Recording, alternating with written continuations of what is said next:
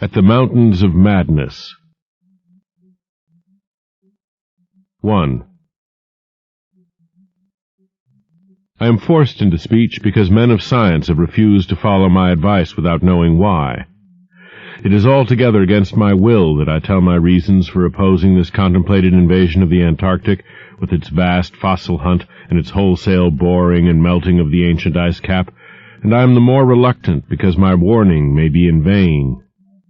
Doubt of the real facts, as I must reveal them, is inevitable, yet if I suppressed what will seem extravagant and incredible, there would be nothing left. The hitherto withheld photographs, both ordinary and aerial, will count in my favor, for they are damnably vivid and graphic. Still, they will be doubted because of the great lengths to which clever fakery can be carried. The ink drawings, of course, will be jeered at as obvious impostures, notwithstanding a strangeness of technique which art experts ought to remark and puzzle over. In the end, I must rely on the judgment and standing of the few scientific leaders who have, on the one hand, sufficient independence of thought to weigh my data on its own hideously convincing merits, or in the light of certain primordial and highly baffling myth cycles, and on the other hand, sufficient influence to deter the exploring world in general from any rash and overambitious program in the region of those mountains of madness. It is an unfortunate fact that relatively obscure men like myself and my associates, connected only with a small university, have little chance of making an impression where matters of a wildly bizarre or highly controversial nature are concerned. It is further against us that we are not, in the strictest sense, specialists in the fields which came primarily to be concerned.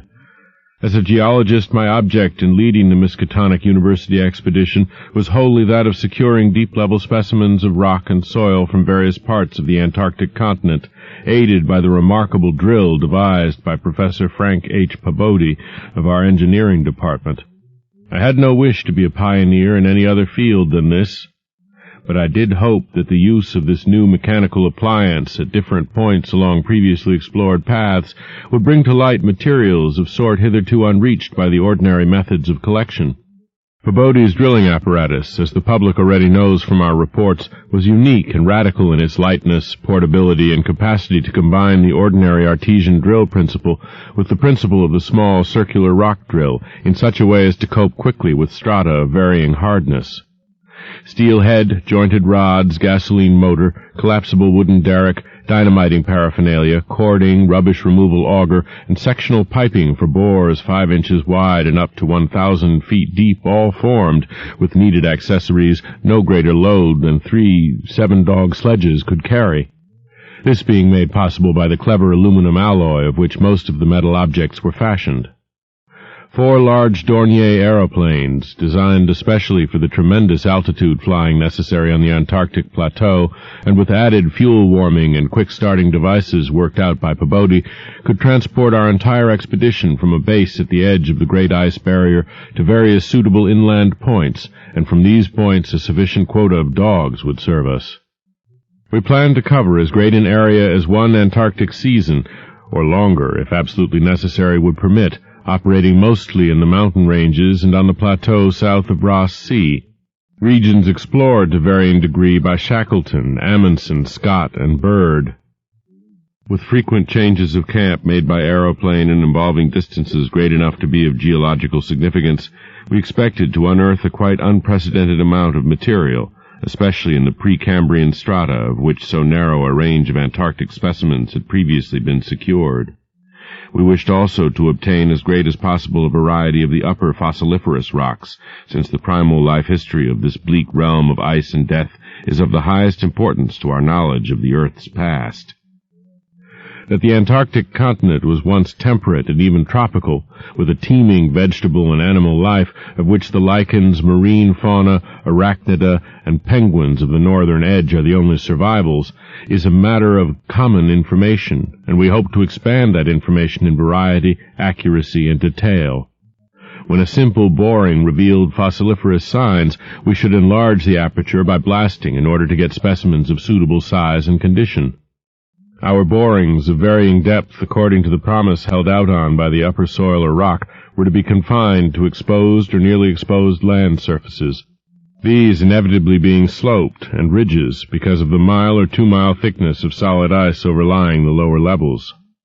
We could not afford to waste drilling depth on any considerable amount of mere glaciation, though Pabodie had worked out a plan for sinking copper electrodes in thick clusters of borings and melting off limited areas of ice with current from a gasoline-driven dynamo. It is this plan, which we could not put into effect except experimentally on an expedition such as ours, that the coming Starkweather Moor expedition proposes to follow despite the warnings I have issued since our return from the Antarctic. The public knows of the Miskatonic expedition through our frequent wireless reports to the Arkham Advertiser and Associated Press, and through the later articles of Pabodie and myself. We consisted of 4 men from the university, Pabodie, Lake of the biology department, Atwood of the physics department, also a meteorologist, and I representing geology and having nominal command, besides 16 assistants, 7 graduate students from Miskatonic, and 9 skilled mechanics. Of these 16, 12 were qualified aeroplane pilots, all but 2 of whom were competent wireless operators.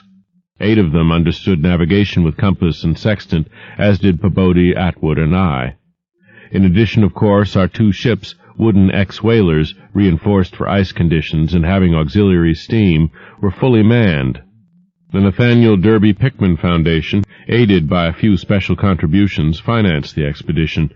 Hence our preparations were extremely thorough, despite the absence of great publicity.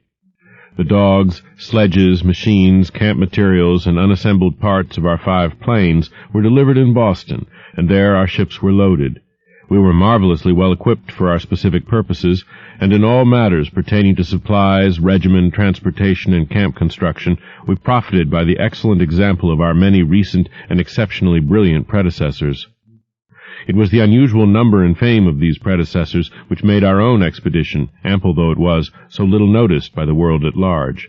As the newspapers told, we sailed from Boston Harbor on September 2, 1930, taking a leisurely course down the coast and through the Panama Canal, and stopping at Samoa and Hobart, Tasmania, at which latter place we took on final supplies.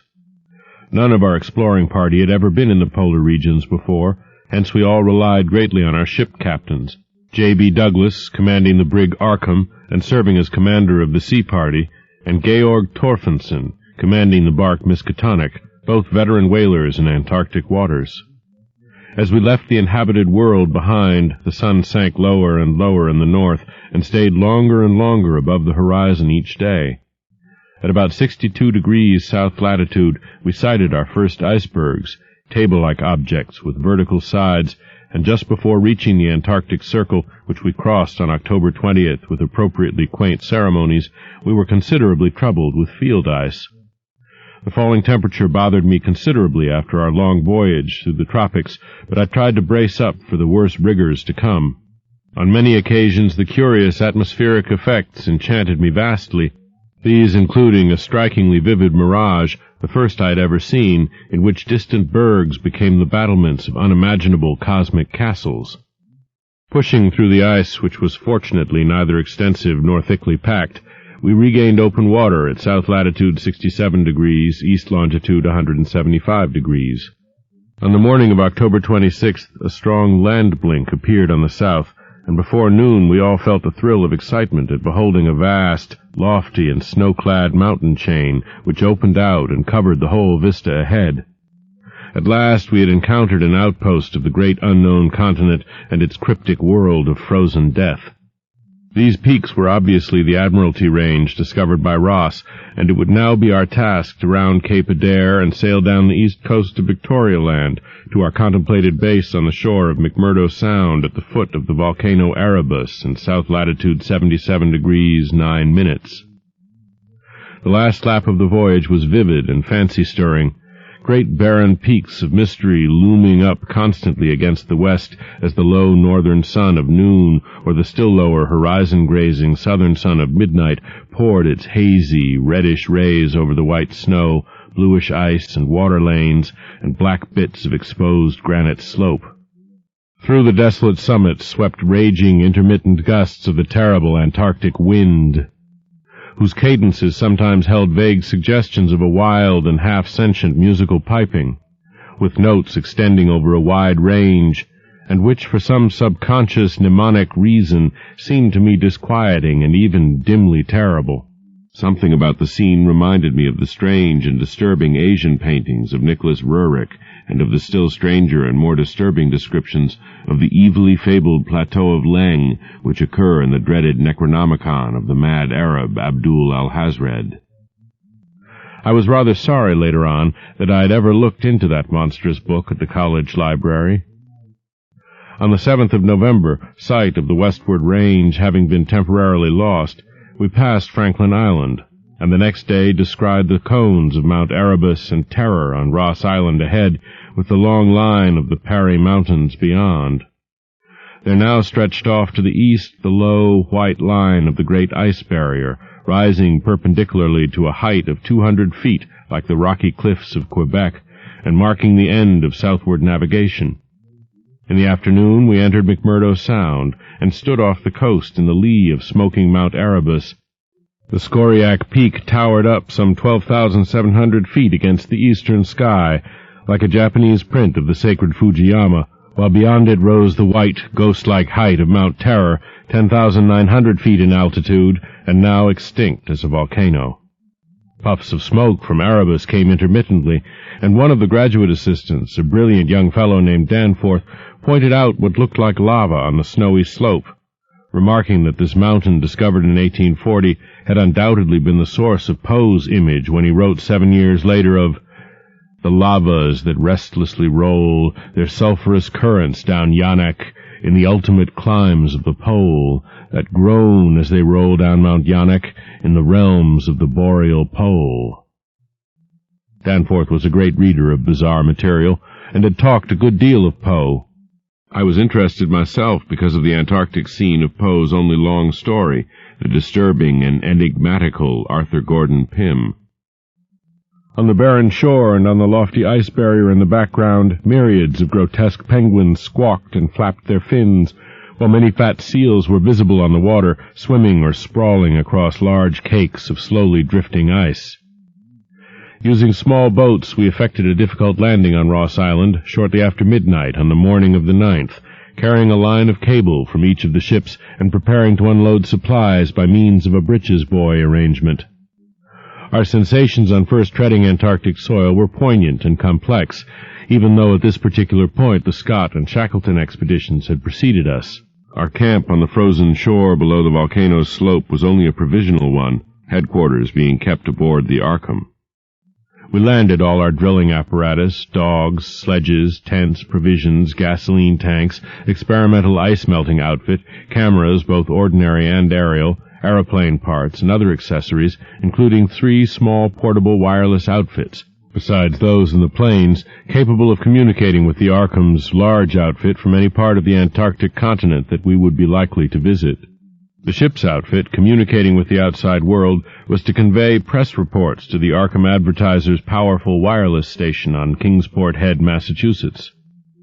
We hoped to complete our work during a single Antarctic summer, but if this proved impossible, we would winter on the Arkham, sending the Miskatonic north before the freezing of the ice for another summer's supplies.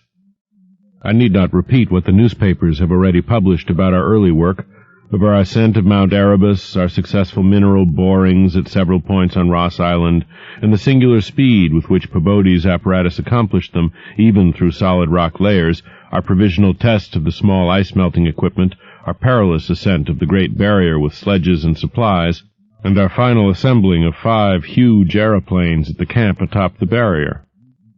The health of our land party, 20 men and 55 Alaskan sledge dogs, was remarkable, though, of course, we had so far encountered no really destructive temperatures or windstorms. For the most part, the thermometer varied between 0 and 20 degrees or 25 degrees above, and our experience with New England winters had accustomed us to rigors of this sort. The barrier camp was semi-permanent and destined to be a storage cache for gasoline, provisions, dynamite, and other supplies. Only 4 of our planes were needed to carry the actual exploring material, the 5th being left with a pilot and 2 men from the ships at the storage cache to form a means of reaching us from the Arkham in case all our exploring planes were lost. Later, when not using all the other planes for moving apparatus, we would employ one or two in a shuttle transportation service between this cache and another permanent base on the Great Plateau from 600 to 700 miles southward, beyond Beardmore Glacier. Despite the almost unanimous accounts of appalling winds and tempests that pour down from the plateau, we determined to dispense with intermediate bases, taking our chances in the interest of economy and probably efficiency. Wireless reports have spoken of the breathtaking 4-hour non-stop flight of our squadron on November 21st over the lofty shelf ice, with vast peaks rising on the west, and the unfathomed silences echoing to the sound of our engines.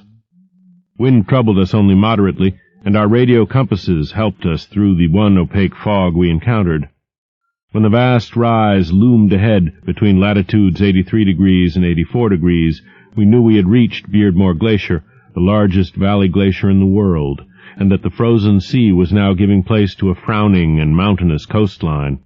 At last we were truly entering the white, eon-dead world of the ultimate south, and even as we realized it, we saw the peak of Mount Nansen in the eastern distance towering up to its height of almost 15,000 feet.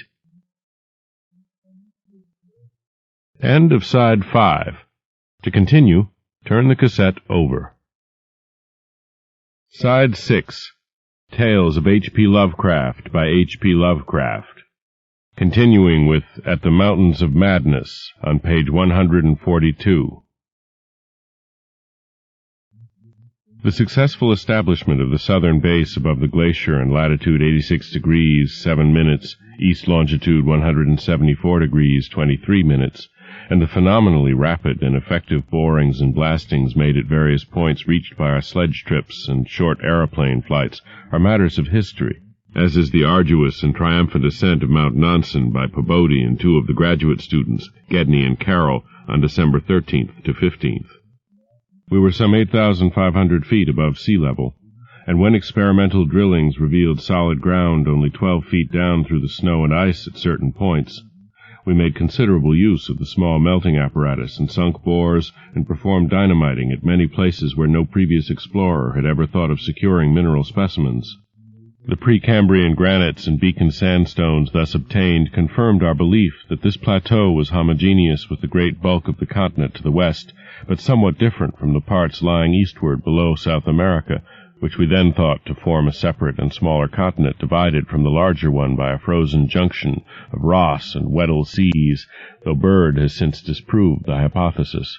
In certain of the sandstones, dynamited and chiseled after boring revealed their nature, we found some highly interesting fossil markings and fragments, notably ferns, seaweeds, trilobites, crinoids, and such mollusks as Lingulelli and gastropods, all of which seemed of real significance in connection with the region's primordial history. There was also a queer triangular striated marking about a foot in greatest diameter, which Lake pieced together from 3 fragments of slate brought up from a deep-blasted aperture. These fragments came from a point to the westward, near the Queen Alexandra Range, and Lake, as a biologist, seemed to find their curious markings unusually puzzling and provocative, though to my geological eye it looked not unlike some of the ripple effects reasonably common in the sedimentary rocks. Since slate is no more than a metamorphic formation into which a sedimentary stratum is pressed, and since the pressure itself produces odd distorting effects on any markings which may exist, I saw no reason for extreme wonder over the striated depression. On January 6, 1931, Lake, Pobodi, Daniels, all 6 of the students, 4 mechanics, and I flew directly over the South Pole and 2 of the Great Plains, being forced down once by a sudden high wind which fortunately did not develop into a typical storm. This was, as the papers have stated, one of several observation flights, during others of which we tried to discern new topographical features in areas unreached by previous explorers. Our early flights were disappointing in this latter respect, though they afforded us some magnificent examples of the richly fantastic and deceptive mirages of the polar regions, of which our sea voyage had given us some brief foretastes. Distant mountains floated in the sky as enchanted cities, and often the whole white world would dissolve into a gold, silver, and scarlet land of Dunsanian dreams and adventurous expectancy under the magic of the low midnight sun. On cloudy days we had considerable trouble in flying, owing to the tendency of snowy earth and sky to merge into one mystical opalescent void, with no visible horizon to mark the junction of the two. At length we resolved to carry out our original plan of flying 500 miles eastward with all 4 exploring planes, and establishing a fresh sub-base at a point which would probably be on the smaller Continental Division, as we mistakenly conceived it. Geological specimens obtained there would be desirable for purposes of comparison. Our health so far had remained excellent, lime juice well offsetting the steady diet of tinned and salted food, and temperatures generally above zero enabling us to do without our thickest furs. It was now midsummer, and with haste and care we might be able to conclude work by March, and avoid a tedious wintering through the long Antarctic night. Several savage windstorms had burst upon us from the west, but we had escaped damage through the skill of Atwood in devising rudimentary aeroplane shelters and windbreaks of heavy snow blocks and reinforcing the principal camp buildings with snow. Our good luck and efficiency had indeed been almost uncanny. The outside world knew, of course, of our program, and was told also of Lake's strange and dogged insistence on a westward, or rather northwestward, prospecting trip before our radical shift to the new base. It seems he had pondered a great deal, and with alarmingly radical daring, over that triangular striated marking in the slate, reading into it certain contradictions in nature and geological period which whetted his curiosity to the utmost, and made him avid to sink more borings and blastings in the west-stretching formation to which the exhumed fragments evidently belonged. He was strangely convinced that the marking was the print of some bulky, unknown, and radically unclassifiable organism of considerably advanced evolution, notwithstanding that the rock which bore it was of so vastly ancient a date, Cambrian, if not actually Precambrian, as to preclude the probable existence not only of all highly evolved life, but of any life at all above the unicellular, or at most the trilobite stage. These fragments, with their odd markings, must have been 500 million to 1,000 million years old. 2. Popular imagination, I judge, responded actively to our wireless bulletins of Lake's start northwestward into regions never trodden by human foot or penetrated by human imagination, though we did not mention his wild hopes of revolutionizing the entire sciences of biology and geology.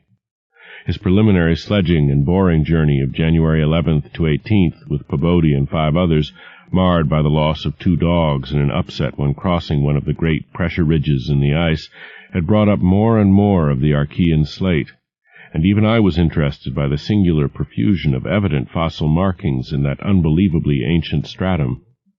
These markings, however, were of very primitive life forms, involving no great paradox except that any life form should occur in rock as definitely Precambrian as this seemed to be.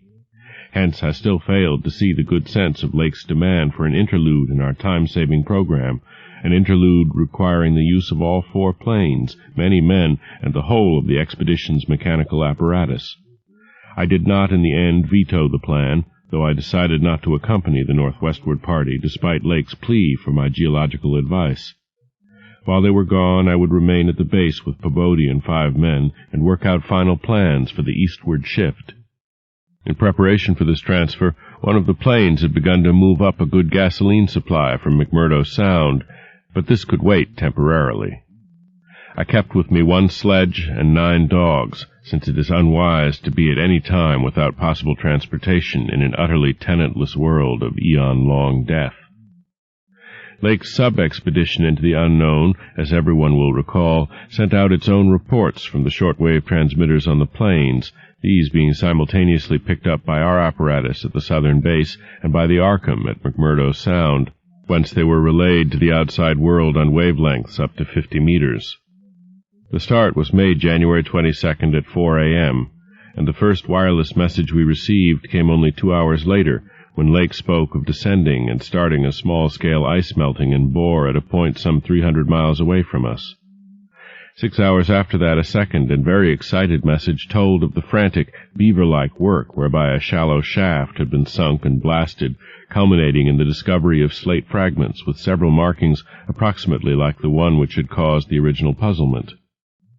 3 hours later, a brief bulletin announced the resumption of the flight in the teeth of a raw and piercing gale, and when I dispatched a message of protest against further hazards, Lake replied curtly that his new specimens made any hazard worth taking.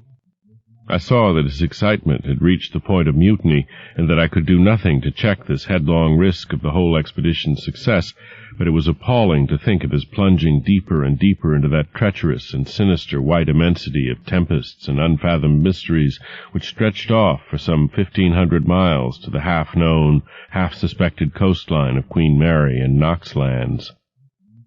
Then, in about an hour and a half more, came that doubly excited message from Lake's moving plane, which almost reversed my sentiments and made me wish I had accompanied the party. 10:05 p.m. On the wing. After snowstorm, have spied mountain range ahead higher than any hitherto seen.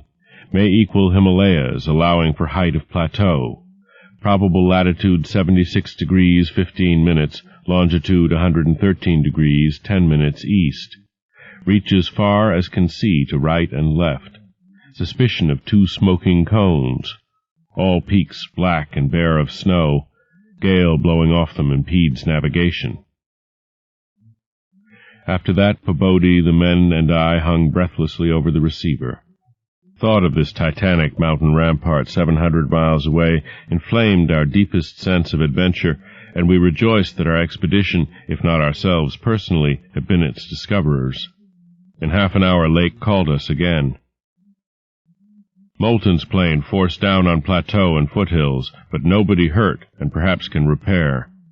Shall transfer essentials to other 3 for return or further moves if necessary, but no more heavy plane travel needed just now.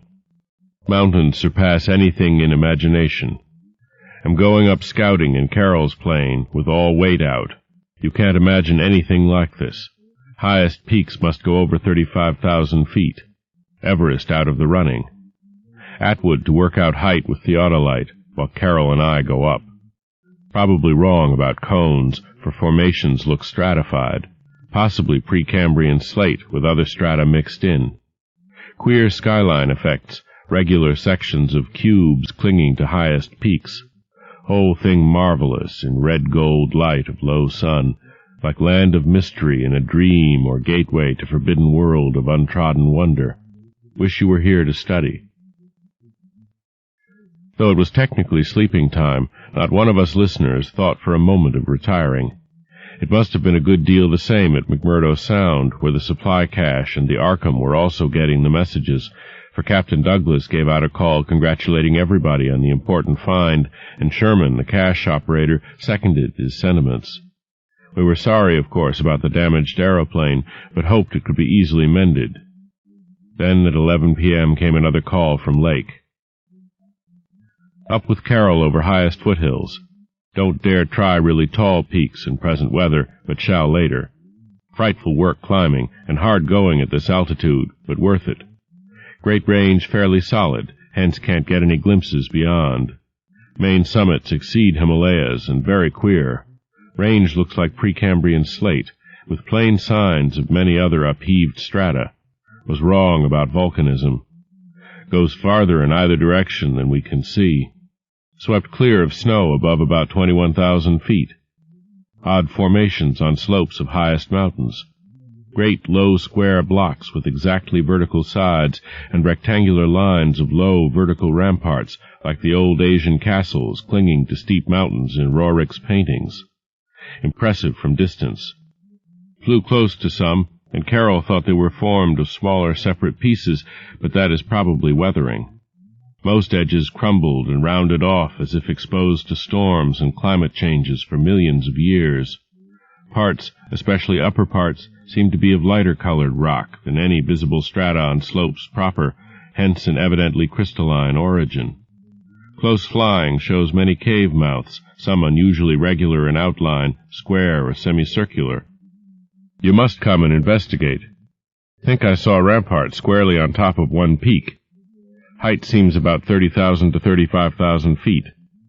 I'm up 21,500 myself, in devilish, gnawing cold. Wind whistles and pipes through passes and in and out of caves, but no flying danger so far. From then on, for another half-hour, Lake kept up a running fire of comment and expressed his intention of climbing some of the peaks on foot. I replied that I would join him as soon as he could send a plane, and that Pabodie and I would work out the best gasoline plan, just where and how to concentrate our supply in view of the expedition's altered character. Obviously, Lake's boring operations, as well as his aeroplane activities, would need a great deal delivered for the new base which he was to establish at the foot of the mountains, and it was possible that the eastward flight might not be made after all this season. In connection with this business, I called Captain Douglas and asked him to get as much as possible out of the ships and up the barrier with the single dog team we had left there. A direct route across the unknown region between Lake and McMurdo Sound was what we really ought to establish. Lake called me later to say that he had decided to let the camp stay where Moulton's plane had been forced down and where repairs had already progressed somewhat. The ice sheet was very thin, with dark ground here and there visible, and he would sink some borings and blasts at that very point before making any sledge trips or climbing expeditions. He spoke of the ineffable majesty of the whole scene and the queer state of his sensations at being in the lee of vast, silent pinnacles whose ranks shot up like a wall reaching the sky at the world's rim. Atwood's theodolite observations had placed the height of the 5 tallest peaks at from 30,000 to 34,000 feet. The windswept nature of the terrain clearly disturbed Lake, for it argued the occasional existence of prodigious gales violent beyond anything we had so far encountered. His camp lay a little more than 5 miles from where the higher foothills abruptly rose. I could almost trace a note of subconscious alarm in his words, flashed across a glacial void of 700 miles, as he urged that we all hasten with the matter and get the strange new region disposed of as soon as possible. He was about to rest now after a continuous day's work of almost unparalleled speed, strenuousness, and results. In the morning I had a 3-cornered wireless talk with Lake and Captain Douglas at their widely separated bases, and it was agreed that one of Lake's planes would come to my base for Pabodie, the 5 men, and myself, as well as for all the fuel it could carry. The rest of the fuel question, depending on our decision about an easterly trip, could wait for a few days, since Lake had enough for immediate camp heat and borings. Eventually the old southern base ought to be restocked, but if we postponed the easterly trip, we would not use it till the next summer, and meanwhile Lake must send a plane to explore a direct route between his new mountains and McMurdo Sound. Pabodie and I prepared to close our base for a short or long period, as the case might be. If we wintered in the Antarctic, we would probably fly straight from Lake's base to the Arkham without returning to this spot. Some of our conical tents had already been reinforced by blocks of hard snow, and now we decided to complete the job of making a permanent Eskimo village. Owing to a very liberal tent supply, Lake had with him all that his base would need even after our arrival.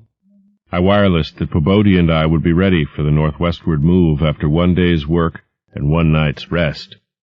Our labors, however, were not very steady after 4 p.m. For about that time Lake began sending in the most extraordinary and excited messages. His working day had started unpropitiously, since an aeroplane survey of the nearly exposed rock surfaces showed an entire absence of those Archean and primordial strata for which he was looking, and which formed so great a part of the colossal peaks that loomed up at a tantalizing distance from the camp. Most of the rocks glimpsed were apparently Jurassic and Comanchean sandstones and Permian and Triassic schists, with now and then a glossy black outcropping suggesting a hard and slaty coal. This rather discouraged Lake, whose plans all hinged on unearthing specimens more than 500 million years older.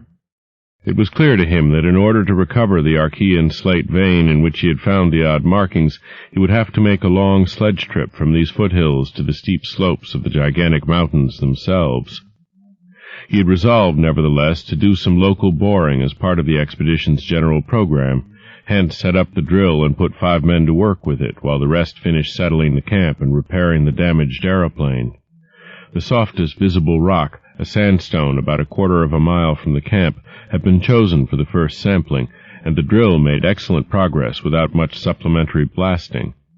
It was about 3 hours afterward, following the first really heavy blast of the operation, that the shouting of the drill crew was heard, and that young Gedney, the acting foreman, rushed into the camp with the startling news. They had struck a cave, Early in the boring, the sandstone had given place to a vein of Comanchian limestone full of minute fossil cephalopods, corals, echini, and sporifera, and with occasional suggestions of siliceous sponges and marine vertebrate bones, the latter probably of teleost sharks and ganoids.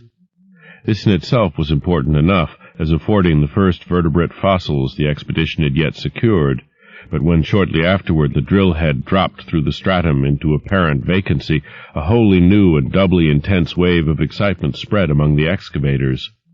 A good-sized blast had laid open the subterrane secret, and now, through a jagged aperture perhaps 5 feet across and 3 feet thick, there yawned before the avid searchers a section of shallow limestone hollowing, worn more than 50 million years ago by the trickling groundwaters of a bygone tropic world. The hollowed layer was not more than 7 or 8 feet deep, but extended off indefinitely in all directions and had a fresh, slightly moving air which suggested its membership in an extensive subterranean system. Its roof and floor were abundantly equipped with large stalactites and stalagmites, some of which met in columnar form, but important above all else was the vast deposit of shells and bones which in places nearly choked the passage. Washed down from unknown jungles of Mesozoic tree ferns and fungi, and forests of tertiary cycads, fan palms, and primitive angiosperms, this osseous medley contained representatives of more Cretaceous, Eocene, and other animal species than the greatest paleontologist could have counted or classified in a year. Mollusks, crustacean armor, fishes, amphibians, reptiles, birds, and early mammals, great and small, known and unknown. No wonder Gedney ran back to the camp shouting, and no wonder everyone else dropped work and rushed headlong through the biting cold to where the tall derrick marked a new-found gateway to secrets of inner earth and vanished eons. When Lake had satisfied the first keen edge of his curiosity, he scribbled a message in his notebook and had young Moulton run back to the camp to dispatch it by wireless. This was my first word of the discovery, and it told of the identification of early shells, bones of ganoids and placoderms, remnants of labyrinthodonts and thecodonts, great mosasaur skull fragments, dinosaur vertebrae and armor plates, pterodactyl teeth and wing bones, Archaeopteryx debris, Miocene shark's teeth, primitive bird skulls, and skulls, vertebrae, and other bones of archaic mammals such as paleotheres, zyphodons, dinoceroses, eohippi, oreodons, and titanotheres. There was nothing as recent as a mastodon, elephant, true camel, deer, or bovine animal. Hence Lake concluded that the last deposits had occurred during the Oligocene age, and that the hollowed stratum had lain in its present dried, dead, and inaccessible state for at least 30 million years. On the other hand, the prevalence of very early life forms was singular in the highest degree. Though the limestone formation was, on the evidence of such typical embedded fossils as ventriculites, positively and unmistakably Comanchian and not a particle earlier, the free fragments in the hollow space included a surprising proportion from organisms hitherto considered as peculiar to far older periods. Even rudimentary fishes, mollusks, and corals as remote as the Silurian or Ordovician. The inevitable inference was that in this part of the world there had been a remarkable and unique degree of continuity between the life of over 300 million years ago and that of only 30 million years ago. How far this continuity had extended beyond the Oligocene age when the cavern was closed was of course past all speculation. In any event, the coming of the frightful ice in the Pleistocene some 500,000 years ago, a mere yesterday as compared with the age of this cavity, must have put an end to any of the primal forms which had locally managed to outlive their common terms. Lake was not content to let his first message stand, but had another bulletin written and dispatched across the snow to the camp before Moulton could get back. After that, Moulton stayed at the wireless in one of the planes, transmitting to me and to the Arkham for relaying to the outside world the frequent postscripts which Lake sent him by a succession of messengers. Those who followed the newspapers will remember the excitement created among men of science by that afternoon's reports which have finally led, after all these years, to the organization of that very Starkweather Moor expedition which I am so anxious to dissuade from its purposes. I had better give the messages literally, as Lake sent them, and as our base operator McTighe translated them from his pencil shorthand. Fowler makes discovery of highest importance in sandstone and limestone fragments from blasts.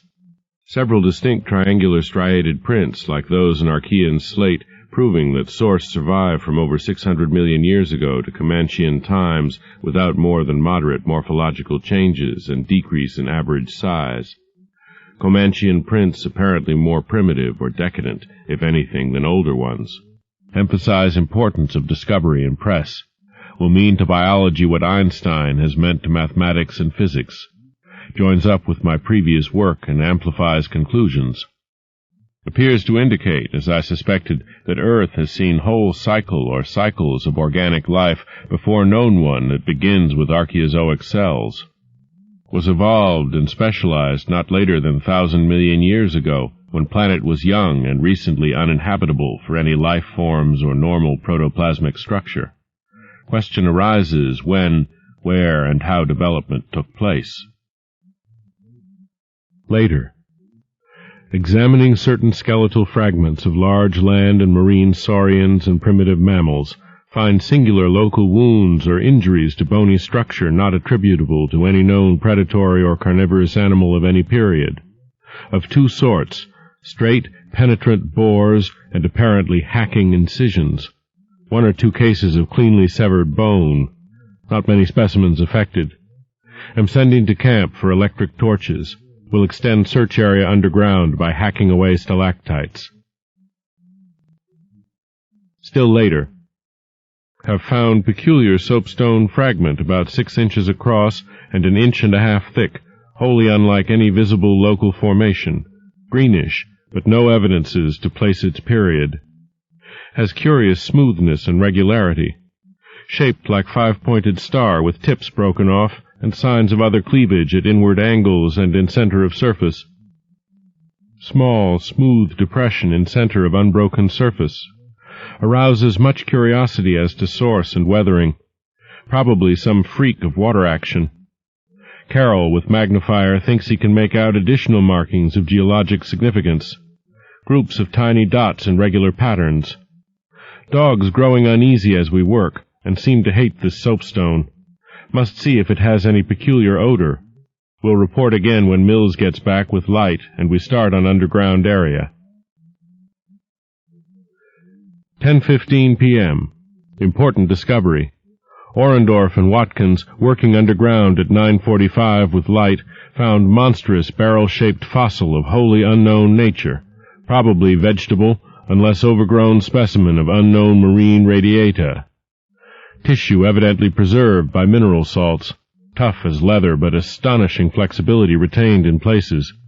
Marks of broken-off parts at ends and around sides. 6 feet end to end, 3.5 feet central diameter, tapering to 1 foot at each end. Like a barrel with 5 bulging ridges in place of staves. Lateral breakages, as of thinnish stalks, are at equator and middle of these ridges. In furrows between ridges are curious growths, combs or wings that fold up and spread out like fans, all greatly damaged but one, which gives almost 7-foot wing spread. Arrangement reminds one of certain monsters of primal myth, especially fabled elder things in Necronomicon. These wings seem to be membranous, stretched on framework of glandular tubing, apparent minute orifices in frame tubing at wingtips, ends of body shriveled, giving no clue to interior or to what has been broken off there. Must dissect when we get back to camp. Can't decide whether vegetable or animal. Many features obviously of almost incredible primitiveness. Have set all hands cutting stalactites and looking for further specimens. Additional scarred bones found, but these must wait. Having trouble with dogs. They can't endure the new specimen and would probably tear it to pieces if we didn't keep it at a distance from them. 11:30 p.m. Attention Dyer, Pabodie, Douglas. Matter of highest, I might say transcendent importance. Arkham must relay to Kingsport Head Station at once. Strange barrel growth is the Archean thing that left prints in rocks. Mills, Boudreau, and Fowler discover cluster of 13 more at underground point 40 feet from aperture, mixed with curiously rounded and configured soapstone fragments smaller than one previously found, star shape, but no marks of breakage except at some of the points. Of organic specimens, 8, apparently perfect with all appendages, have brought all to surface, leading off dogs to distance. They cannot stand the things. Give close attention to description and repeat back for accuracy. Papers must get this right. Objects are 8 feet long all over. 6'5" ridged barrel torso, 3.5 feet central diameter, 1 foot end diameters. Dark gray, flexible, and infinitely tough. 7-foot membranous wings of same color, found folded, spread out of furrows between ridges. Wing framework tubular or glandular, of lighter gray, with orifices at wingtips. Spread wings have serrated edge. Around equator, one at central apex of each of the 5 vertical stave-like ridges, are 5 systems of light gray flexible arms or tentacles found tightly folded to torso but expansible to maximum length of over 3 feet. Like arms of primitive crinoid. Single stalks 3 inches diameter branch after 6 inches into 5 substalks, each of which branches after 8 inches into 5 small tapering tentacles or tendrils, giving each stalk a total of 25 tentacles. At top of torso, blunt bulbous neck of lighter gray with gill-like suggestions holds yellowish, 5-pointed starfish-shaped apparent head covered with 3-inch wiry cilia of various prismatic colors. Head thick and puffy, about 2 feet point to point, with 3-inch flexible yellowish tubes projecting from each point. Slit in exact center of top, probably breathing aperture. At end of each tube is spherical expansion, where yellowish membrane rolls back on handling to reveal glassy red-irised globe, evidently an eye. 5 slightly longer reddish tubes start from inner angles of starfish-shaped head and end in sac-like swellings of same color, which upon pressure open to bell-shaped orifices 2 inches maximum diameter and lined with sharp, white, tooth-like projections, probable mouths. All these tubes, cilia, and points of starfish head found folded tightly down, tubes and points clinging to bulbous neck and torso, flexibility surprising despite vast toughness. At bottom of torso, rough but dissimilarly functioning counterparts of head arrangements exist. Bulbous, light gray pseudo-neck, without gill suggestions, holds greenish, 5-pointed starfish arrangement. Tough, muscular arms, 4 feet long and tapering from 7 inches diameter at base to about 2.5 at point. To each point is attached small end of a greenish, 5-veined membranous triangle, 8 inches long and 6 wide at farther end. This is the paddle, fin or pseudo-foot, which has made prints in rocks from 1,000 million to 50 or 60 million years old. From inner angles of starfish arrangement project 2-foot reddish tubes, tapering from 3 inches diameter at base to 1 at tip. Orifices at tips. All these parts infinitely tough and leathery, but extremely flexible. 4-foot arms with paddles undoubtedly used for locomotion of some sort, marine or otherwise. When moved, display suggestions of exaggerated muscularity. As found, all these projections tightly folded over pseudo-neck and end of torso, corresponding to projections at other end. Cannot yet assign positively to animal or vegetable kingdom, but odds now favor animal. Probably represents incredibly advanced evolution of radiata without loss of certain primitive features. Echinoderm resemblance is unmistakable despite local contradictory evidences. Wing structure puzzles in view of probable marine habitat, but may have use in water navigation. Symmetry is curiously vegetable-like, suggesting vegetables' essentially up-and-down structure rather than animals' fore and aft structure. Fabulously early date of evolution, preceding even simplest Archean protozoa hitherto known, baffles all conjecture as to origin. Complete specimens have such uncanny resemblance to certain creatures of primal myth that suggestion of ancient existence outside Antarctic becomes inevitable. Dyer and Pabodie have read Necronomicon and seen Clark Ashton Smith's nightmare paintings based on text, and will understand when I speak of elder things supposed to have created all earth life as jest or mistake. Students have always thought conception formed from morbid imaginative treatment of very ancient tropical radiata. Also, like prehistoric folklore things Wilmarth has spoken of, Thulu cult, appendages, etc.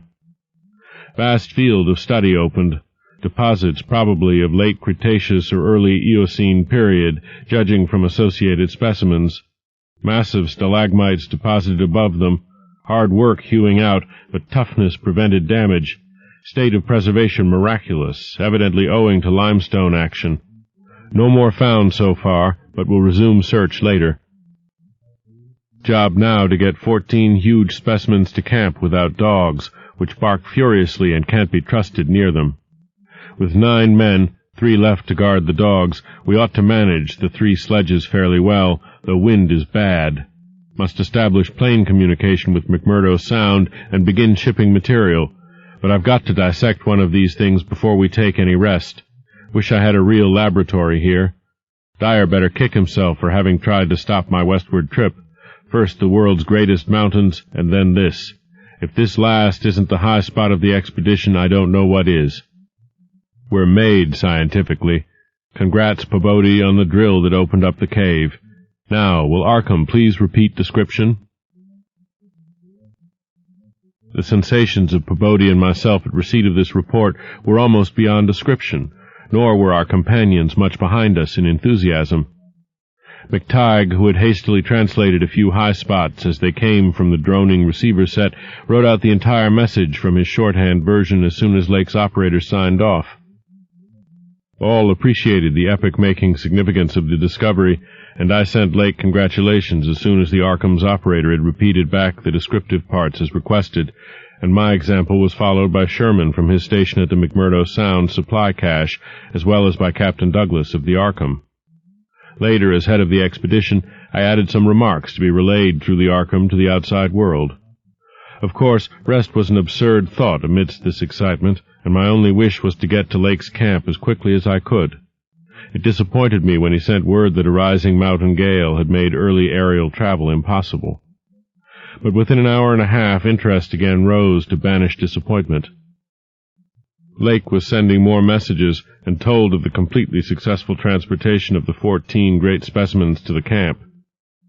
It had been a hard pull, for the things were surprisingly heavy, but 9 men had accomplished it very neatly. Now some of the party were hurriedly building a snow corral at a safe distance from the camp, to which the dogs could be brought for convenience in feeding. The specimens were laid out on the hard snow near the camp, save for one on which Lake was making crude attempts at dissection. This dissection seemed to be a greater task than had been expected, for despite the heat of a gasoline stove in the newly raised laboratory tent, the deceptively flexible tissues of the chosen specimen, a powerful and intact one, lost nothing of their more than leathery toughness. Lake was puzzled as to how he might make the requisite incisions without violence destructive enough to upset all the structural niceties he was looking for. He had, it is true, 7 more perfect specimens, but these were too few to use up recklessly unless the cave might later yield an unlimited supply. Accordingly, he removed the specimen and dragged in one which, though having remnants of the starfish arrangements at both ends, was badly crushed and partly disrupted along one of the great torso furrows. Results, quickly reported over the wireless, were baffling and provocative indeed. Nothing like delicacy or accuracy was possible with instruments hardly able to cut the anomalous tissue, but the little that was achieved left us all awed and bewildered. Existing biology would have to be wholly revised, for this thing was no product of any cell growth science knows about. There had been scarcely any mineral replacement, and despite an age of perhaps 40 million years, the internal organs were wholly intact. The leathery, undeteriorative, and almost indestructible quality was an inherent attribute of the thing's form of organization, and pertained to some Paleogean cycle of invertebrate evolution utterly beyond our powers of speculation. At first all that Lake found was dry, but as the heated tent produced its thawing effect, Organic moisture of pungent and offensive odor was encountered toward the thing's uninjured side. It was not blood, but a thick, dark green fluid, apparently answering the same purpose. By the time Lake reached this stage, all 37 dogs had been brought to the still uncompleted corral near the camp, and even at that distance set up a savage barking and show of restlessness at the acrid, diffusive smell. Far from helping to place the strange entity, this provisional dissection merely deepened its mystery. All guesses about its external members had been correct, and on the evidence of these one could hardly hesitate to call the thing animal, but internal inspection brought up so many vegetable evidences that Lake was left hopelessly at sea. It had digestion and circulation, and eliminated waste matter through the reddish tubes of its starfish-shaped base. Cursorily, one would say that its respiratory apparatus handled oxygen rather than carbon dioxide, and there were odd evidences of air storage chambers and methods of shifting respiration from the external orifice to at least 2 other fully developed breathing systems, gills and pores. Clearly it was amphibian and probably adapted to long airless hibernation periods as well. Vocal organs seemed present in connection with the main respiratory system, but they presented anomalies beyond immediate solution. Articulate speech, in the sense of syllable utterance, seemed barely conceivable, but musical piping notes covering a wide range were highly probable. The muscular system was almost preternaturally developed. The nervous system was so complex and highly developed as to leave Lake aghast. Though excessively primitive and archaic in some respects, the thing had a set of ganglial centers and connectives arguing the very extremes of specialized development. Its 5-lobed brain was surprisingly advanced, and there were signs of a sensory equipment, served in part through the wiry cilia of the head, involving factors alien to any other terrestrial organism. Probably it had more than 5 senses, so that its habits could not be predicted from any existing analogy. It must, Lake thought, have been a creature of keen sensitiveness and delicately differentiated functions in its primal world, much like the ants and bees of today. It reproduced like the vegetable cryptograms, especially the pteridophytes, having spore cases at the tips of the wings and evidently developing from a thallus or prothallus. But to give it a name at this stage was mere folly. It looked like a radiate, but it was clearly something more. It was partly vegetable, but had 3/4 of the essentials of animal structure. That it was marine in origin, its symmetrical contour and certain other attributes clearly indicated, yet one could not be exact as to the limit of its later adaptations. The wings, after all, held a persistent suggestion of the aerial. How it could have undergone its tremendously complex evolution on a newborn Earth in time to leave prints in Archean rocks was so far beyond conception as to make Lake whimsically recall the primal myths about great old ones who filtered down from the stars and concocted Earth life as a joke or mistake, and the wild tales of cosmic hill things from outside, told by a folklorist colleague in Miskatonic's English department. Naturally, he considered the possibility of the Precambrian prints having been made by a less evolved ancestor of the present specimens, but quickly rejected this too facile theory upon considering the advanced structural qualities of the older fossils. If anything, the later contours showed decadence rather than higher evolution. The size of the pseudofeet had decreased, and the whole morphology seemed coarsened and simplified. Moreover, the nerves and organs just examined held singular suggestions of retrogression from forms still more complex. Atrophied and vestigial parts were surprisingly prevalent. Altogether, little could be said to have been solved, and Lake fell back on mythology for a provisional name, jocosely dubbing his finds the Elder Ones. At about 2:30 a.m., having decided to postpone further work and get a little rest, he covered the dissected organism with a tarpaulin, emerged from the laboratory tent, and studied the intact specimens with renewed interest. The ceaseless Antarctic sun had begun to limber up their tissues a trifle, so that the head points and tubes of 2 or 3 showed signs of unfolding, but Lake did not believe there was any danger of immediate decomposition in the almost sub-zero air. He did, however, move all the undissected specimens closer together and throw a spare tent over them in order to keep off the direct solar rays. That would also help to keep their possible scent away from the dogs, whose hostile unrest was really becoming a problem, even at their substantial distance and behind the higher and higher snow walls which an increased quota of the men were hastening to raise around their quarters. He had to weight down the corners of the tent cloth with heavy blocks of snow to hold it in place amidst the rising gale, for the Titan mountains seemed about to deliver some gravely severe blasts. Early apprehensions about sudden Antarctic winds were revived, and under Atwood's supervision precautions were taken to bank the tents, new dog corral, and crude aeroplane shelters with snow on the mountainward side. These latter shelters, begun with hard snow blocks during odd moments, were by no means as high as they should have been, and Lake finally detached all hands from other tasks to work on them. It was after 4 when Lake at last prepared to sign off and advised us all to share the rest period his outfit would take when the shelter walls were a little higher. He held some friendly chat with Pobodi over the ether and repeated his praise of the really marvelous drills that had helped him make his discovery. Atwood also sent greetings and praises. I gave Lake a warm word of congratulation, owning up that he was right about the western trip, and we all agreed to get in touch by wireless at 10 in the morning. If the gale was then over, Lake would send a plane for the party at my base. Just before retiring, I dispatched a final message to the Arkham with instructions about toning down the day's news for the outside world, since the full details seemed radical enough to rouse a wave of incredulity until further substantiated. 3.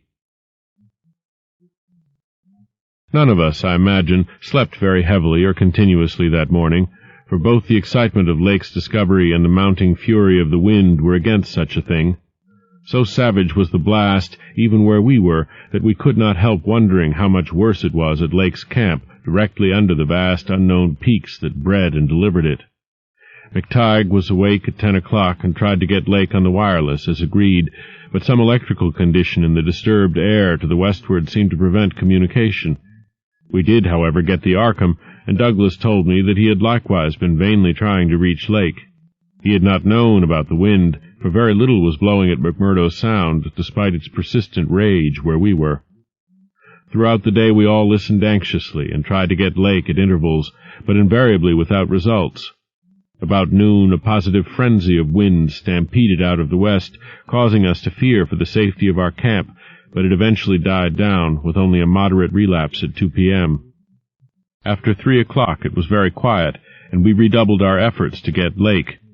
Reflecting that he had 4 planes, each provided with an excellent shortwave outfit, we could not imagine any ordinary accident capable of crippling all his wireless equipment at once. Nevertheless, the stony silence continued, and when we thought of the delirious force the wind must have had in his locality, we could not help making the most direful conjectures. By 6 o'clock our fears had become intense and definite, and after a wireless consultation with Douglas and Torfinson, I resolved to take steps toward investigation. The 5th aeroplane, which we had left at the McMurdo Sound supply cache with Sherman and 2 sailors, was in good shape and ready for instant use, and it seemed that the very emergency for which it had been saved was now upon us. I got Sherman by wireless and ordered him to join me with the plane and the 2 sailors at the southern base as quickly as possible, the air conditions being apparently highly favorable. We then talked over the personnel of the coming investigation party and decided that we would include all hands, together with the sledge and dogs which I had kept with me. Even so great a load would not be too much for one of the huge planes built to our especial orders for heavy machinery transportation. At intervals I still tried to reach Lake with the wireless, but all to no purpose. Sherman, with the sailors Gunnarsson and Larson, took off at 7:30 and reported a quiet flight from several points on the wing. They arrived at our base at midnight, and all hands at once discussed the next move. It was risky business sailing over the Antarctic in a single aeroplane without any line of bases, but no one drew back from what seemed like the plainest necessity. We turned in at 2 o'clock for a brief rest after some preliminary loading of the plane, but were up again in 4 hours to finish the loading and packing. At 7:15 a.m., January 25th, we started flying northwestward under McTighe's pilotage with 10 men, 7 dogs, a sledge, a fuel and food supply, and other items, including the plane's wireless outfit. The atmosphere was clear, fairly quiet and relatively mild in temperature, and we anticipated very little trouble in reaching the latitude and longitude designated by Lake as the site of his camp. Our apprehensions were over what we might find, or fail to find, at the end of our journey, for silence continued to answer all calls dispatched to the camp. Every incident of that 4.5-hour flight is burned into my recollection because of its crucial position in my life. It marked my loss, at the age of 54, of all that peace and balance which the normal mind possesses through its accustomed conception of external nature and nature's laws. Thenceforward the 10 of us, but the student Danforth and myself above all others, were to face a hideously amplified world of lurking horrors which nothing can erase from our emotions, and which we would refrain from sharing with mankind in general if we could. The newspapers have printed the bulletins we sent from the moving plane, telling of our non-stop course, our 2 battles with treacherous upper-air gales, our glimpse of the broken surface where Lake had sunk his mid-journey shaft 3 days before, and our sight of a group of those strange, fluffy snow cylinders noted by Amundsen and Bird as lolling in the wind across the endless leagues of frozen plateau. There came a point, though, when our sensations could not be conveyed in any words the press would understand, and a later point when we had to adopt an actual rule of strict censorship. The sailor Larsen was first to spy the jagged line of witch-like cones and pinnacles ahead, and his shouts sent everyone to the windows of the great cabined plane. Despite our speed, they were very slow in gaining prominence, hence we knew that they must be infinitely far off, and visible only because of their abnormal height. Little by little, however, they rose grimly into the western sky, allowing us to distinguish various bare, bleak, blackish summits, and to catch the curious sense of fantasy which they inspired as seen in the reddish Antarctic light against the provocative background of iridescent ice-dust clouds. In the whole spectacle there was a persistent, pervasive hint of stupendous secrecy and potential revelation, as if these stark, nightmare spires marked the pylons of a frightful gateway into forbidden spheres of dream and complex gulfs of remote time, space, and ultra-dimensionality. I could not help feeling that they were evil things, mountains of madness, whose farther slopes looked out over some accursed ultimate abyss. That seething, half-luminous cloud background held ineffable suggestions of a vague, ethereal beyondness, far more than terrestrially spatial, and gave appalling reminders of the utter remoteness, separateness, desolation, and eon-long death of this untrodden and unfathomed astral world. It was young Danforth who drew our notice to the curious regularities of the higher mountain skyline, regularities like clinging fragments of perfect cubes, which Lake had mentioned in his messages, and which indeed justified his comparison with the dreamlike suggestions of primordial temple ruins on cloudy Asian mountain-tops so subtly and strangely painted by Rurik. There was indeed something hauntingly Rurik-like about this whole unearthly continent of mountainous mystery. I had felt it in October when we first caught sight of Victoria Land, and I felt it afresh now. I felt, too, another wave of uneasy consciousness of Archean mythical resemblances, of how disturbingly this lethal realm corresponded to the evilly famed plateau of Leng in the primal writings. Mythologists have placed Leng in Central Asia, but the racial memory of man, or of his predecessors, is long, and it may well be that certain tales have come down from lands and mountains and temples of horror earlier than Asia, and earlier than any human world we know. A few daring mystics have hinted at a pre-Pleistocene origin for the fragmentary Naqatic manuscripts, and have suggested that the devotees of Tsathoggua were as alien to mankind as Tsathoggua itself. Leng, wherever in space or time it might brood, was not a region I would care to be in or near. Nor did I relish the proximity of a world that had ever bred such ambiguous and Archean monstrosities as those Lake had just mentioned. At the moment I felt sorry that I had ever read the abhorred Necronomicon, or talked so much with that unpleasantly erudite folklorist Wilmarth at the university. This mood undoubtedly served to aggravate my reaction to the bizarre mirage which burst upon us from the increasingly opalescent zenith as we drew near the mountains and began to make out the cumulative undulations of the foothills. I had seen dozens of polar mirages during the preceding weeks, some of them quite as uncanny and fantastically vivid as the present sample. But this one had a wholly novel and obscure quality of menacing symbolism, and I shuddered as the seething labyrinth of fabulous walls and towers and minarets loomed out of the troubled ice vapors above our heads.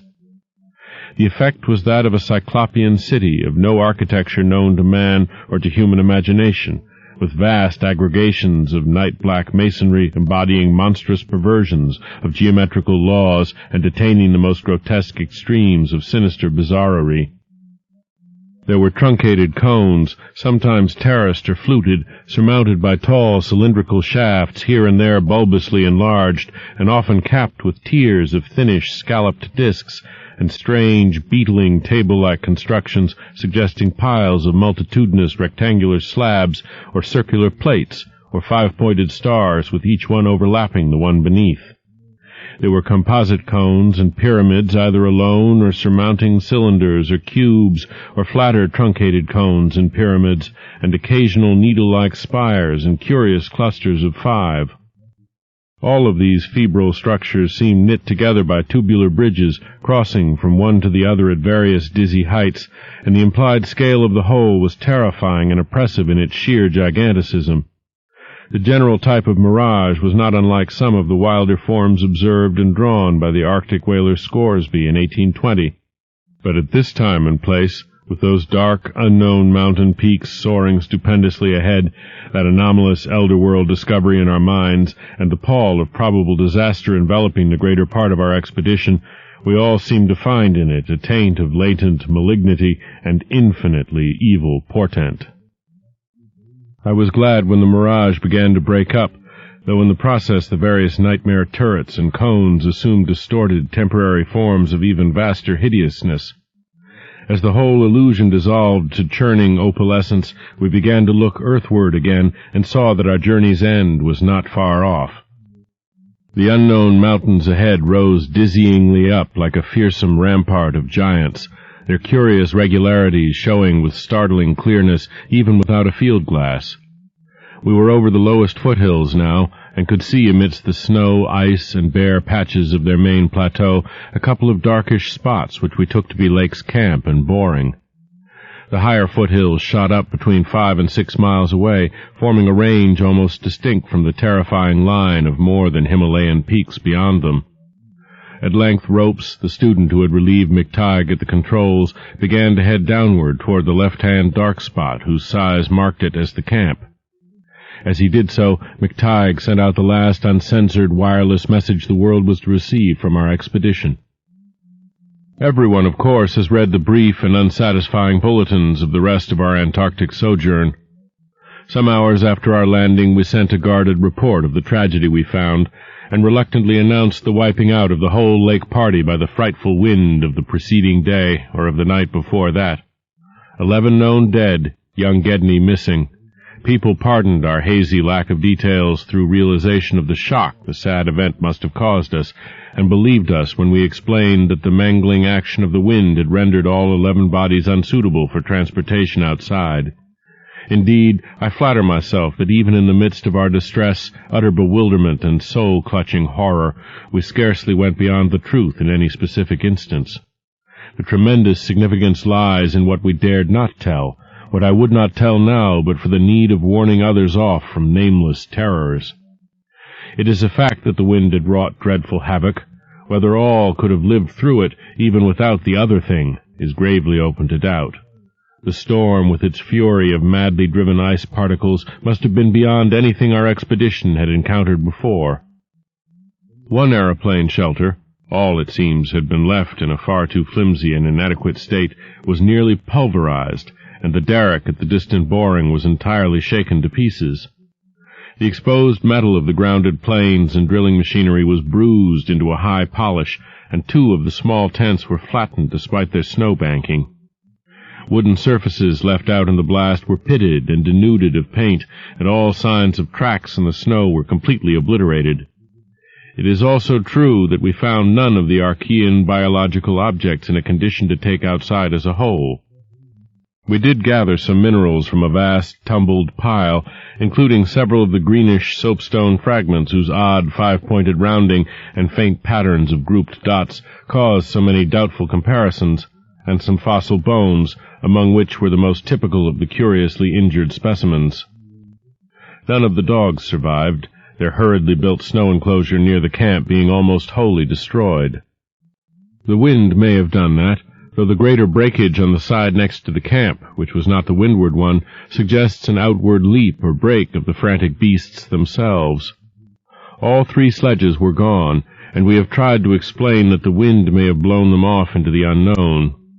The drill and ice-melting machinery at the boring were too badly damaged to warrant salvage, so we used them to choke up that subtly disturbing gateway to the past which Lake had blasted. We likewise left at the camp the 2 most shaken up of the planes, since our surviving party had only 4 real pilots, Sherman, Danforth, McTighe, and Ropes, in all, with Danforth in a poor nervous shape to navigate. We brought back all the books, scientific equipment, and other incidentals we could find, though much was rather unaccountably blown away. Spare tents and furs were either missing or badly out of condition. It was approximately 4 p.m., after wide plain cruising had forced us to give Gedney up for lost, that we sent our guarded message to the Arkham for relaying, and I think we did well to keep it as calm and non-committal as we succeeded in doing. The most we said about agitation concerned our dogs, whose frantic uneasiness near the biological specimens was to be expected from poor Lake's accounts. We did not mention, I think, their display of the same uneasiness when sniffing around the queer greenish soapstones and certain other objects in the disordered region, objects including scientific instruments, aeroplanes, and machinery both at the camp and at the boring, whose parts had been loosened, moved, or otherwise tampered with by winds that must have harbored singular curiosity and investigativeness. About the 14 biological specimens we were pardonably indefinite. We said that the only ones we discovered were damaged, but that enough was left of them to prove Lake's description wholly and impressively accurate. It was hard work keeping our personal emotions out of this matter, and we did not mention numbers or say exactly how we had found those which we did find. We had by that time agreed not to transmit anything suggesting madness on the part of Lake's men, and it surely looked like madness to find 6 imperfect monstrosities carefully buried upright in 9-foot snow graves under 5-pointed mounds punched over with groups of dots and patterns exactly like those on the queer greenish soapstones dug up from Mesozoic or Tertiary times. The 8 perfect specimens mentioned by Lake seemed to have been completely blown away. We were careful, too, about the public's general peace of mind. Hence Danforth and I said little about that frightful trip over the mountains the next day. It was the fact that only a radically lightened plane could possibly cross a range of such height which mercifully limited that scouting tour to the 2 of us. On our return at 1 a.m., Danforth was close to hysterics, but kept an admirably stiff upper lip. It took no persuasion to make him promise not to show our sketches and the other things we brought away in our pockets, not to say anything more to the others than what we had agreed to relay outside, and to hide our camera films for private development later on. So that part of my present story will be as new to Pabodie, McTighe, Ropes, Sherman, and the rest as it will be to the world in general. Indeed, Danforth is closer-mouthed than I, for he saw, or thinks he saw, one thing he will not tell even me. As all know, our report included a tale of a hard ascent, a confirmation of Lake's opinion that the great peaks are of Archean slate and other very primal crumpled strata unchanged since at least Middle Comanchean times.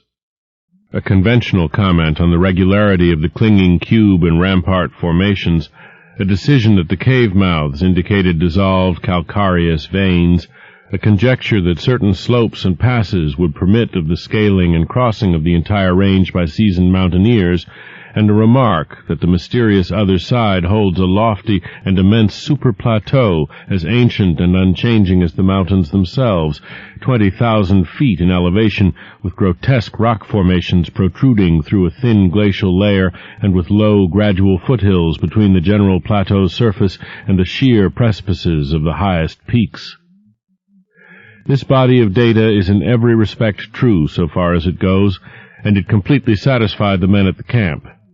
We laid our absence of 16 hours, a longer time than our announced flying, landing, reconnoitering, and rock-collecting program called for, to a long mythical spell of adverse wind conditions, and told truly of our landing on the farther foothills.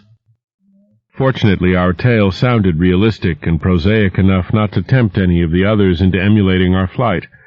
Had any tried to do that, I would have used every ounce of my persuasion to stop them, and I do not know what Danforth would have done. While we were gone, Peabody, Sherman, Ropes, McTighe, and Williamson had worked like beavers over Lake's two best planes, fitting them again for use despite the altogether unaccountable juggling of their operative mechanism. We decided to load all the planes the next morning and start back for our old base as soon as possible.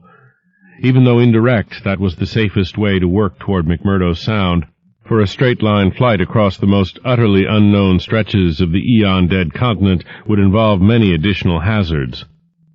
Further exploration was hardly feasible in view of our tragic decimation and the ruin of our drilling machinery, and the doubts and horrors around us, which we did not reveal, made us wish only to escape from this austral world of desolation and brooding madness as swiftly as we could.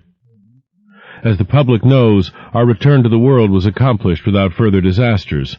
All planes reached the old base on the evening of the next day, January 27th, after a swift, non-stop flight, and on the 28th we made McMurdo Sound in 2 laps, the one pause being very brief and occasioned by a faulty rudder and the furious wind over the ice shelf after we had cleared the great plateau.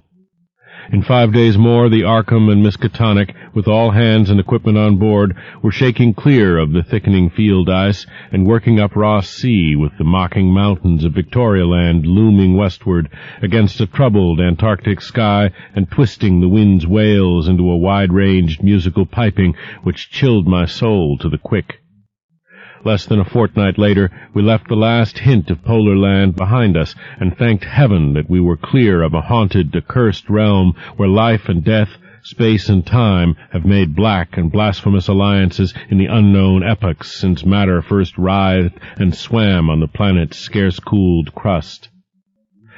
Since our return, we have all constantly worked to discourage Antarctic exploration, and have kept certain doubts and guesses to ourselves with splendid unity and faithfulness. Even young Danforth, with his nervous breakdown, has not flinched or babbled to his doctors. Indeed, as I have said, there is one thing he thinks he alone saw which he will not tell even me, though I think it would help his psychological state if he would consent to do so. It might explain and relieve much, though perhaps the thing was no more than the delusive aftermath of an earlier shock. That is the impression I gather after those rare, irresponsible moments when he whispers disjointed things to me, things which he repudiates vehemently as soon as he gets a grip on himself again. It will be hard work deterring others from the great white South, and some of our efforts may directly harm our cause by drawing inquiring notice. We might have known from the first that human curiosity is undying, and that the results we announced would be enough to spur others ahead on the same age-long pursuit of the unknown. Lake's reports of those biological monstrosities had aroused naturalists and paleontologists to the highest pitch. Though we were sensible enough not to show the detached parts we had taken from the actual buried specimens, or our photographs of those specimens as they were found. We also refrained from showing the more puzzling of the scarred bones and greenish soapstones, while Danforth and I have closely guarded the pictures we took or drew on the super plateau across the range, and the crumpled things we smoothed, studied in terror, and brought away in our pockets. But now that Starkweather Moore party is organizing, and with a thoroughness far beyond anything our outfit attempted. If not dissuaded, they will get to the innermost nucleus of the Antarctic and melt and bore till they bring up that which may end the world we know. So I must break through all reticences at last, even about that ultimate nameless thing beyond the mountains of madness. 4. It is only with vast hesitancy and repugnance that I let my mind go back to Lake's camp and what we really found there, and to that other thing beyond the frightful mountain wall. I'm constantly tempted to shirk the details and to let hints stand for actual facts and ineluctable deductions. I hope I have said enough already to let me glide briefly over the rest, that is, of the horror at the camp. I have told of the wind-ravaged terrain, the damaged shelters, the disarranged machinery, the various uneasinesses of our dogs, the missing sledges and other items, the deaths of men and dogs, the absence of Gedney, and the 6 insanely buried biological specimens, strangely sound in texture for all their structural injuries, from a world 40 million years dead. I do not recall whether I mentioned that upon checking up the canine bodies, we found one dog missing. We did not think much about it till later. Indeed, only Danforth and I have thought of it at all. The principal things I have been keeping back relate to the bodies, and to certain subtle points which may or may not lend a hideous and incredible kind of rationale to the apparent chaos. At the time I tried to keep the men's minds off those points, for it was so much simpler, so much more normal, to lay everything to an outbreak of madness on the part of some of Lake's party. From the look of things, that demon mountain wind must have been enough to drive any man mad in the midst of this center of all earthly mystery and desolation. The crowning abnormality, of course, was the condition of the bodies, men and dogs alike. They had all been in some terrible kind of conflict, and were torn and mangled in fiendish and altogether inexplicable ways. Death, so far as we could judge, had in each case come from strangulation or laceration. The dogs had evidently started the trouble, for the state of their ill-built corral bore witness to its forcible breakage from within.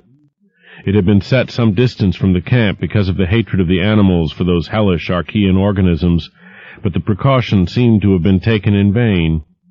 When left alone in that monstrous wind behind flimsy walls of insufficient height, they must have stampeded, whether from the wind itself or from some subtle, increasing odor emitted by the nightmare specimens, one could not say.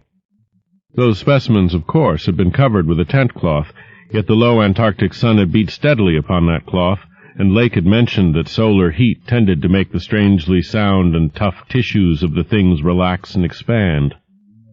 Perhaps the wind had whipped the cloth from over them, and jostled them about in such a way that their more pungent olfactory qualities became manifest despite their unbelievable antiquity. But whatever had happened, it was hideous and revolting enough. Perhaps I had better put squeamishness aside and tell the worst at last, though with a categorical statement of opinion, based on the first-hand observations and most rigid deductions of both Danforth and myself, that the then-missing Gedney was in no way responsible for the loathsome horrors we found. I have said that the bodies were frightfully mangled. Now I must add that some were incised and subtracted from in the most curious, cold-blooded, and inhuman fashion. It was the same with dogs and men. All the healthier, fatter bodies, quadrupedal or bipedal, had had their most solid masses of tissue cut out and removed, as by a careful butcher, and around them was a strange sprinkling of salt, taken from the ravaged provision chests on the plains, which conjured up the most horrible associations. The thing had occurred in one of the crude aeroplane shelters from which the plane had been dragged out, and subsequent winds had effaced all tracks which could have supplied any plausible theory. Scattered bits of clothing, roughly slashed from the human incision subjects, hinted no clues. It is useless to bring up the half-impression of certain faint snowprints in one shielded corner of the ruined enclosure, because that impression did not concern human prints at all, but was clearly mixed up with all the talk of fossil prints which poor Lake had been giving throughout the preceding weeks. One had to be careful of one's imagination in the lee of those overshadowing mountains of madness. As I have indicated, Gedney and one dog turned out to be missing in the end. When we came on that terrible shelter, we had missed 2 dogs and 2 men, but the fairly unharmed dissecting tent which we entered after investigating the monstrous graves had something to reveal. It was not as Lake had left it, for the covered parts of the primal monstrosity had been removed from the improvised table. Indeed, we had already realized that one of the 6 imperfect and insanely buried things we had found, the one with the trace of a peculiarly hateful odor, must represent the collected sections of the entity which Lake had tried to analyze. On and around that laboratory table were strewn other things, and it did not take long for us to guess that those things were the carefully though oddly and inexpertly dissected parts of 1 man and 1 dog. I shall spare the feelings of survivors by omitting mention of the man's identity. Lake's anatomical instruments were missing, but there were evidences of their careful cleansing. The gasoline stove was also gone, though around it we found a curious litter of matches. We buried the human parts beside the other 10 men, and the canine parts with the other 35 dogs.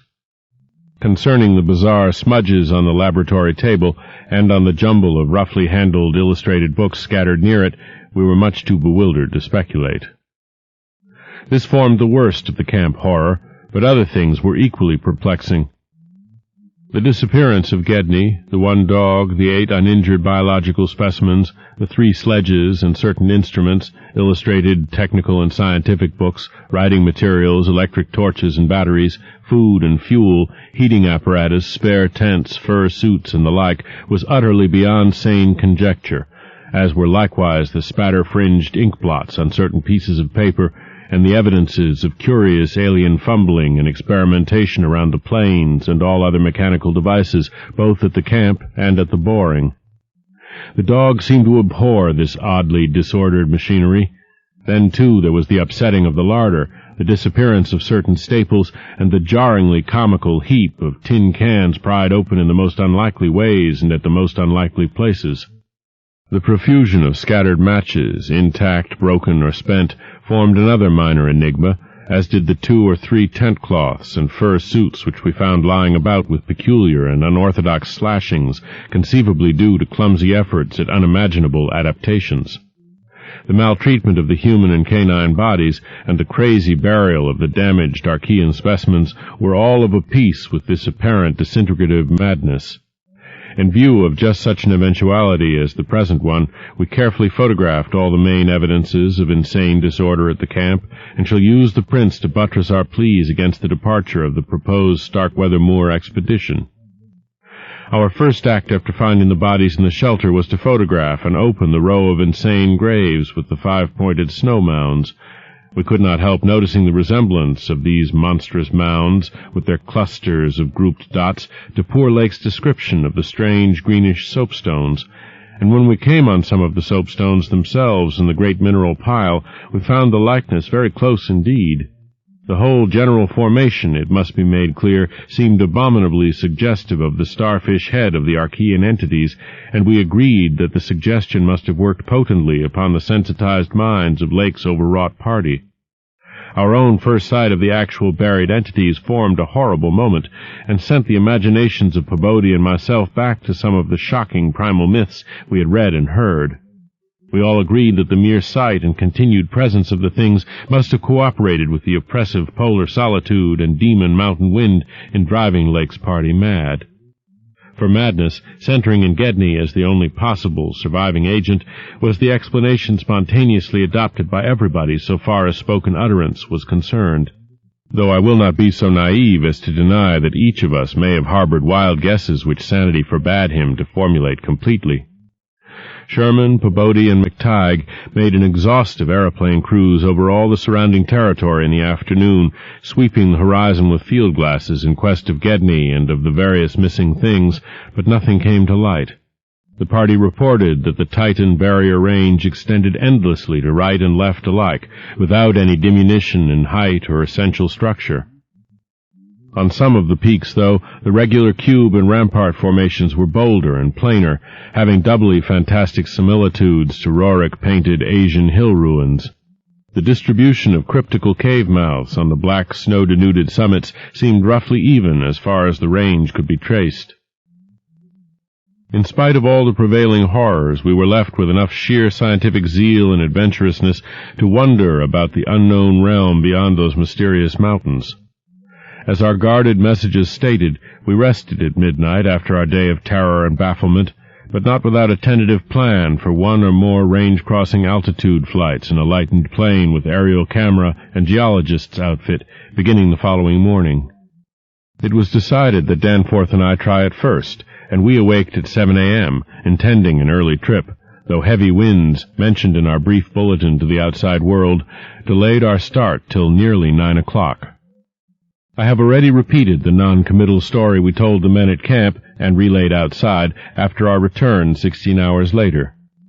It is now my terrible duty to amplify this account by filling in the merciful blanks with hints of what we really saw in the hidden transmontane world, hints of the revelations which have finally driven Danforth to a nervous collapse. I wish he would add a really frank word about the thing which he thinks he alone saw, even though it was probably a nervous delusion, and which was perhaps the last straw that put him where he is, but he is firm against that.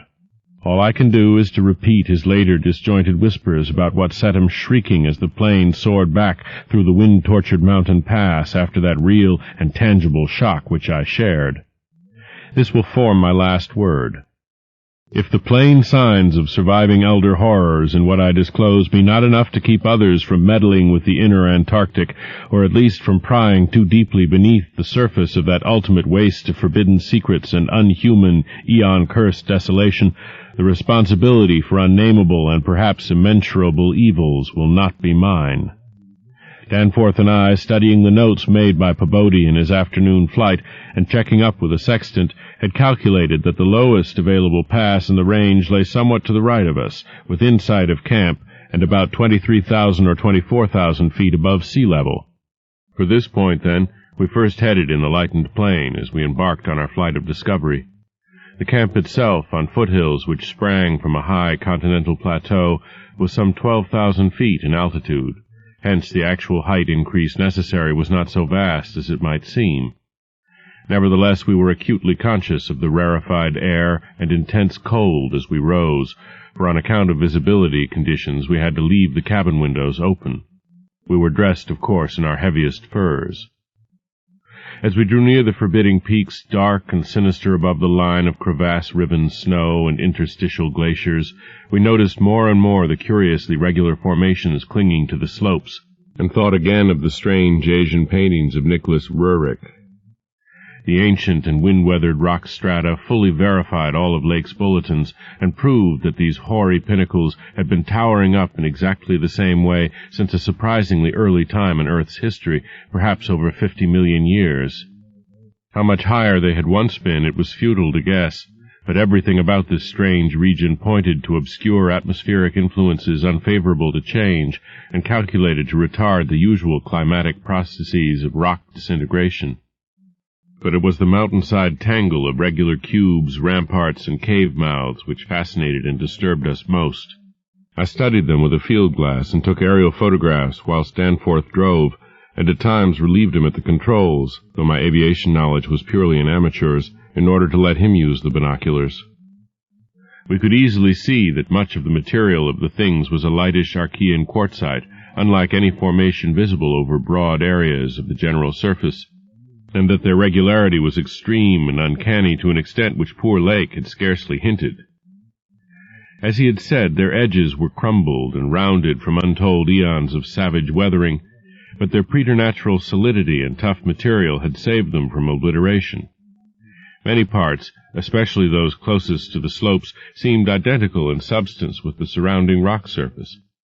The whole arrangement looked like the ruins of Machu Picchu in the Andes, or the primal foundation walls of Kish, as dug up by the Oxford Field Museum expedition in 1929, and both Danforth and I obtained that occasional impression of separate cyclopean blocks, which Lake had attributed to his flight companion Carroll.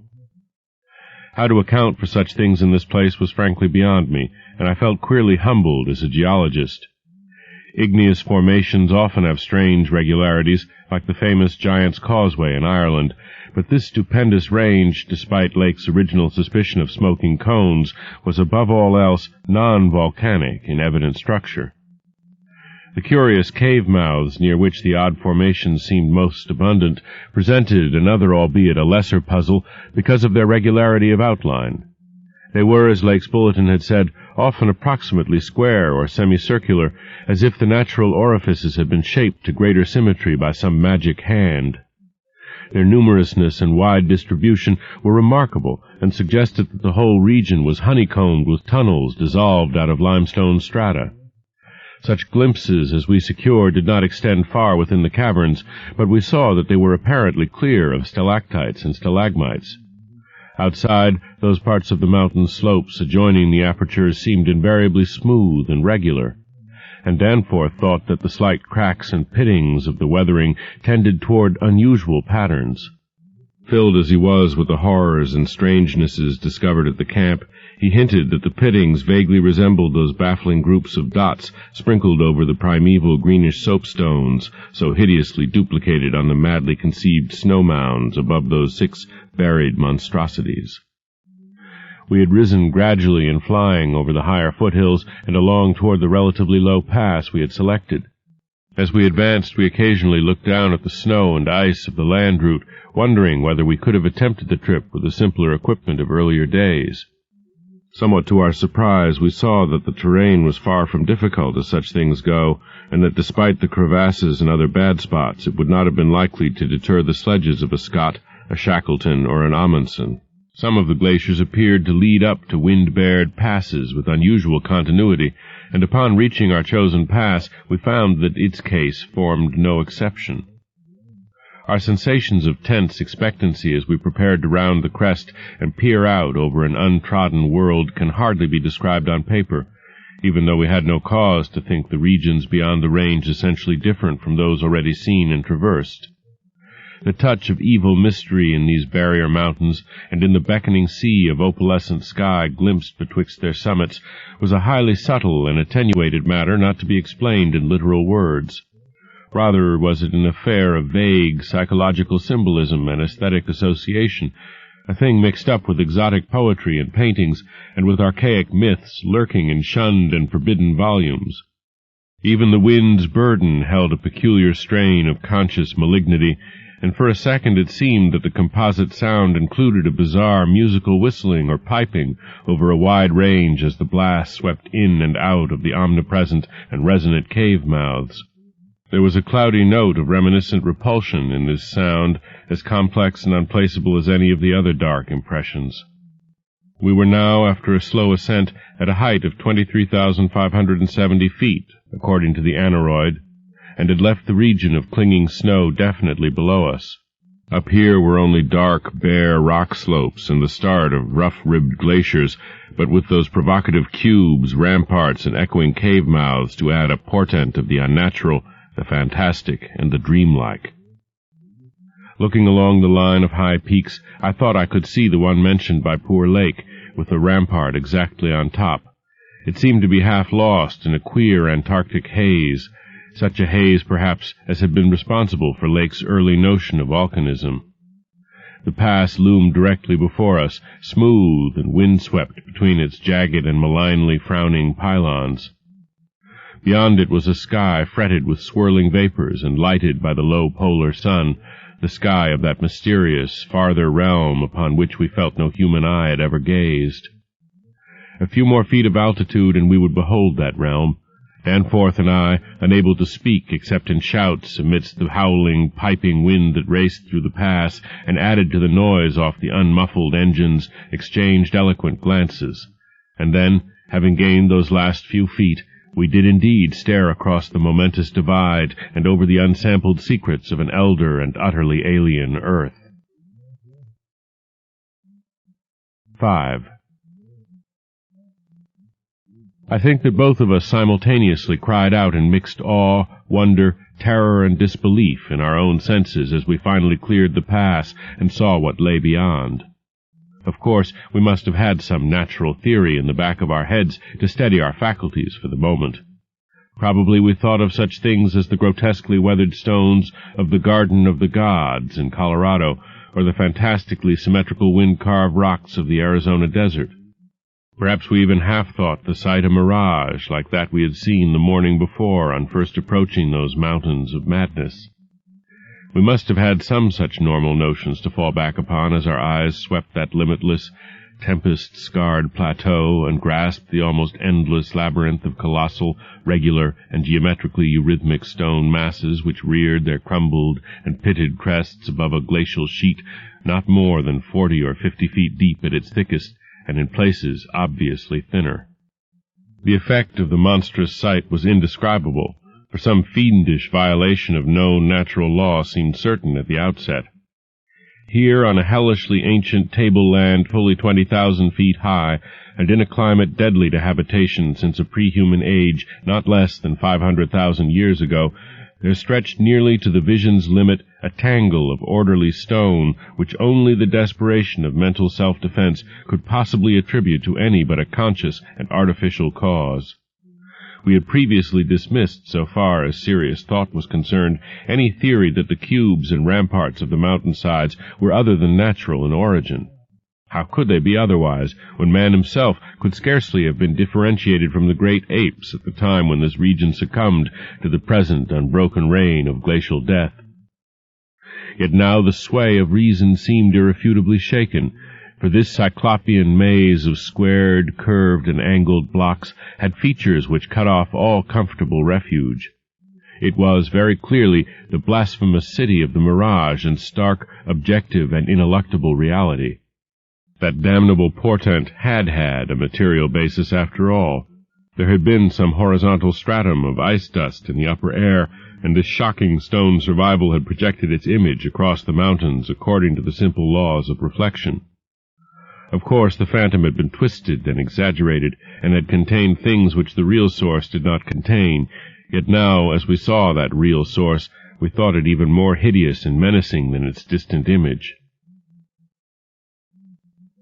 End of Side 6. To continue, change side selector switch and turn the cassette over. Side 7. Tales of H.P. Lovecraft by H.P. Lovecraft. Continuing with At the Mountains of Madness on page 171. Only the incredible, unhuman massiveness of these vast stone towers and ramparts had saved the frightful thing from utter annihilation in the hundreds of thousands, perhaps millions of years it had brooded there amidst the blasts of a bleak upland. Corona Mundi, roof of the world. All sorts of fantastic phrases sprang to our lips as we looked dizzily down at the unbelievable spectacle. I thought again of the eldritch primal myths that had so persistently haunted me since my first sight of this dread Antarctic world, of the demoniac plateau of Leng, of the Mi-Go, or abominable snowmen of the Himalayas, of the Nakadic manuscripts with their pre-human implications, of the Thulu cult, of the Necronomicon, and of the Hyperborean legends of formless Sathagua and the worse than formless star spawn associated with that semi-entity. For boundless miles in every direction the thing stretched off with very little thinning. Indeed, as our eyes followed it to the right and left along the base of the low, gradual foothills which separated it from the actual mountain rim, we decided that we could see no thinning at all, except for an interruption at the left of the pass through which we had come. We had merely struck at random a limited part of something of incalculable extent. The foothills were more sparsely sprinkled with grotesque stone structures linking the terrible city to the already familiar cubes and ramparts which evidently formed its mountain outposts. These latter, as well as the queer cave mouths, were as thick on the inner as on the outer sides of the mountains. The nameless stone labyrinth consisted for the most part of walls from 10 to 150 feet in ice-clear height, and of a thickness varying from 5 to 10 feet. It was composed mostly of prodigious blocks of dark primordial slate, schist, and sandstone, blocks in many cases as large as 4 by 6 by 8 feet, though in several places it seemed to be carved out of a solid, uneven bedrock of Precambrian slate. The buildings were far from equal in size, there being innumerable honeycomb arrangements of enormous extent, as well as smaller, separate structures. The general shape of these things tended to be conical, pyramidal, or terraced, though there were many perfect cylinders, perfect cubes, clusters of cubes, and other rectangular forms, and a peculiar sprinkling of angled edifices whose five-pointed ground plan roughly suggested modern fortifications. The builders had made constant and expert use of the principle of the arch, and domes had probably existed in the city's heyday. The whole tangle was monstrously weathered, and the glacial surface from which the towers projected was strewn with fallen blocks and immemorial debris. Where the glaciation was transparent, we could see the lower parts of the gigantic piles, and noticed the ice-preserved stone bridges which connected the different towers at varying distances above the ground. On the exposed walls we could detect the scarred places where other and higher bridges of the same sort had existed. Closer inspection revealed countless largish windows, some of which were closed with shutters of a petrified material, originally wood, though most gaped open in a sinister and menacing fashion. Many of the ruins, of course, were roofless and with uneven though wind-rounded upper edges, whilst others of a more sharply conical or pyramidal model, or else protected by higher surrounding structures, preserved intact outlines despite the omnipresent crumbling and pitting. With the field glass we could barely make out what seemed to be sculptural decorations in horizontal bands, decorations including those curious groups of dots whose presence on the ancient soapstones now assumed a vastly larger significance. In many places the buildings were totally ruined and the ice sheet deeply riven from various geologic causes. In other places the stonework was worn down to the very level of the glaciation. One broad swath, extending from the plateau's interior to a cleft in the foothills about a mile to the left of the pass we had traversed, was wholly free from buildings, and probably represented, we concluded, the course of some great river which in tertiary times, millions of years ago, had poured through the city and into some prodigious subterranean abyss of the Great Barrier Range. Certainly this was above all a region of caves, gulfs, and underground secrets beyond human penetration. Looking back to our sensations and recalling our dazedness at viewing this monstrous survival from eons we had thought pre-human, I can only wonder that we preserved the semblance of equilibrium which we did. Of course, we knew that something, chronology, scientific theory, or our own consciousness, was woefully awry, yet we kept enough poise to guide the plane, observe many things quite minutely, and take a careful series of photographs which may yet serve both us and the world in good stead. In my case, ingrained scientific habit may have helped, for above all my bewilderment and sense of menace there burned a dominant curiosity to fathom more of this age-old secret, to know what sort of beings had built and lived in this incalculably gigantic place, and what relation to the general world of its time, or of other times so unique a concentration of life could have had. For this place could be no ordinary city. It must have formed the primary nucleus and center of some archaic and unbelievable chapter of Earth's history, whose outward ramifications, recalled only dimly in the most obscure and distorted myths, had vanished utterly amidst the chaos of terrene convulsions, long before any human race we know had shambled out of apedom. Here sprawled a Paleogean megalopolis, compared with which the fabled Atlantis and Lemuria, Comorium and Uzuldarum and Olathoe and the land of Lomar are recent things of today, not even of yesterday, a megalopolis ranking with such whispered pre-human blasphemies as Valusia, Rhylya, Ib in the land of Nar, and the nameless city of Arabia Deserta. As we flew above that tangle of stark Titan towers, my imagination sometimes escaped all bounds and roved aimlessly in realms of fantastic associations, even weaving links betwixt this lost world and some of my own wildest dreams concerning the mad horror at the camp. The plane's fuel tank, in the interest of greater lightness, had been only partly filled, hence we now had to exert caution in our explorations. Even so, however, we covered an enormous extent of ground, or rather air, after swooping down to a level where the wind became virtually negligible. There seemed to be no limit to the mountain range, or to the length of the frightful stone city which bordered its inner foothills. 50 miles of flight in each direction showed no major change in the labyrinth of rock and masonry that clawed up corpse-like through the eternal ice. There were, though, some highly absorbing diversifications, such as the carvings on the canyon where that broad river at once pierced the foothills and approached its sinking place in the great range. The headlands at the stream's entrance had been boldly carved into cyclopean pylons, and something about the ridgy, barrel-shaped designs stirred up oddly vague, hateful, and confusing semi-remembrances in both Danforth and me. We also came upon several star-shaped open spaces, evidently public squares, and noted various undulations in the terrain. Where a sharp hill rose, it was generally hollowed out into some sort of rambling stone edifice, but there were at least 2 exceptions. Of these latter, one was too badly weathered to disclose what had been on the jutting eminence, while the other still bore a fantastic, conical monument carved out of the solid rock and roughly resembling such things as the well-known snake tomb in the ancient valley of Petra. Flying inland from the mountains, we discovered that the city was not of infinite width, even though its length along the foothills seemed endless. After about 30 miles, the grotesque stone buildings began to thin out, and in 10 more miles we came to an unbroken waste virtually without signs of sentient artifice. The course of the river beyond the city seemed marked by a broad, depressed line, while the land assumed a somewhat greater ruggedness, seeming to slope slightly upward as it receded in the mist-hazed west. So far we had made no landing, yet to leave the plateau without an attempt at entering some of the monstrous structures would have been inconceivable. Accordingly, we decided to find a smooth place on the foothills near our navigable pass, there grounding the plane and preparing to do some exploration on foot. Though these gradual slopes were partly covered with a scattering of ruins, low flying soon disclosed an ample number of possible landing places.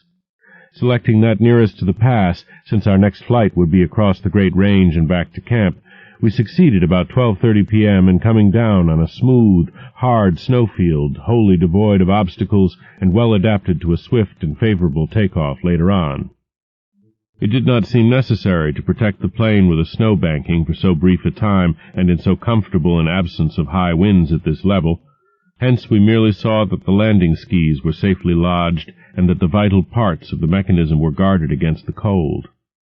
For our foot journey we discarded the heaviest of our flying furs and took with us a small outfit consisting of pocket compass, hand camera, light provisions, voluminous notebooks and paper, geologist's hammer and chisel, specimen bags, coil of climbing rope, and powerful electric torches with extra batteries, this equipment having been carried in the plane on the chance that we might be able to effect a landing, take ground pictures, make drawings and topographical sketches, and obtain rock specimens from some bare slope, outcropping, or mountain cave.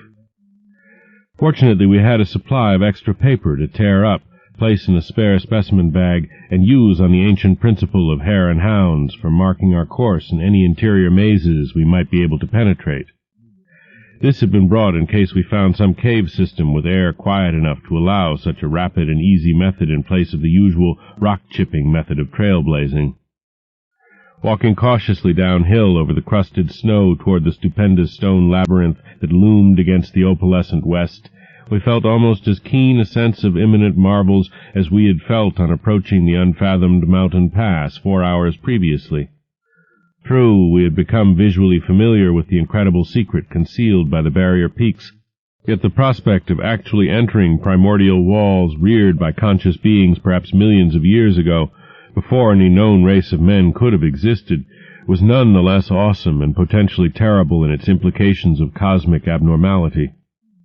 Though the thinness of the air at this prodigious altitude made exertion somewhat more difficult than usual, both Danforth and I found ourselves bearing up very well, and felt equal to almost any task which might fall to our lot. It took only a few steps to bring us to a shapeless ruin worn level with the snow, while 10 or 15 rods farther on there was a huge, roofless rampart still complete in its gigantic 5-pointed outline, and rising to an irregular height of 10 or 11 feet. For this latter we headed, and when at last we were able actually to touch its weathered cyclopean blocks, we felt that we had established an unprecedented and almost blasphemous link with forgotten eons normally closed to our species.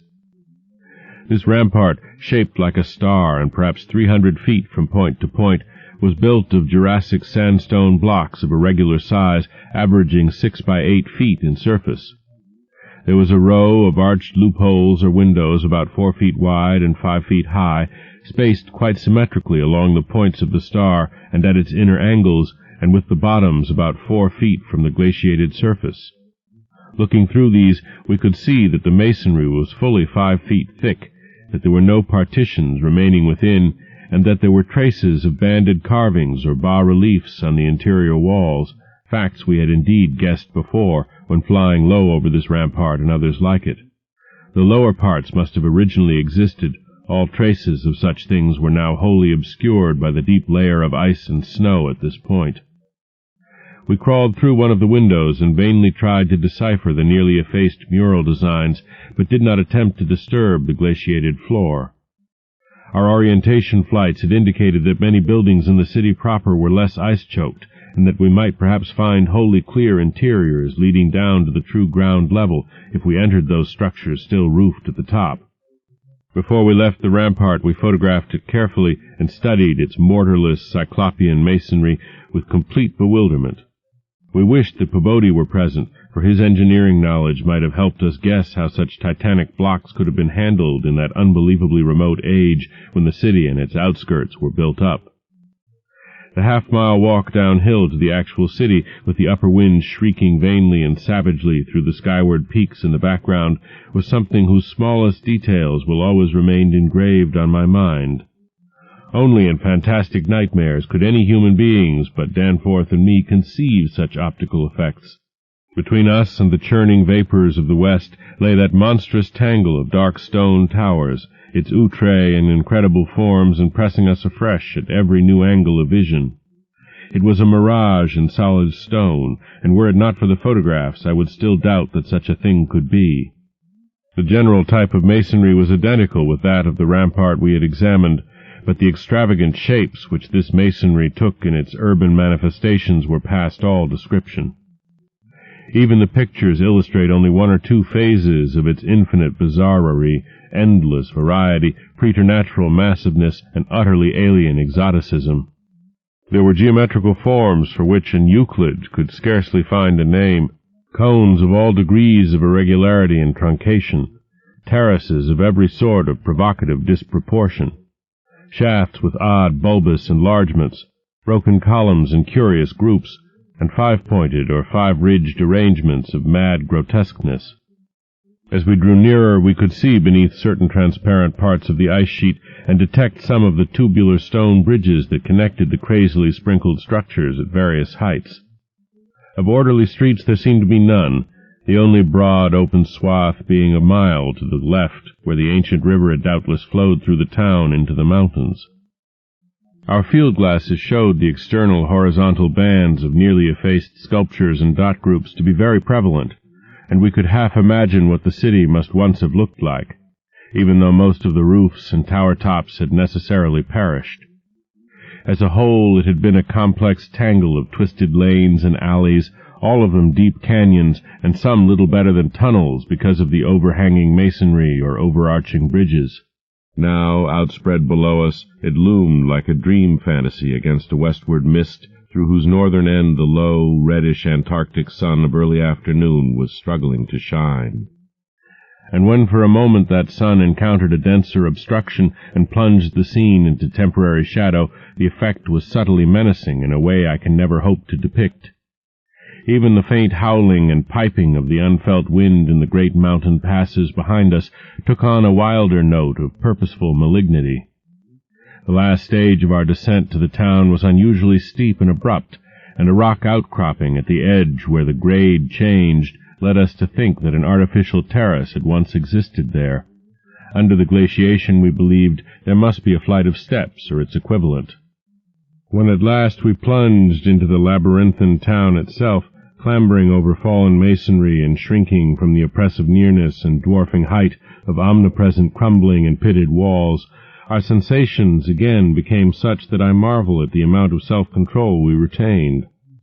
Danforth was frankly jumpy, and began making some offensively irrelevant speculations about the horror at the camp, which I resented all the more because I could not help sharing certain conclusions forced upon us by many features of this morbid survival from nightmare antiquity. The speculations worked on his imagination, too, for in one place, where a debris-littered alley turned a sharp corner, he insisted that he saw faint traces of ground markings which he did not like, whilst elsewhere he stopped to listen to a subtle imaginary sound from some undefined point, a muffled musical piping, he said, not unlike that of the wind in the mountain caves, yet somehow disturbingly different. The ceaseless five-pointedness of the surrounding architecture and of the few distinguishable mural arabesques had a dimly sinister suggestiveness we could not escape, and gave us a touch of terrible subconscious certainty concerning the primal entities which had reared and dwelt in this unhallowed place. Nevertheless, our scientific and adventurous souls were not wholly dead, and we mechanically carried out our program of chipping specimens from all the different rock types represented in the masonry. We wished a rather full set in order to draw better conclusions regarding the age of the place. Nothing in the great outer walls seemed to date from later than the Jurassic and Comanchean periods, nor was any piece of stone in the entire place of a greater recency than the Pliocene age.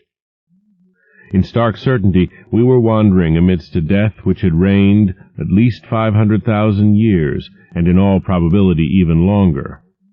As we proceeded through this maze of stone-shadowed twilight, we stopped at all available apertures to study interiors and investigate entrance possibilities. Some were above our reach, whilst others led only into ice-choked ruins as unroofed and barren as the rampart on the hill. One, though spacious and inviting, opened on a seemingly bottomless abyss without visible means of descent. Now and then we had a chance to study the petrified wood of a surviving shutter, and were impressed by the fabulous antiquity implied in the still discernible grain.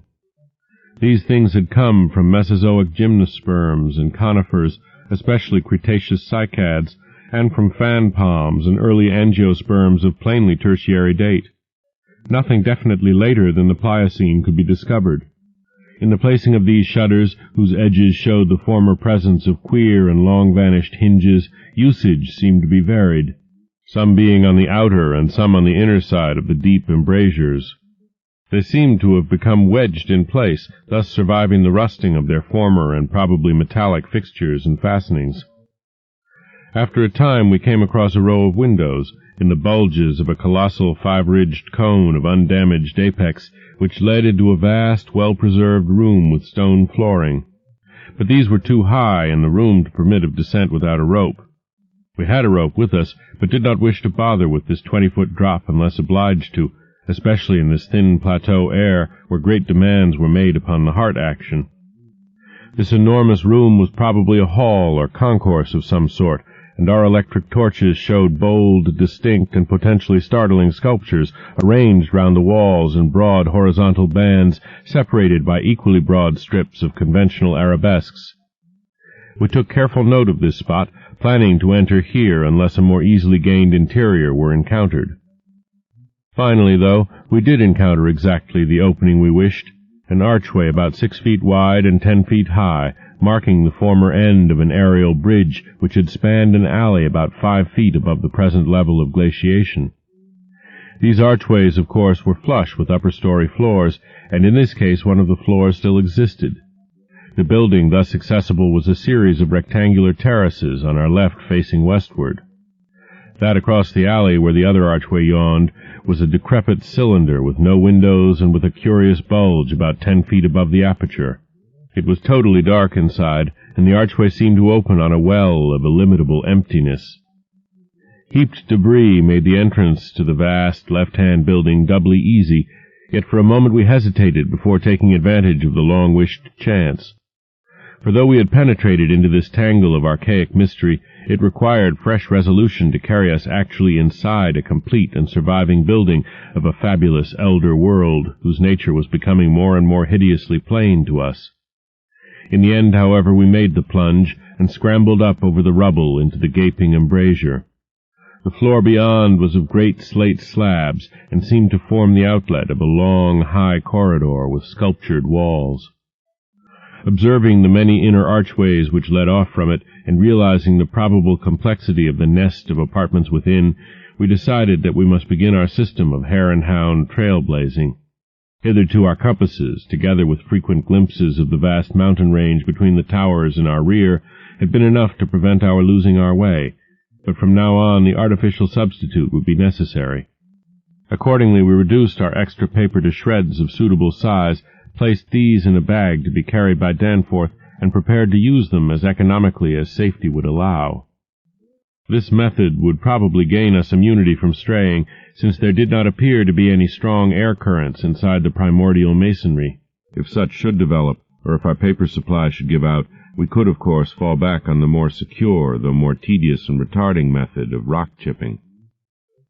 Just how extensive a territory we had opened up, it was impossible to guess without a trial.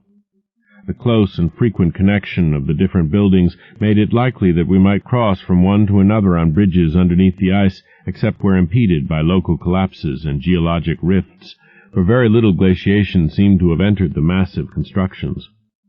Almost all the areas of transparent ice had revealed the submerged windows as tightly shuttered, as if the town had been left in that uniform state until the glacial sheet came to crystallize the lower part for all succeeding time.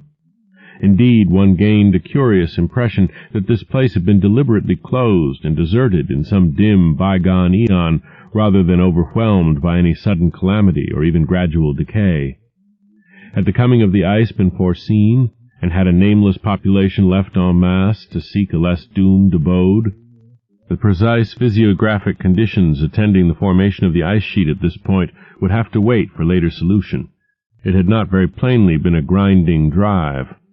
Perhaps the pressure of accumulated snows had been responsible, and perhaps some flood from the river or from the bursting of some ancient glacial dam in the Great Range had helped to create the special state now observable.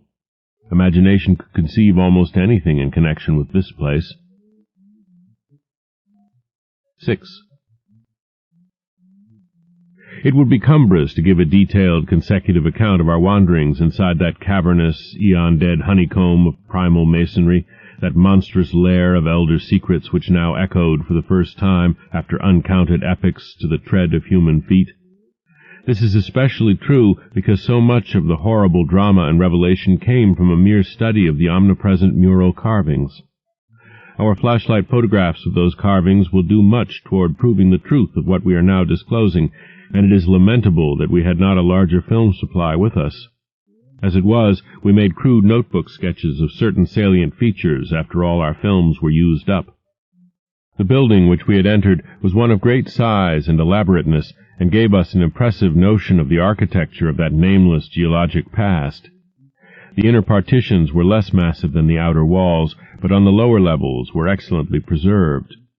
Labyrinthine complexity, involving curiously irregular differences in floor levels, characterized the entire arrangement, and we should certainly have been lost at the very outset but for the trail of torn paper left behind us.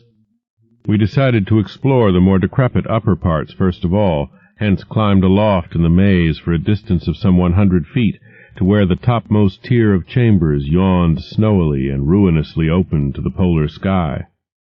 Ascent was effected over the steep, transversely ribbed stone ramps or inclined planes which everywhere served in lieu of stairs. The rooms we encountered were of all imaginable shapes and proportions, ranging from five-pointed stars to triangles and perfect cubes. It might be safe to say that their general average was about 30 by 30 feet in floor area and 20 feet in height, though many larger apartments existed. After thoroughly examining the upper regions and the glacial level, we descended story by story into the submerged part, where indeed we soon saw we were in a continuous maze of connected chambers and passages, probably leading over unlimited areas outside this particular building. The cyclopean massiveness and giganticism of everything about us became curiously oppressive, and there was something vaguely but deeply unhuman in all the contours, dimensions, proportions, decorations, and constructual nuances of the blasphemously archaic stonework. We soon realized from what the carvings revealed that this monstrous city was many million years old. We cannot yet explain the engineering principles used in the anomalous balancing and adjustment of the vast rock masses, though the function of the arch was clearly much relied on. The rooms we visited were wholly bare of all portable contents, a circumstance which sustained our belief in the city's deliberate desertion. The prime decorative feature was the almost universal system of mural sculpture, which tended to run in continuous horizontal bands 3 feet wide and arranged from floor to ceiling in alternation with bands of equal width given over to geometrical arabesques. There were exceptions to this rule of arrangement, but its preponderance was overwhelming. Often, however, a series of smooth cartouches containing oddly patterned groups of dots would be sunk along one of the arabesque bands. The technique we soon saw was mature, accomplished, and aesthetically evolved to the highest degree of civilized mastery, though utterly alien in every detail to any known art tradition of the human race. In delicacy of execution, no sculpture I have ever seen could approach it. The minutest details of elaborate vegetation or of animal life were rendered with astonishing vividness, despite the bold scale of the carvings, whilst the conventional designs were marvels of skilful intricacy. The arabesques displayed a profound use of mathematical principles, and were made up of obscurely symmetrical curves and angles based on the quantity of 5. The pictorial bands followed a highly formalized tradition and involved a peculiar treatment of perspective, but had an artistic force that moved us profoundly, notwithstanding the intervening gulf of vast geologic periods. Their method of design hinged on a singular juxtaposition of the cross-section with the two-dimensional silhouette, and embodied an analytical psychology beyond that of any known race of antiquity. It is useless to try to compare this art with any represented in our museums. Those who see our photographs will probably find its closest analogue in certain grotesque conceptions of the most daring futurists. The arabesque tracery consisted altogether of depressed lines whose depth on unweathered walls varied from 1 to 2 inches.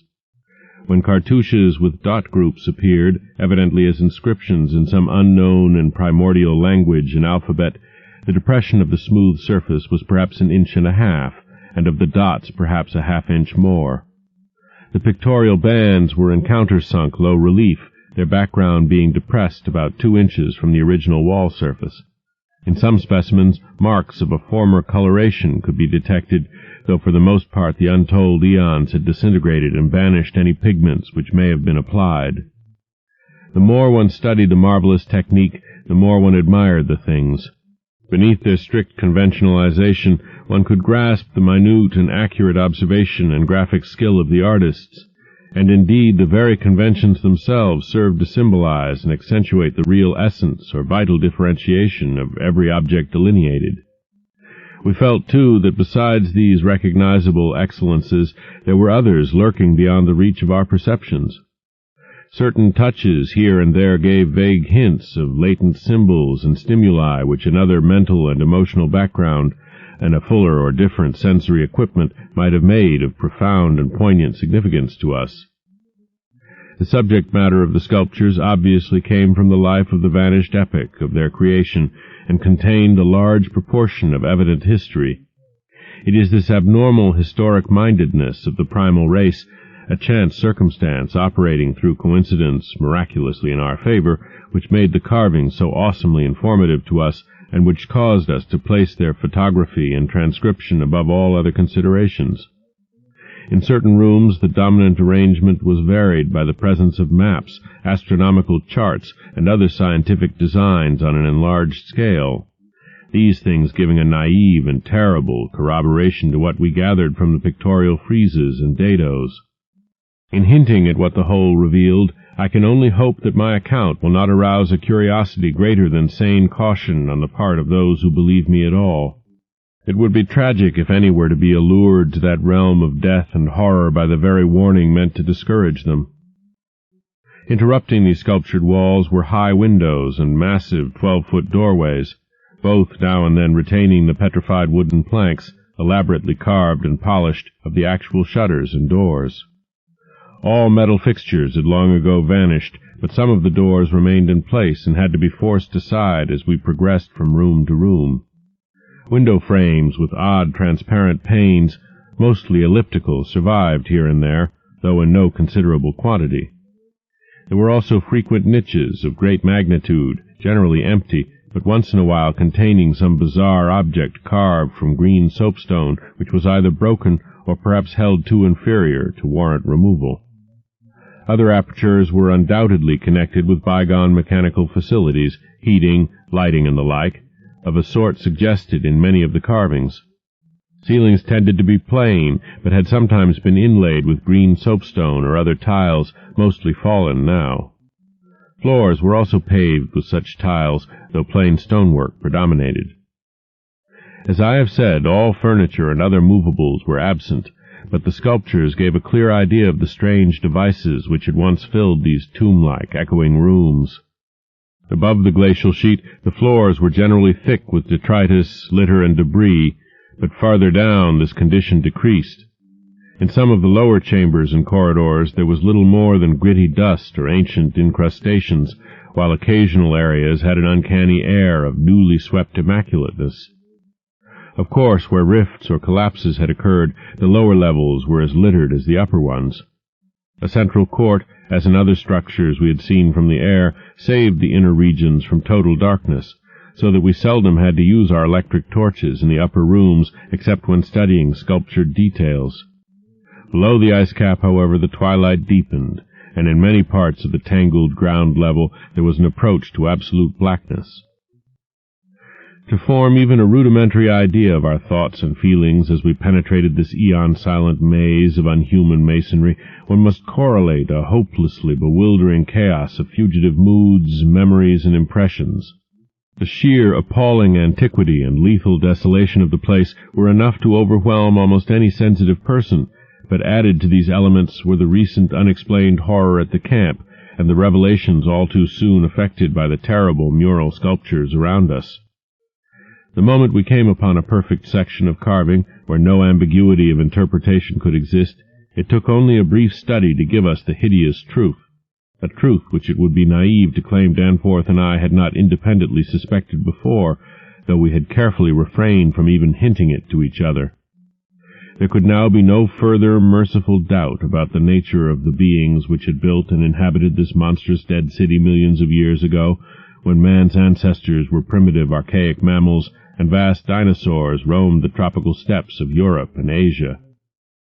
We had previously clung to a desperate alternative and insisted, each to himself, that the omnipresence of the five-pointed motif meant only some cultural or religious exaltation of the Archean natural object, which had so patently embodied the quality of five-pointedness, as the decorative motifs of Minoan Crete exalted the sacred bull, those of Egypt the scarabæus, those of Rome the wolf and the eagle, and those of various savage tribes some chosen totem animal.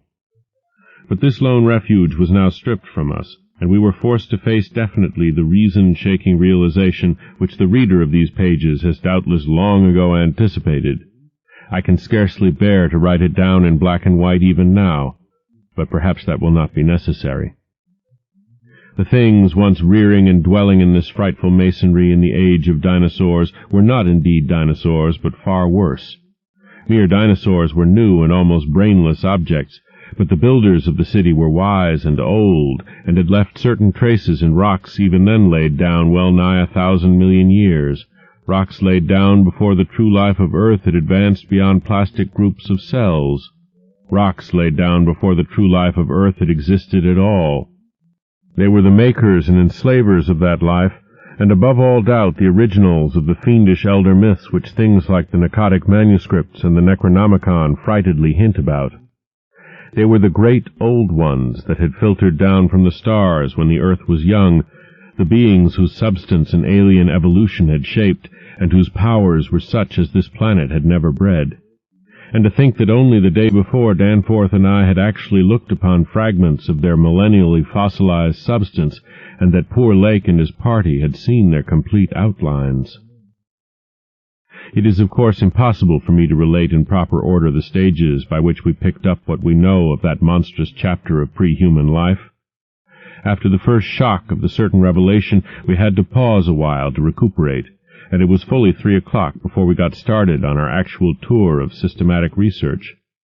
The sculptures in the building we entered were of relatively late date, perhaps 2 million years ago, as checked up by geological, biological, and astronomical features, and embodied an art which would be called decadent in comparison with that of specimens we found in older buildings after crossing bridges under the glacial sheet. One edifice hewn from the solid rock seemed to go back 40 or possibly 50 million years, to the lower Eocene or upper Cretaceous, and contained bas-reliefs of an artistry surpassing anything else, with one tremendous exception that we encountered. That was, we have since agreed, the oldest domestic structure we traversed. Were it not for the support of those snapshots soon to be made public, I would refrain from telling what I found and inferred, lest I be confined as a madman. Of course, the infinitely early parts of the patchwork tale, representing the pre-terrestrial life of the star-headed beings on other planets and in other galaxies and in other universes, can readily be interpreted as the fantastic mythology of those beings themselves, yet such parts sometimes involve designs and diagrams so uncannily close to the latest findings of mathematics and astrophysics that I scarcely know what to think. Let others judge when they see the photographs I shall publish. Naturally, no one set of carvings which we encountered told more than a fraction of any connected story, nor did we even begin to come upon the various stages of that story in their proper order. Some of the vast rooms were independent units so far as their designs were concerned, whilst in other cases a continuous chronicle would be carried through a series of rooms and corridors. The best of the maps and diagrams were on the walls of a frightful abyss below even the ancient ground level, a cavern perhaps 200 feet square and 60 feet high, which had almost undoubtedly been an educational center of some sort. There were many provoking repetitions of the same material in different rooms and buildings, since certain chapters of experience and certain summaries or phases of racial history had evidently been favorites with different decorators or dwellers. Sometimes, though, variant versions of the same theme proved useful in settling debatable points and filling in gaps. I still wonder that we deduced so much in the short time at our disposal. Of course, we even now have only the barest outline, and much of that was obtained later on from a study of the photographs and sketches we made. It may be the effect of this later study, the revived memories and vague impressions acting in conjunction with his general sensitiveness, and with that final supposed horror glimpse whose essence he will not reveal even to me, which has been the immediate source of Danforth's present breakdown. But it had to be, for we could not issue our warning intelligently without the fullest possible information, and the issuance of that warning is a prime necessity. Certain lingering influences in that unknown Antarctic world of disordered time and alien natural law make it imperative that further exploration be discouraged. 7. The full story, so far as deciphered, will shortly appear in an official bulletin of Miskatonic University. Here I shall sketch only the salient highlights in a formless, rambling way. Myth or otherwise, the sculptures told of the coming of those star-headed things to the nascent, lifeless earth out of cosmic space, their coming and the coming of many other alien entities such as at certain times embark upon spatial pioneering. They seemed able to traverse the interstellar ether on their vast, membranous wings, thus oddly confirming some curious hill folklore long ago told me by an antiquarian colleague. They had lived under the sea a good deal, building fantastic cities and fighting terrific battles with nameless adversaries by means of intricate devices employing unknown principles of energy. Evidently their scientific and mechanical knowledge far surpassed man's today, though they made use of its more widespread and elaborate forms only when obliged to. Some of the sculptures suggested that they had passed through a stage of mechanized life on other planets, but had receded upon finding its effects emotionally unsatisfying. Their preternatural toughness of organization and simplicity of natural wants made them peculiarly able to live on a high plane without the more specialized fruits of artificial manufacture, and even without garments except for occasional protection against the elements. It was under the sea, at first for food and later for other purposes, that they first created Earth life, using available substances according to long-known methods. The more elaborate experiments came after the annihilation of various cosmic enemies. They had done the same thing on other planets, having manufactured not only necessary foods, but certain multicellular protoplasmic masses capable of molding their tissues into all sorts of temporary organs under hypnotic influence, and thereby forming ideal slaves to perform the heavy work of the community.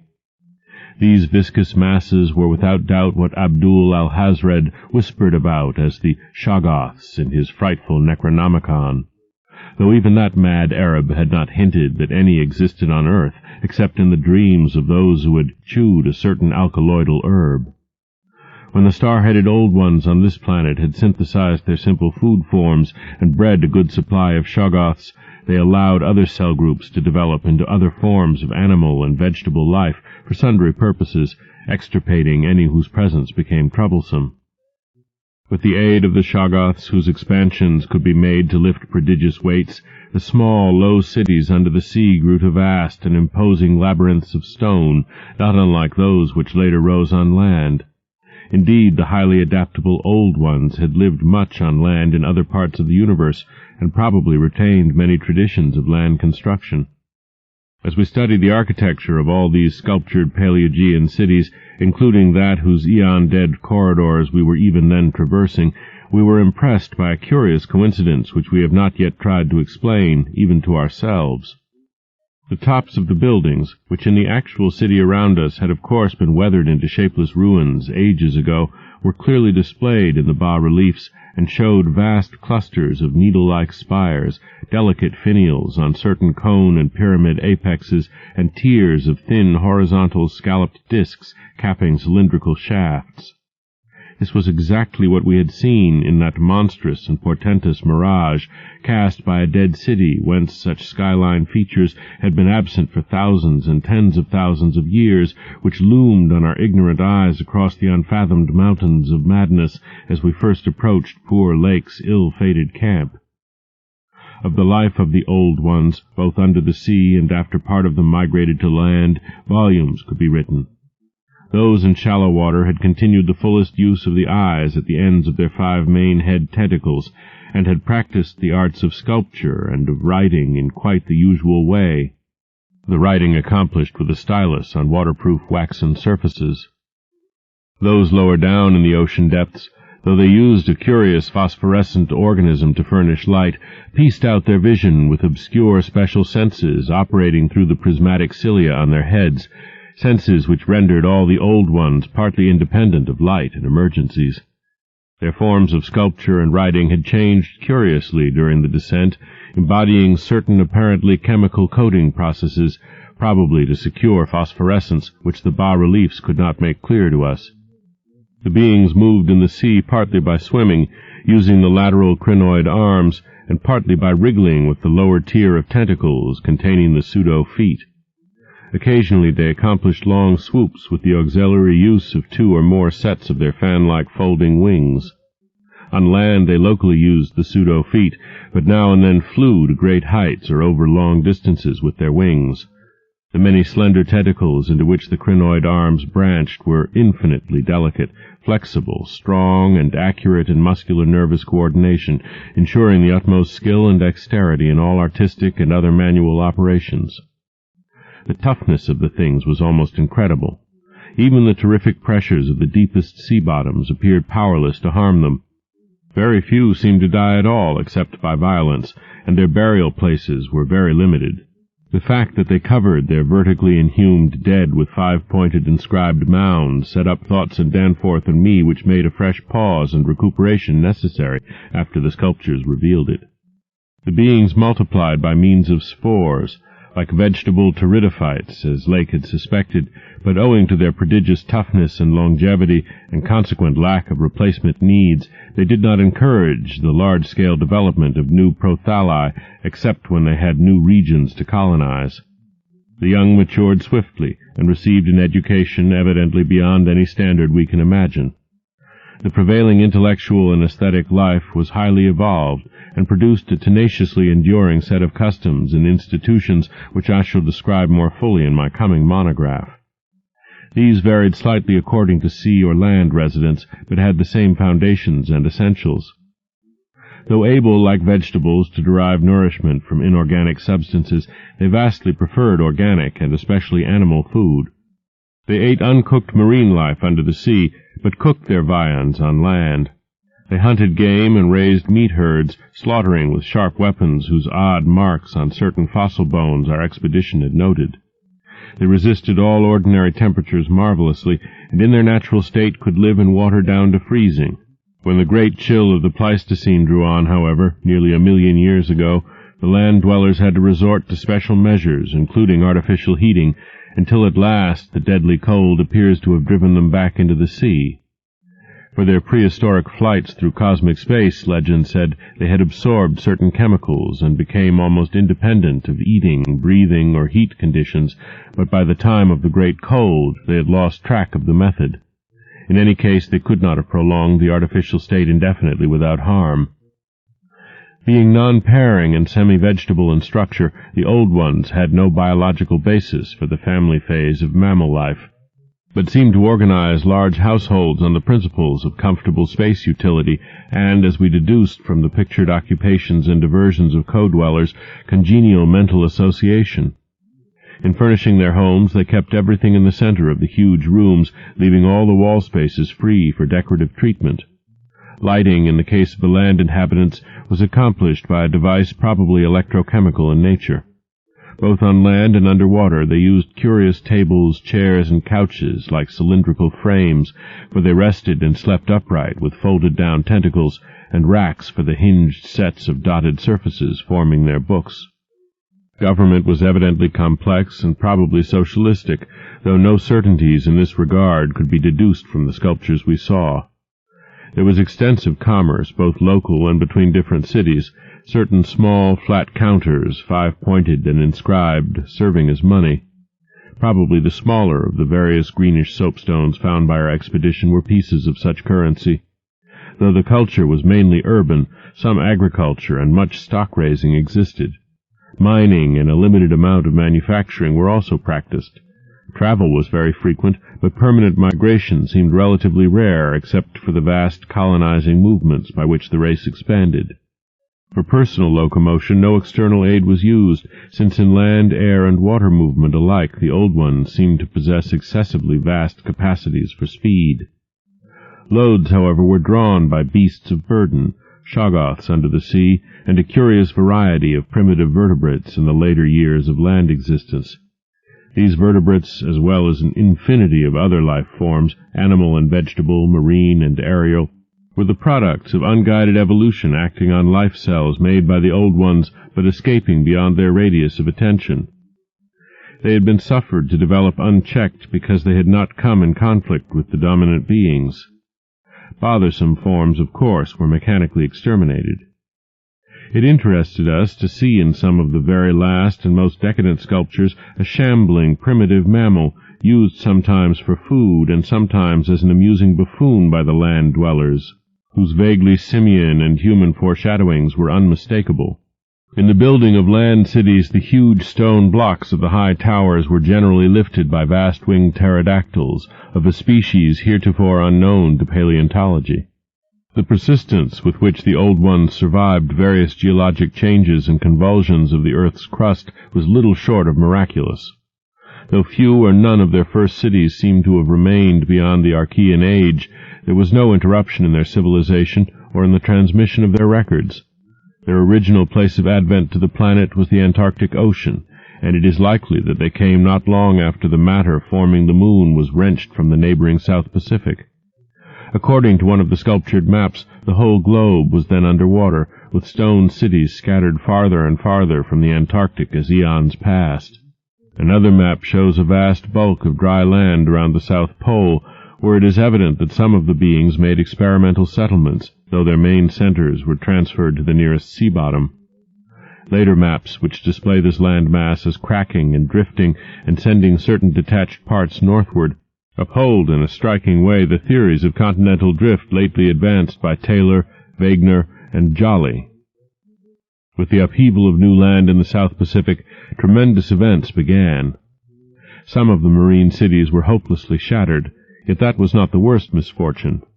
Another race, a land race of beings shaped like octopi and probably corresponding to the fabulous pre-human spawn of Thulu, soon began filtering down from cosmic infinity and precipitated a monstrous war which for a time drove the Old Ones wholly back to the sea, a colossal blow in view of the increasing land settlements. Later peace was made, and the new lands were given to the Thulu spawn, whilst the Old Ones held the sea and the older lands. New land cities were founded, the greatest of them in the Antarctic, for this region of first arrival was sacred. From then on, as before, the Antarctic remained the center of the Old Ones' civilization, and all the discoverable cities built there by the Thulu spawn were blotted out. Then suddenly the lands of the Pacific sank again, taking with them the frightful stone city of Rilya and all the cosmic octopi, so that the Old Ones were again supreme on the planet, except for one shadowy fear about which they did not like to speak. At a rather later age their cities dotted all the land and water areas of the globe, hence the recommendation in my coming monograph that some archaeologists make systematic borings with Peabody's type of apparatus in certain widely separated regions. The steady trend down the ages was from water to land, a movement encouraged by the rise of new land masses, though the ocean was never wholly deserted. Another cause of the landward movement was the new difficulty in breeding and managing the shoggoths upon which successful sea life depended. With the march of time, as the sculptors sadly confessed, the art of creating new life from inorganic matter had been lost, so that the old ones had to depend on the molding of forms already in existence.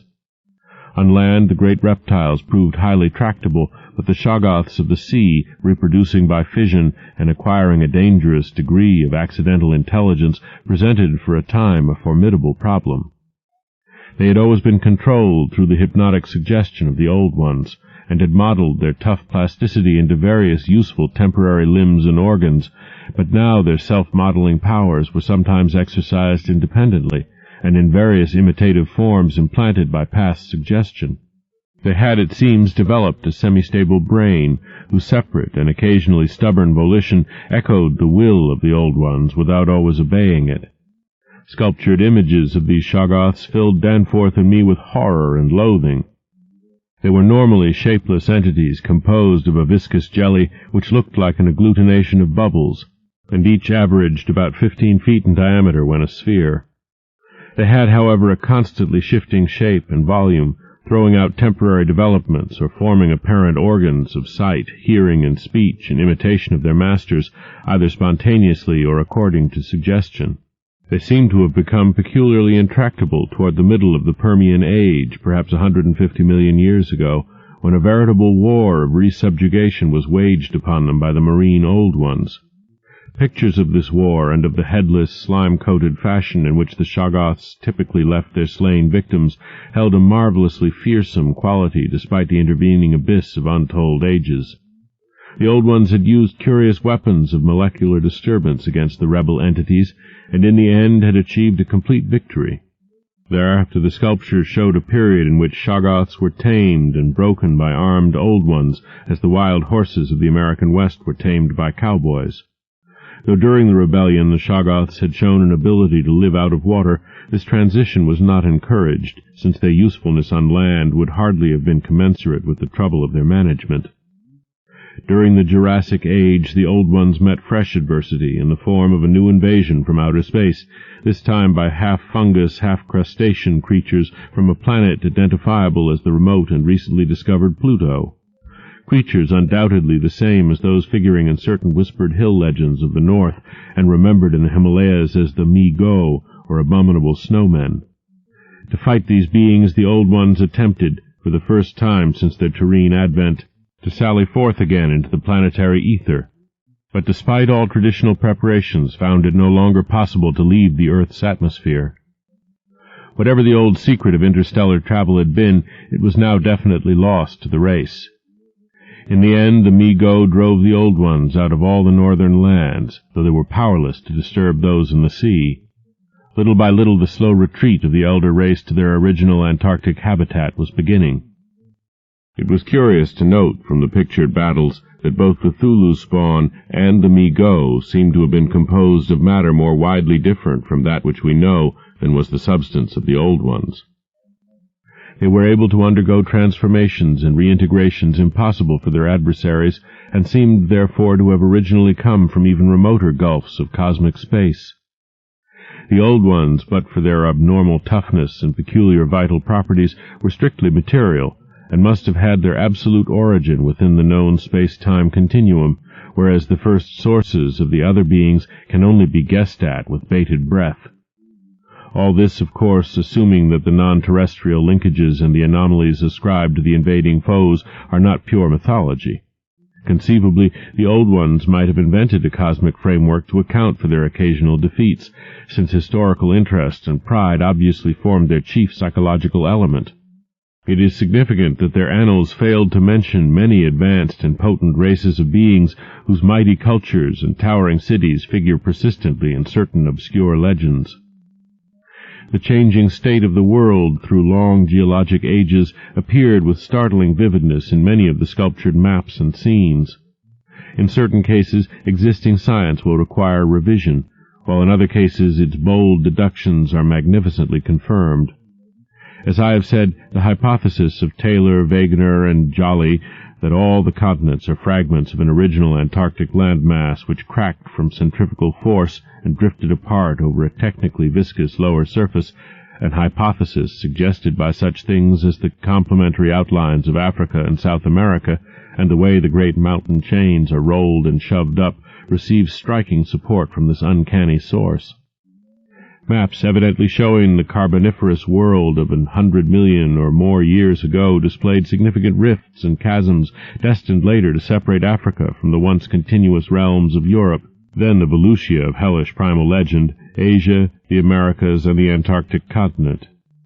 Other charts, and most significantly one in connection with the founding 50 million years ago of the vast dead city around us, showed all the present continents well differentiated. And in the latest discoverable specimen, dating perhaps from the Pliocene age, the approximate world of today appeared quite clearly despite the linkage of Alaska with Siberia, of North America with Europe through Greenland, and of South America with the Antarctic continent through Graham Land. In the Carboniferous map, the whole globe, ocean floor and rifted landmass alike, bore symbols of the old one's vast stone cities, but in the later charts the gradual recession toward the Antarctic became very plain. The final Pliocene specimen showed no land cities except on the Antarctic continent and the tip of South America, nor any ocean cities north of the 50th parallel of south latitude. Knowledge and interest in the northern world, save for a study of coastlines probably made during long exploration flights on those fan-like membranous wings, had evidently declined to zero among the old ones. Destruction of cities through the upthrust of mountains, the centrifugal rending of continents, the seismic convulsions of land or sea bottom, and other natural causes was a matter of common record, and it was curious to observe how fewer and fewer replacements were made as the ages wore on. The vast, dead megalopolis that yawned around us seemed to be the last general center of the race, built early in the Cretaceous age after a titanic earth-buckling had obliterated a still vaster predecessor not far distant. It appeared that this general region was the most sacred spot of all, where reputedly the first old ones had settled on a primal sea bottom. In the new city, many of whose features we could recognize in the sculptures, but which stretched fully 100 miles along the mountain range in each direction beyond the farthest limits of our aerial survey, there were reputed to be preserved certain sacred stones forming part of the first sea-bottom city, which were thrust up to light after long epochs in the course of the general crumpling of strata. 8. Naturally, Danforth and I studied with a special interest and a peculiarly personal sense of awe everything pertaining to the immediate district in which we were. Of this local material there was naturally a vast abundance, and on the tangled ground level of the city we were lucky enough to find a house of very late date, whose walls, though somewhat damaged by a neighboring rift, contained sculptures of decadent workmanship carrying the story of the region much beyond the period of the Pliocene map whence we derived our last general glimpse of the pre-human world. This was the last place we examined in detail, since what we found there gave us a fresh, immediate objective. Certainly we were in one of the strangest, weirdest, and most terrible of all the corners of Earth's globe. Of all existing lands it was infinitely the most ancient, and the conviction grew upon us that this hideous upland must indeed be the fabled nightmare plateau of Leng, which even the mad author of the Necronomicon was reluctant to discuss. The great mountain chain was tremendously long, starting as a low range at Luitpold Land on the coast of Weddell Sea, and virtually crossing the entire continent. The really high part stretched in a mighty arc from about latitude 82 degrees, east longitude 60 degrees, to latitude 70 degrees, east longitude 115 degrees. With its concave side toward our camp, and its seaward end in the region of that long, ice-locked coast whose hills were glimpsed by Wilkes and Mawson at the Antarctic Circle. Yet even more monstrous exaggerations of nature seemed disturbingly close at hand. I have said that these peaks are higher than the Himalayas, but the sculptures forbid me to say that they are Earth's highest. That grim honor is beyond doubt reserved for something which half the sculptures hesitated to record at all, whilst others approached it with obvious repugnance and trepidation.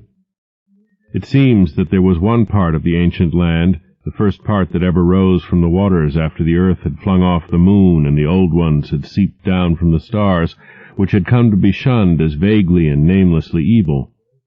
Cities built there had crumbled before their time and had been found suddenly deserted. Then, when the first great earth-buckling had convulsed the region in the Comanchean age, a frightful line of peaks had shot suddenly up amidst the most appalling din and chaos, and earth had received her loftiest and most terrible mountains.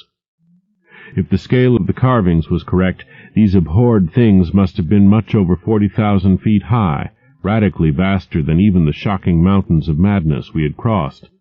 They extended, it appeared, from about latitude 77 degrees, east longitude 70 degrees, to latitude 70 degrees, east longitude 100 degrees, less than 300 miles away from the dead city, so that we would have spied their dreaded summits in the dim western distance had it not been for that vague opalescent haze. Their northern end must likewise be visible from the long Antarctic Circle coastline at Queen Mary Land. Some of the old ones in the decadent days had made strange prayers to those mountains, but none ever went near them or dared to guess what lay beyond. No human eye had ever seen them, and as I studied the emotions conveyed in the carvings, I prayed that none ever might. There are protecting hills along the coast beyond them, Queen Mary and Kaiser Wilhelm lands, and I thank heaven no one has been able to land and climb those hills.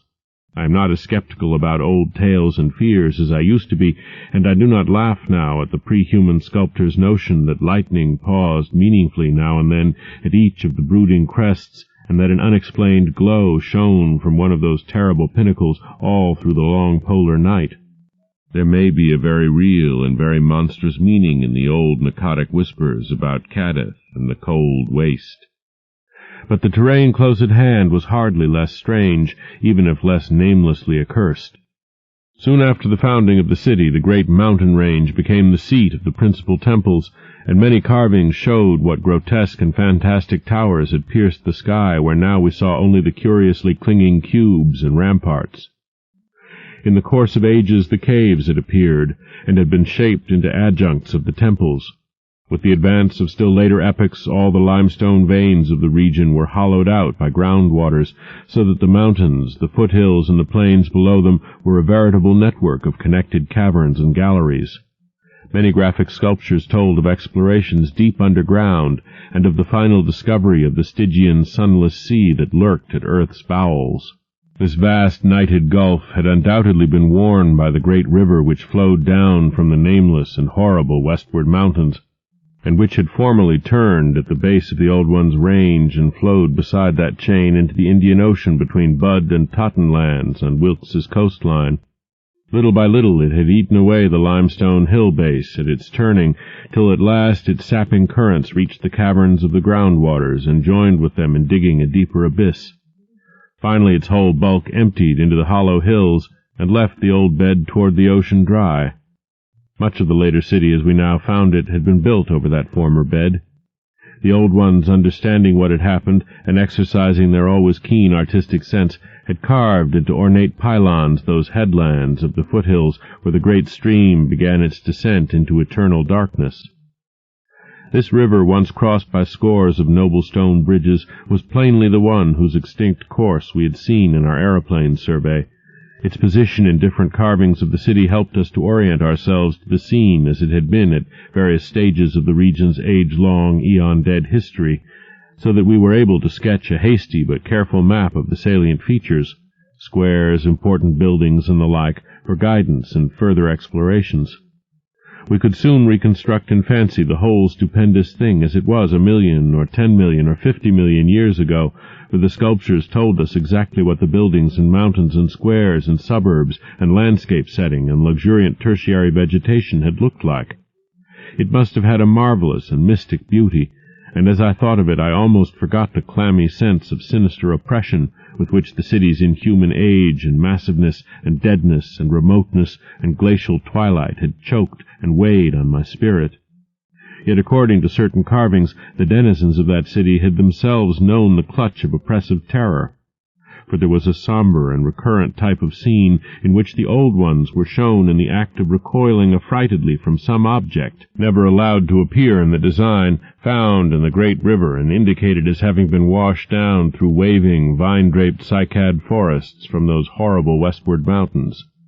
It was only in the one late-built house with the decadent carvings that we obtained any foreshadowing of the final calamity leading to the city's desertion. Undoubtedly there must have been many sculptures of the same age elsewhere, even allowing for the slackened energies and aspirations of a stressful and uncertain period.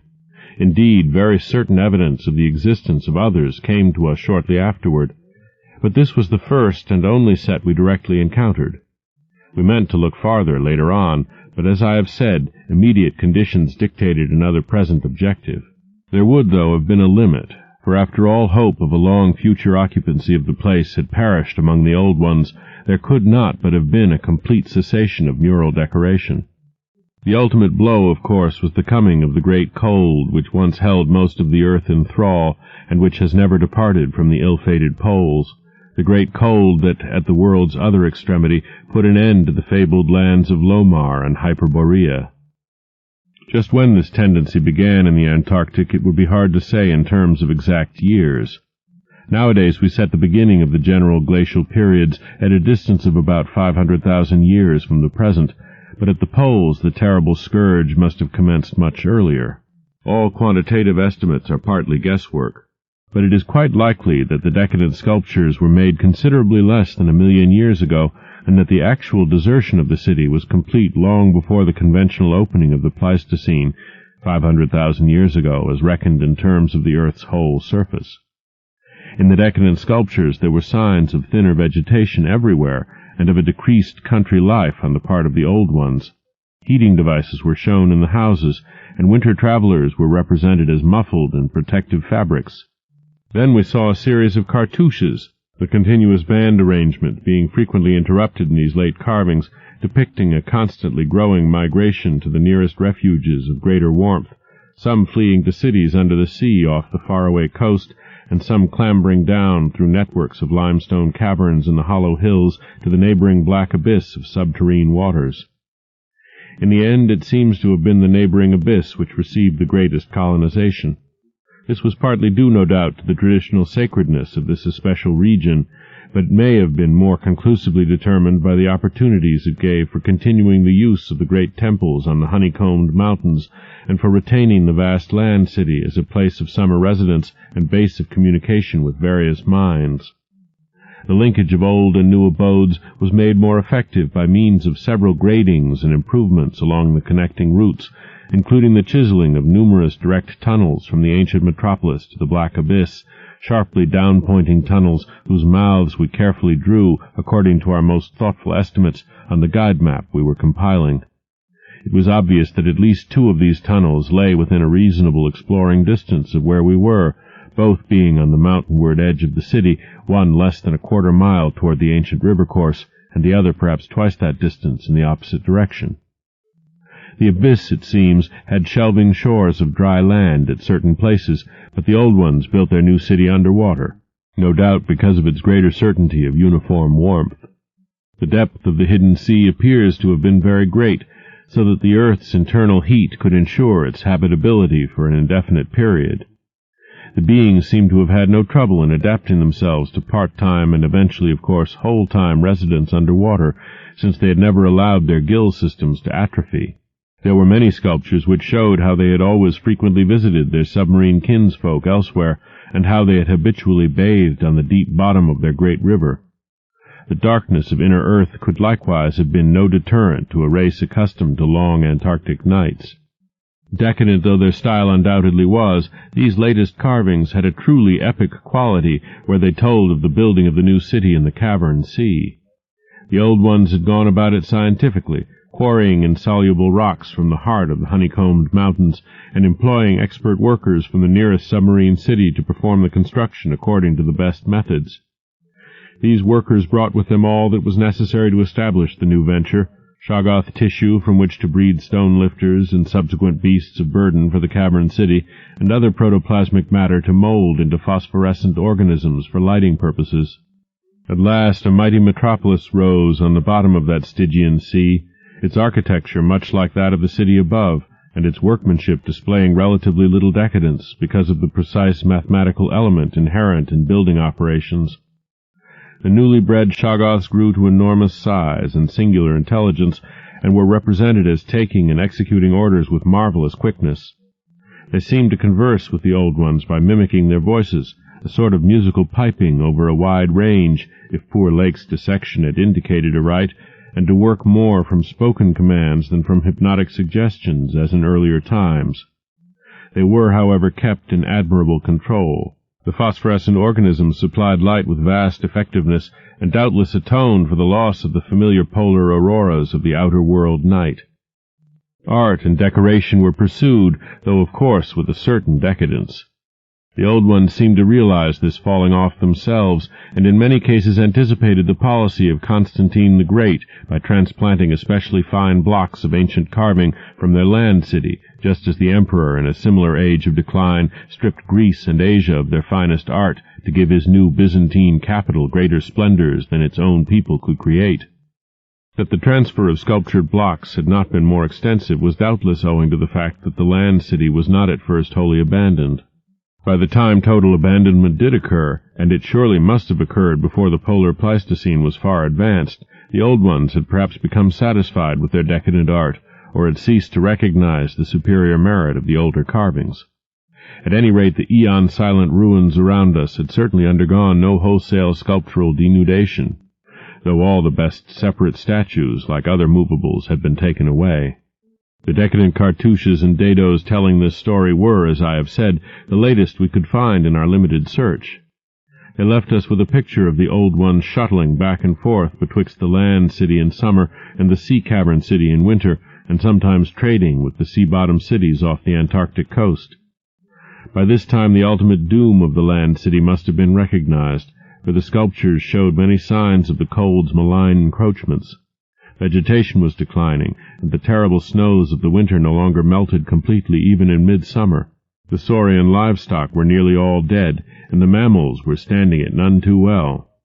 To keep on with the work of the upper world, it had become necessary to adapt some of the amorphous and curiously cold-resistant shoggoths to land life, a thing the old ones had formerly been reluctant to do.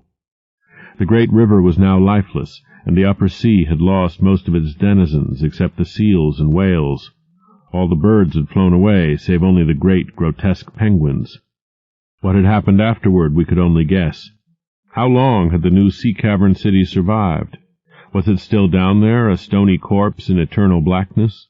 Had the subterranean waters frozen at last? To what fate had the ocean-bottom cities of the outer world been delivered? Had any of the old ones shifted north ahead of the creeping ice cap? Existing geology shows no trace of their presence. Had the frightful Mi-Go been still a menace in the outer land world of the north?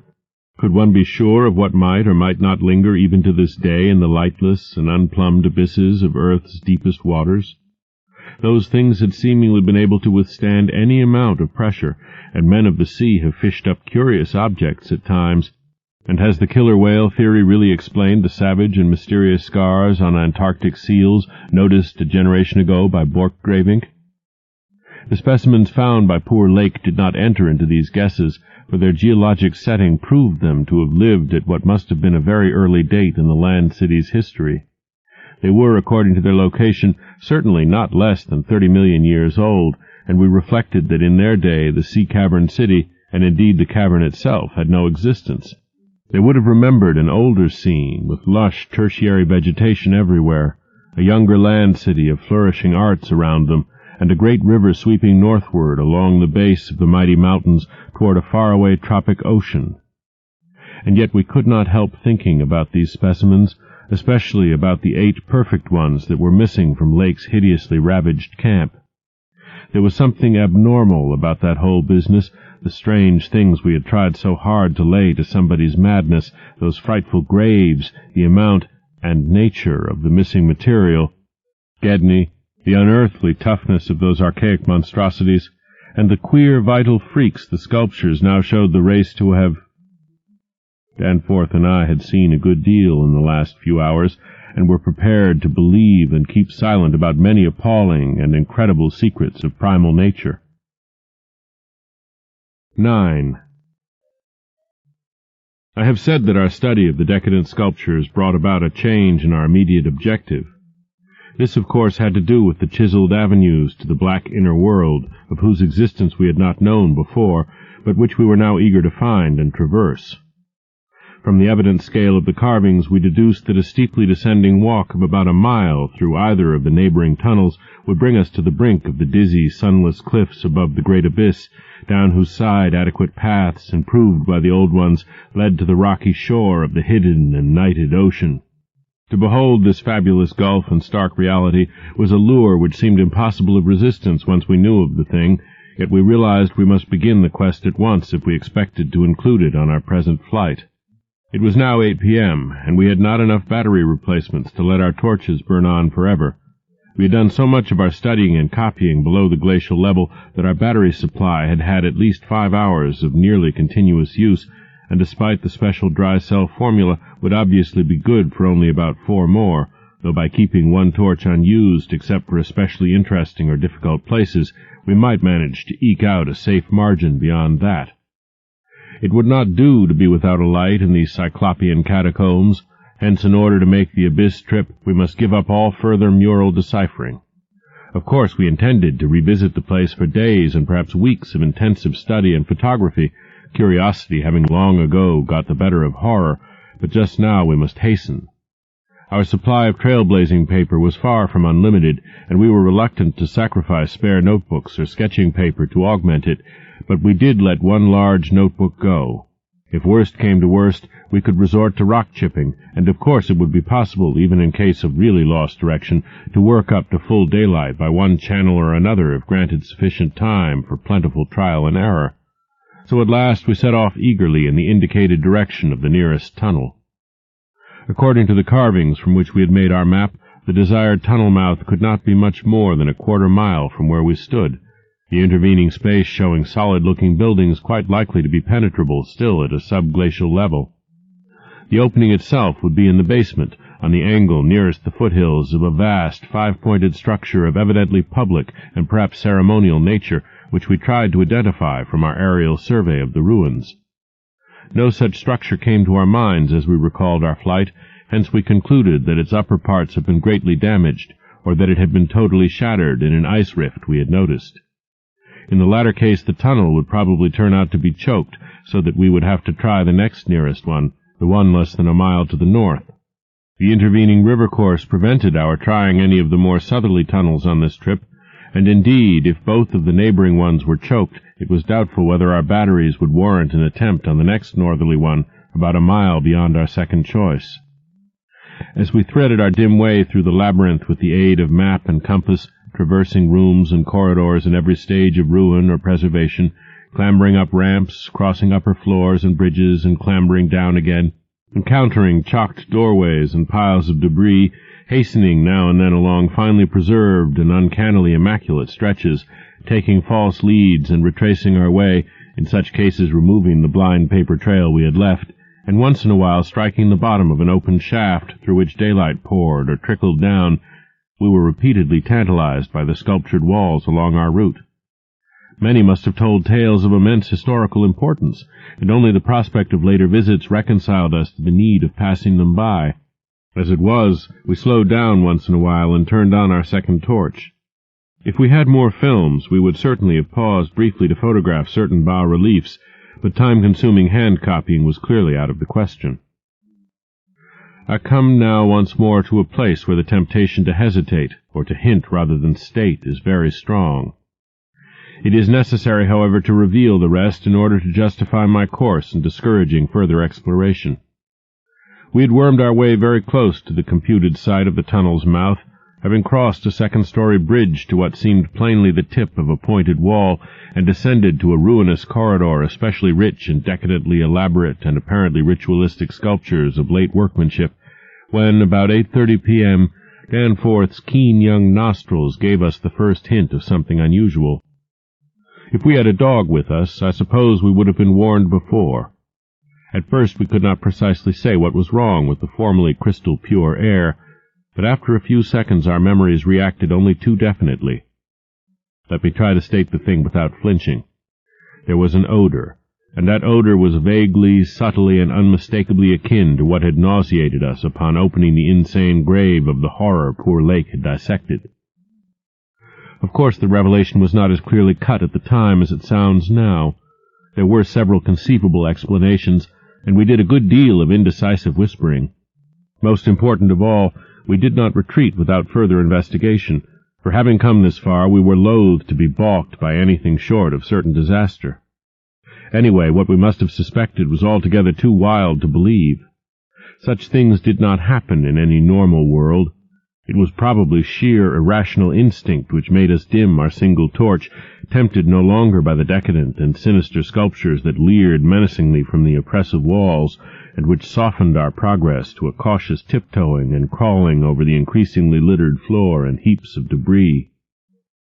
Danforth's eyes as well as nose proved better than mine, for it was likewise he who first noticed the queer aspect of the debris after we had passed many half-choked arches leading to chambers and corridors on the ground level.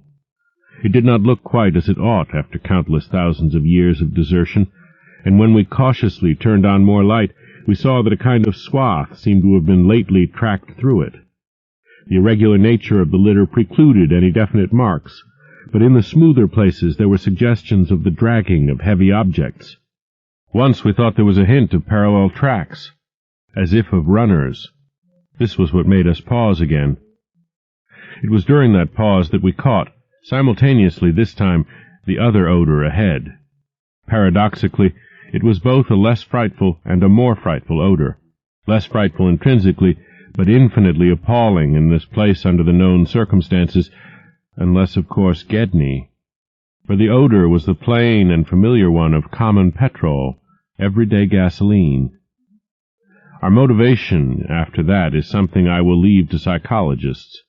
We knew now that some terrible extension of the camp horrors must have crawled into this nighted burial place of the eons, hence could not doubt any longer the existence of nameless conditions, present or at least recent, just ahead.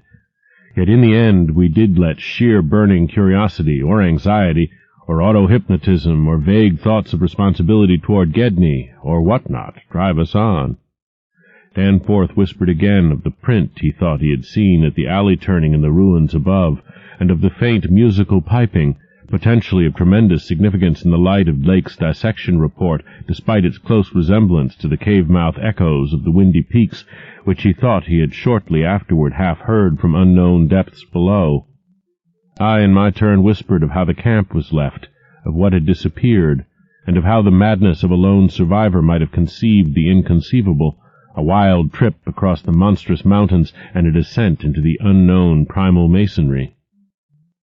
But we could not convince each other, or even ourselves, of anything definite. We had turned off all light as we stood still, and vaguely noticed that a trace of deeply filtered upper day kept the blackness from being absolute. Having automatically begun to move ahead, we guided ourselves by occasional flashes from our torch. The disturbed debris formed an impression we could not shake off, and the smell of gasoline grew stronger. More and more ruin met our eyes and hampered our feet, until very soon we saw that the forward way was about to cease. We had been all too correct in our pessimistic guess about that rift glimpsed from the air. Our tunnel quest was a blind one, and we were not even going to be able to reach the basement out of which the abyssward aperture opened. The torch, flashing over the grotesquely carven walls of the blocked corridor in which we stood, showed several doorways in various states of obstruction, and from one of them the gasoline odor, quite submerging that other hint of odor, came with a special distinctness. As we looked more steadily, we saw that beyond a doubt there had been a slight and recent clearing away of debris from that particular opening. Whatever the lurking horror might be, we believed the direct avenue toward it was now plainly manifest. I do not think anyone will wonder that we waited an appreciable time before making any further motion. And yet, when we did venture inside that black arch, our first impression was one of anticlimax. For amidst the littered expanse of that sculptured crypt, a perfect cube with sides of about 20 feet, there remained no recent object of instantly discernible size, so that we looked instinctively, though in vain, for a farther doorway. In another moment, however, Danforth's sharp vision had descried a place where the floor debris had been disturbed, and we turned on both torches full strength. Though what we saw in that light was actually simple and trifling, I am none the less reluctant to tell of it because of what it implied. It was a rough leveling of the debris, upon which several small objects lay carelessly scattered, and at one corner of which a considerable amount of gasoline must have been spilled lately enough to leave a strong odor, even at this extreme superplateau altitude. In other words, it could not be other than a sort of camp, a camp made by questing beings who, like us, had been turned back by the unexpectedly choked way to the abyss. Let me be plain. The scattered objects were, so far as substance was concerned, all from Lake's camp, and consisted of tin cans as queerly opened as those we had seen at that ravaged place, many spent matches, 3 illustrated books more or less curiously smudged, an empty ink bottle with its pictorial and instructional carton, a broken fountain pen, some oddly snipped fragments of fur and tent cloth, a used electric battery with circular of directions, a folder that came with our type of tent heater, and a sprinkling of crumpled papers. End of Side 7. To continue, turn the cassette over. Side 8. Tales of H.P. Lovecraft by H.P. Lovecraft. Continuing with At the Mountains of Madness on page 201. It was all bad enough, but when we smoothed out the papers and looked at what was on them, we felt we had come to the worst. We had found certain inexplicably blotted papers at the camp which might have prepared us, yet the effect of the sight down there in the pre-human vaults of a nightmare city was almost too much to bear. A mad Gedney might have made the groups of dots in imitation of those found on the greenish soapstones, just as the dots on those insane 5-pointed grave mounds might have been made, and he might conceivably have prepared rough, hasty sketches, varying in their accuracy or lack of it, which outlined the neighboring parts of the city and traced the way from a circularly represented place outside our previous route, a place we identified as a great cylindrical tower in the carvings, and as a vast circular gulf glimpsed in our aerial survey, to the present 5-pointed structure and the tunnel mouth therein. He might, I repeat, have prepared such sketches, for those before us were quite obviously compiled as our own had been from late sculptures somewhere in the glacial labyrinth, though not from the ones which we had seen and used. But what this art-blind bungler could never have done was to execute those sketches in a strange and assured technique, perhaps superior, despite haste and carelessness, to any of the decadent carvings from which they were taken, the characteristic and unmistakable technique of the old ones themselves in the dead city's heyday. There are those who will say Danforth and I were utterly mad not to flee for our lives after that, since our conclusions were now, notwithstanding their wildness, completely fixed, and of a nature I need not even mention to those who have read my account as far as this. Perhaps we were mad, for have I not said those horrible peaks were mountains of madness? But I think I can detect something of the same spirit, albeit in a less extreme form, in the men who stalk deadly beasts through African jungles to photograph them or study their habits. Half paralyzed with terror though we were, there was nevertheless fanned within us a blazing flame of awe and curiosity which triumphed in the end. Of course, we did not mean to face that or those which we knew had been there, but we felt that they must be gone by now. They would by this time have found the other neighboring entrance to the abyss, and have passed within to whatever night-black fragments of the past might await them in the ultimate gulf they had never seen. Or if that entrance, too, was blocked, they would have gone on to the north, seeking another. They were, we remembered, partly independent of light. Looking back to that moment, I can scarcely recall just what precise form our new emotions took, just what change of immediate objective it was that so sharpened our sense of expectancy. We certainly did not mean to face what we feared, yet I will not deny that we may have had a lurking unconscious wish to spy certain things from some hidden vantage point. Probably we had not given up our zeal to glimpse the abyss itself, though there was interposed a new goal in the form of that great circular place shown on the crumpled sketches we had found. We had at once recognized it as a monstrous cylindrical tower figuring in the very earliest carvings, but appearing only as a prodigious round aperture from above. Something about the impressiveness of its rendering, even in these hasty diagrams, made us think that its subglacial levels must still form a feature of peculiar importance. Perhaps it embodied architectural marvels as yet unencountered by us. It was certainly of incredible age according to the sculptures in which it figured, being indeed among the first things built in the city. Its carvings, if preserved, could not but be highly significant. Moreover, it might form a good present link with the upper world, a shorter route than the one we were so carefully blazing, and probably that by which those others had descended. At any rate, the thing we did was to study the terrible sketches, which quite perfectly confirmed our own, and start back over the indicated course to the circular place, the course which our nameless predecessors must have traversed twice before us. The other neighboring gate to the abyss would lie beyond that. I need not speak of our journey, during which we continued to leave an economical trail of paper, for it was precisely the same in kind as that by which we had reached the cul-de-sac, except that it tended to adhere more closely to the ground level and even descend to basement corridors. Every now and then we could trace certain disturbing marks in the debris or litter underfoot, and after we had passed outside the radius of the gasoline scent we were again faintly conscious, spasmodically, of that more hideous and more persistent scent. After the way had branched from our former course, we sometimes gave the rays of our single torch a furtive sweep along the walls, noting in almost every case the well-nigh omnipresent sculptures, which indeed seemed to have formed a main aesthetic outlet for the old ones.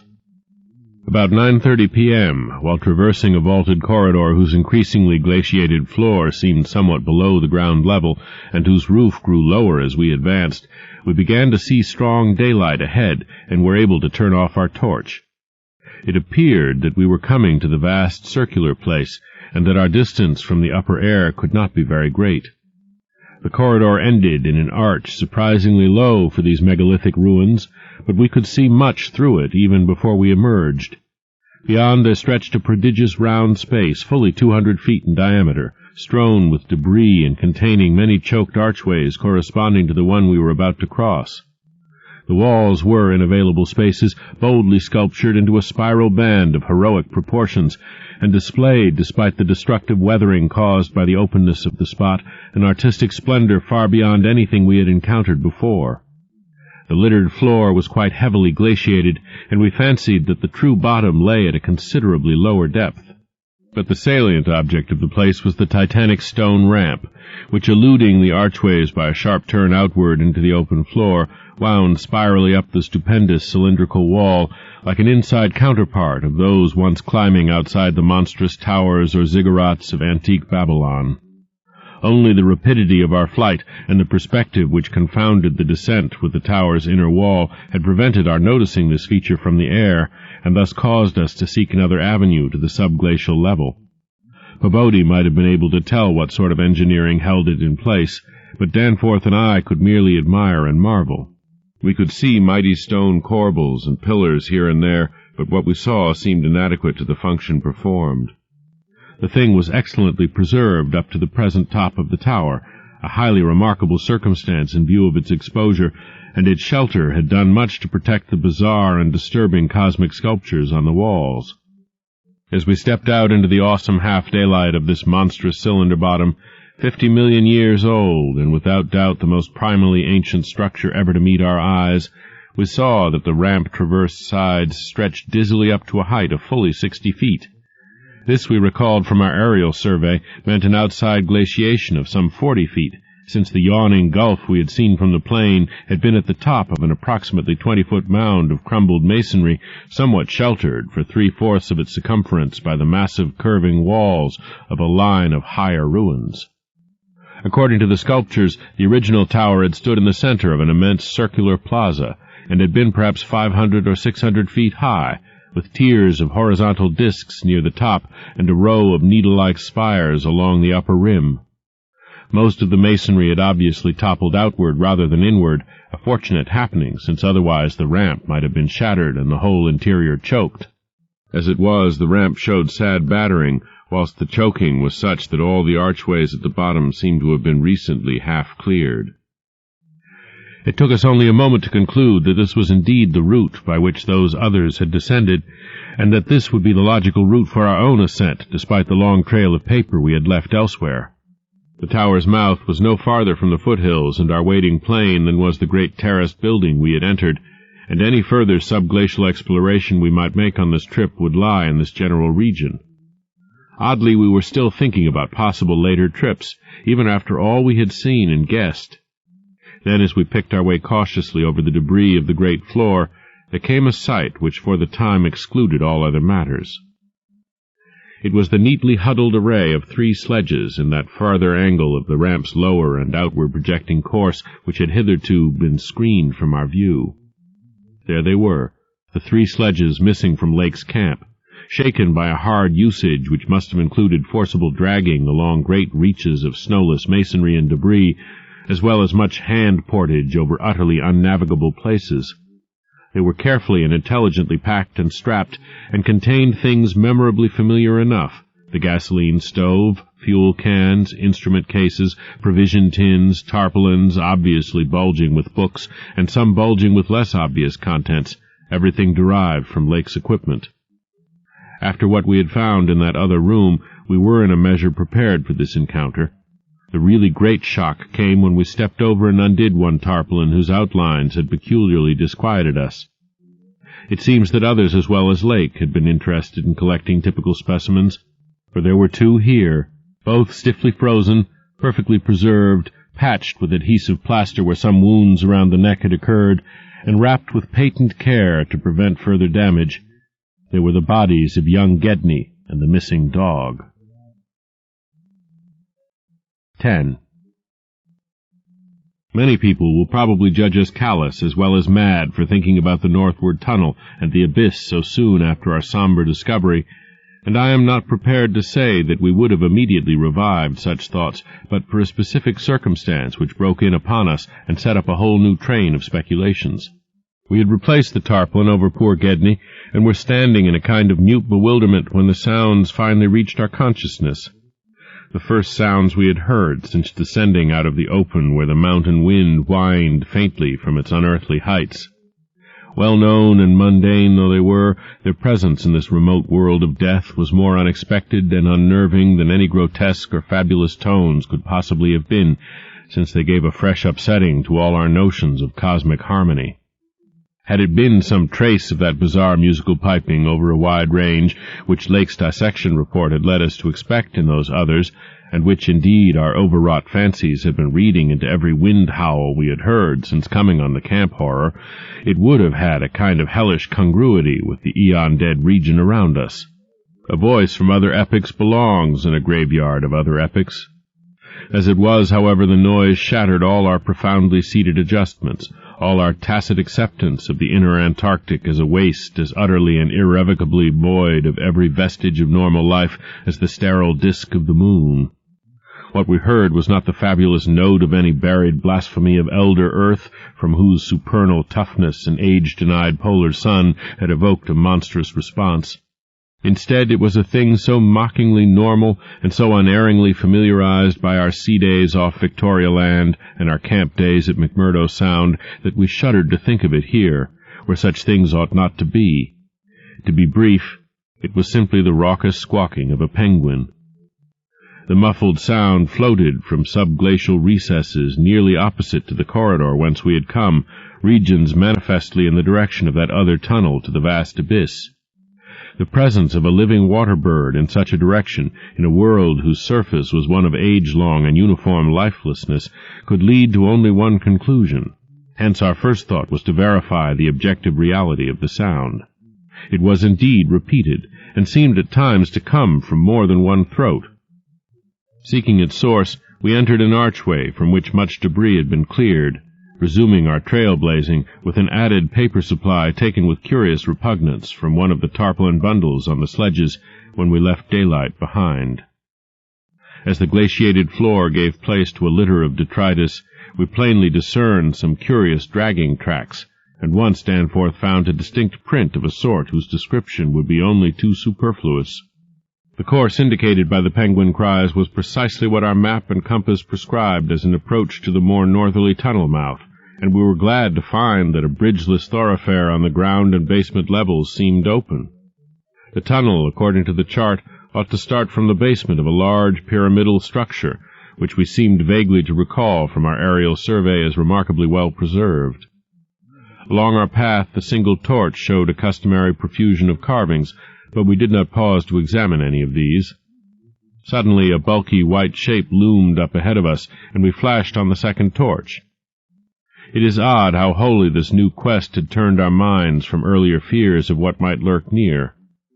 Those other ones, having left their supplies in the great circular place, must have planned to return after their scouting trip toward or into the abyss, yet we had now discarded all caution concerning them as completely as if they had never existed. This white, waddling thing was fully 6 feet high, yet we seemed to realize at once that it was not one of those others. They were larger and dark, and according to the sculptures, their motion over land surfaces was a swift, assured matter despite the queerness of their sea-borne tentacle equipment.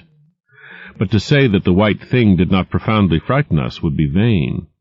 We were indeed clutched for an instant by a primitive dread, almost sharper than the worst of our reasoned fears regarding those others. Then came a flash of anticlimax as the white shape sidled into a lateral archway to our left to join 2 others of its kind which had summoned it in raucous tones. For it was only a penguin, albeit of a huge, unknown species, larger than the greatest of the known king penguins, and monstrous in its combined albinism and virtual eyelessness. When we had followed the thing into the archway and turned both our torches on the indifferent and unheeding group of 3, we saw that they were all eyeless albinos of the same unknown and gigantic species. Their size reminded us of some of the archaic penguins depicted in the Old One's sculptures, and it did not take us long to conclude that they were descended from the same stock, undoubtedly surviving through a retreat to some warmer inner region whose perpetual blackness had destroyed their pigmentation and atrophied their eyes to mere useless slits. That their present habitat was the vast abyss we sought was not for a moment to be doubted, and this evidence of the gulf's continued warmth and habitability filled us with the most curious and subtly perturbing fancies. We wondered, too, what had caused these 3 birds to venture out of their usual domain. The state and silence of the great dead city made it clear that it had at no time been an habitual seasonal rookery, whilst the manifest indifference of the trio to our presence made it seem odd that any passing party of those others should have startled them. Was it possible that those others had taken some aggressive action or tried to increase their meat supply? We doubted whether that pungent odor which the dogs had hated could cause an equal antipathy in these penguins, since their ancestors had obviously lived on excellent terms with the old ones, an amicable relationship which must have survived in the abyss below as long as any of the old ones remained.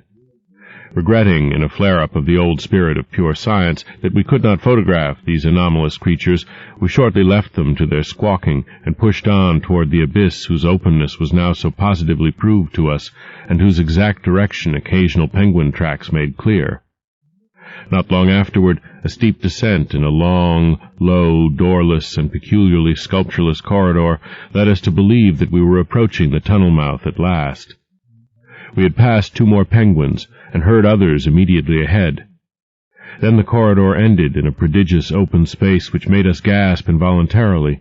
A perfect inverted hemisphere, obviously deep underground, fully 100 feet in diameter and 50 feet high, with low archways opening around all parts of the circumference but one, and that one yawning cavernously with a black-arched aperture which broke the symmetry of the vault to a height of nearly 15 feet. It was the entrance to the great abyss. In this vast hemisphere, whose concave roof was impressively, though decadently carved to a likeness of the primordial celestial dome, a few albino penguins waddled, aliens there, but indifferent and unseeing. The black tunnel yawned indefinitely off at a steep descending grade, its aperture adorned with grotesquely chiseled jambs and lintel. From that cryptical mouth we fancied a current of slightly warmer air, and perhaps even a suspicion of vapor proceeded, and we wondered what living entities other than penguins the limitless void below and the contiguous honeycombings of the land and the Titan mountains might conceal. We wondered, too, whether the trace of mountain-top smoke at first suspected by poor Lake, as well as the odd haze we had ourselves perceived around the rampart-crowned peak, might not be caused by the tortuous-channeled rising of some such vapor from the unfathomed regions of Earth's core. Entering the tunnel, we saw that its outline was, at least at the start, about 15 feet each way, sides, floor, and arched roof composed of the usual megalithic masonry. The sides were sparsely decorated with cartouches of conventional designs in a late decadent style, and all the construction and carving were marvelously well preserved. The floor was quite clear, except for a slight detritus bearing outgoing penguin tracks and the inward tracks of those others. The farther one advanced, the warmer it became, so that we were soon unbuttoning our heavy garments. We wondered whether there were any actual igneous manifestations below, and whether the waters of that sunless sea were hot. After a short distance, the masonry gave place to solid rock, though the tunnel kept the same proportions and presented the same aspect of carved regularity. Occasionally its varying grade became so steep that grooves were cut in the floor. Several times we noted the mouths of small lateral galleries not recorded in our diagrams, none of them such as to complicate the problem of our return, and all of them welcome as possible refuges in case we met unwelcome entities on their way back from the abyss. The nameless scent of such things was very distinct. Doubtless it was suicidally foolish to venture into that tunnel under the known conditions, but the lure of the unplumbed is stronger in certain persons than most suspect. Indeed, it was just such a lure which had brought us to this unearthly polar waste in the first place. We saw several penguins as we passed along, and speculated on the distance we would have to traverse. The carvings had led us to expect a steep downhill walk of about a mile to the abyss, but our previous wanderings had shown us that matters of scale were not wholly to be depended on. After about a quarter of a mile, that nameless scent became greatly accentuated, and we kept very careful track of the various lateral openings we passed. There was no visible vapor as at the mouth, but this was doubtless due to the lack of contrasting cooler air. The temperature was rapidly ascending, and we were not surprised to come upon a careless heap of material shudderingly familiar to us. It was composed of furs and tent cloth taken from Lake's camp, and we did not pause to study the bizarre forms into which the fabrics had been slashed.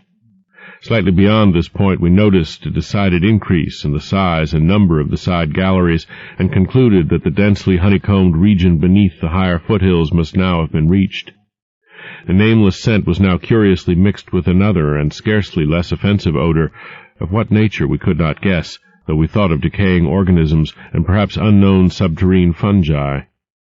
Then came a startling expansion of the tunnel for which the carvings had not prepared us, a broadening and rising into a lofty, natural-looking elliptical cavern with a level floor some 75 feet long and 50 broad, and with many immense side passages leading away into cryptical darkness. Though this cavern was natural in appearance, an inspection with both torches suggested that it had been formed by the artificial destruction of several walls between adjacent honeycombings. The walls were rough, and the high vaulted roof was thick with stalactites, but the solid rock floor had been smoothed off and was free from all debris, detritus, or even dust to a positively abnormal extent.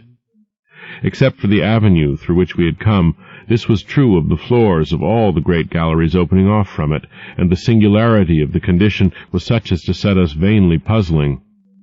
The curious new fetor which had supplanted the nameless scent was excessively pungent here, so much so that it destroyed all trace of the other.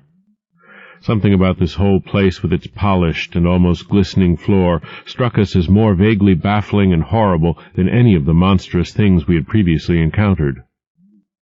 The regularity of the passage immediately ahead, as well as the larger proportion of penguin droppings there, prevented all confusion as to the right course amidst the plethora of equally great cave mouths. Nevertheless, we resolved to resume our paper trail blazing if any further complexity should develop, for dust tracks, of course, could no longer be expected. Upon resuming our direct progress, we cast a beam of torchlight over the tunnel walls, and stopped short in amazement at the supremely radical change which had come over the carvings in this part of the passage. We realized, of course, the great decadence of the old one's sculpture at the time of the tunneling, and had indeed noticed the inferior workmanship of the arabesques in the stretches behind us. But now, in this deeper section beyond the cavern, there was a sudden difference wholly transcending explanation. A difference in basic nature as well as in mere quality, and involving so profound and calamitous a degradation of skill that nothing in the hitherto observed rate of decline could have led one to expect it. This new and degenerate work was coarse, bold, and wholly lacking in delicacy of detail. It was countersunk with exaggerated depth in bands following the same general line as the sparse cartouches of the earlier sections, but the height of the reliefs did not reach the level of the general surface. Danforth had the idea that it was a second carving, a sort of palimpsest formed after the obliteration of a previous design.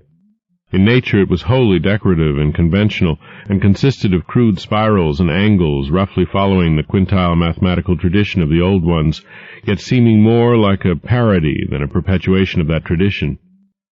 We could not get it out of our minds that some subtly but profoundly alien element had been added to the aesthetic feeling behind the technique, an alien element, Danforth guessed, that was responsible for the manifestly laborious substitution.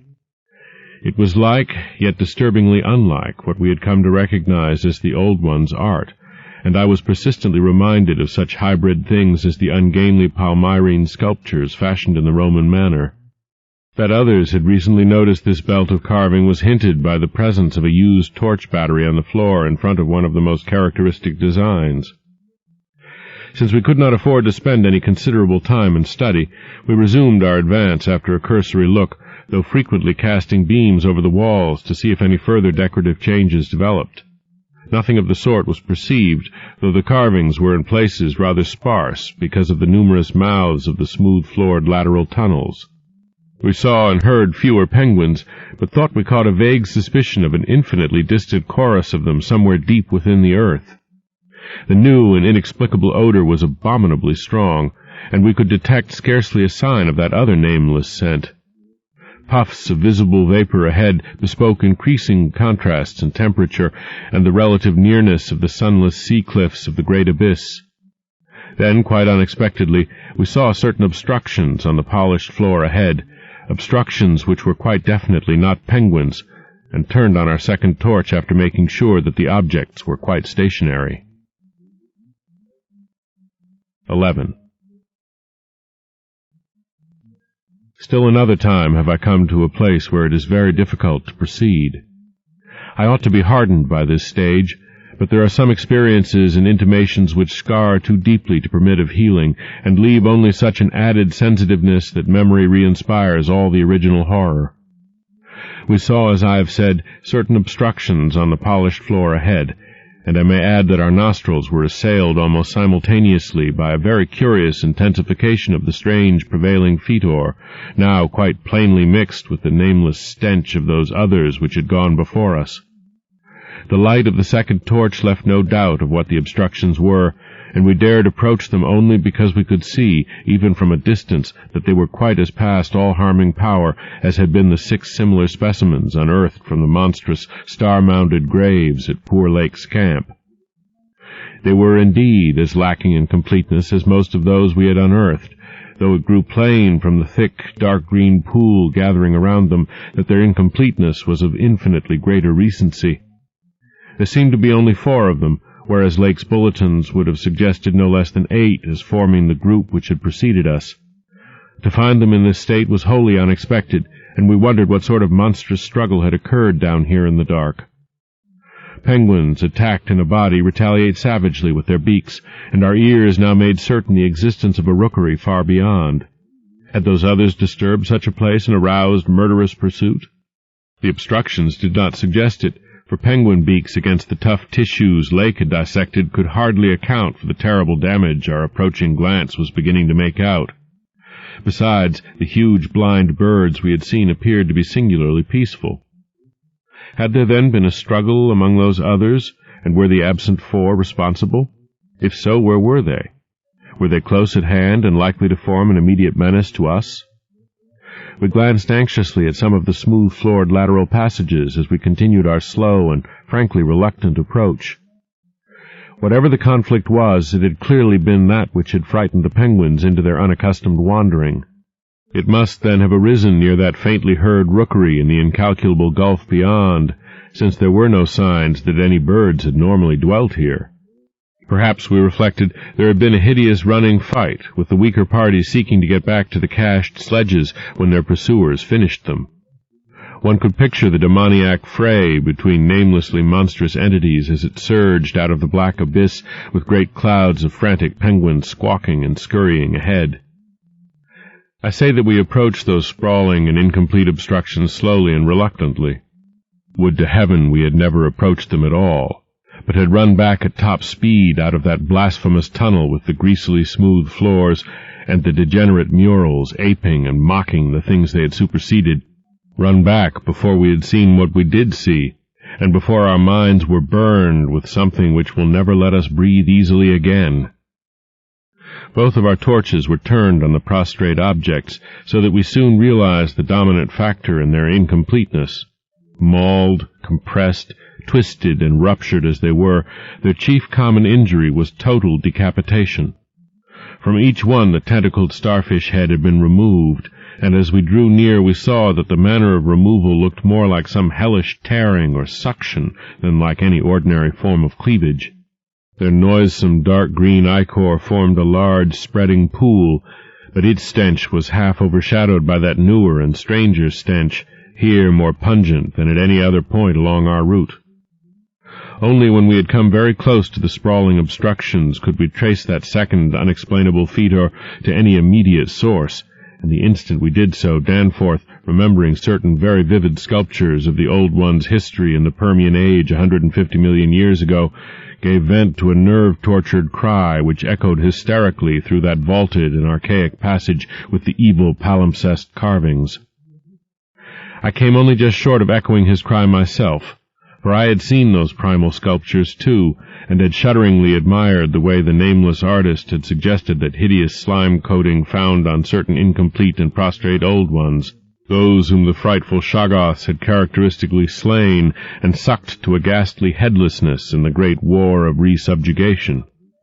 They were infamous, nightmare sculptures even when telling of age-old bygone things, for Shoggoths and their work ought not to be seen by human beings or portrayed by any beings.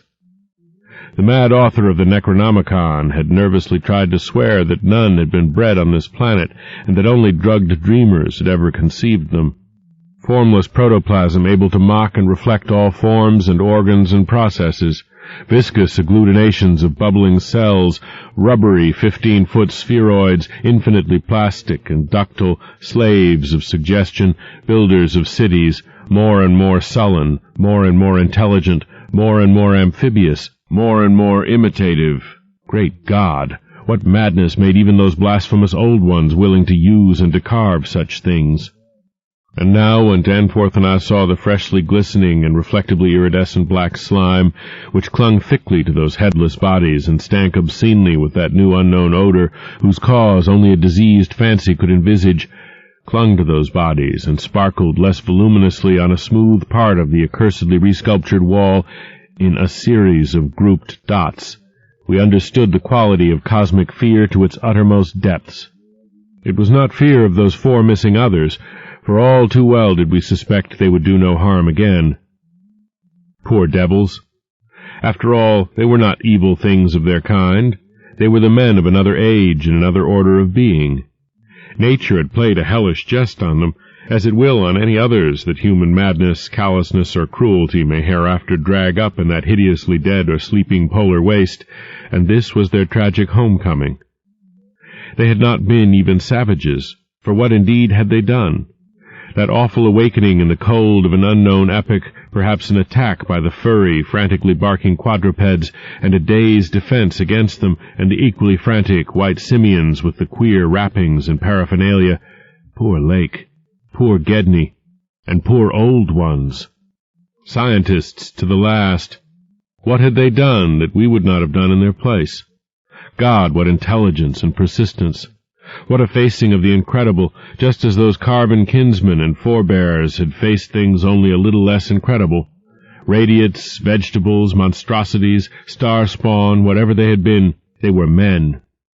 They had crossed the icy peaks on whose templed slopes they had once worshipped and roamed among the tree ferns. They had found their dead city brooding under its curse, and had read its carven latter days as we had done. They had tried to reach their living fellows in fabled depths of blackness they had never seen, and what had they found? All this flashed in unison through the thoughts of Danforth and me as we looked from those headless, slime-coated shapes to the loathsome palimpsest sculptures and the diabolical dot groups of fresh slime on the walls beside them, looked and understood what must have triumphed and survived down there in the cyclopean water city of that nighted, penguin-fringed abyss, whence even now a sinister, curling mist had begun to belch pallidly as if in answer to Danforth's hysterical scream. The shock of recognizing that monstrous slime and headlessness had frozen us into mute, motionless statues, and it is only through later conversations that we have learned of the complete identity of our thoughts at that moment. It seemed eons that we stood there, but actually it could not have been more than 10 or 15 seconds. That hateful, pallid mist curled forward as if veritably driven by some remoter advancing bulk. And then came a sound which upset much of what we had just decided, and in so doing broke the spell and enabled us to run like mad past squawking, confused penguins over our former trail, back to the city, along ice-sunken megalithic corridors to the great open circle, and up that archaic spiral ramp in a frenzied automatic plunge for the sane outer air and light of day. The new sound, as I have intimated, upset much that we had decided, because it was what poor Lake's dissection had led us to attribute to those we had just judged dead.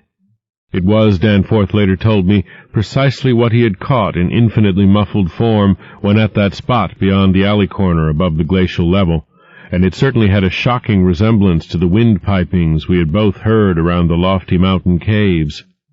At the risk of seeming puerile, I will add another thing, too, if only because of the surprising way Danforth's impression chimed with mine. Of course, common reading is what prepared us both to make the interpretation, though Danforth has hinted at queer notions about unsuspected and forbidden sources to which Poe may have had access when writing his Arthur Gordon Pym a century ago.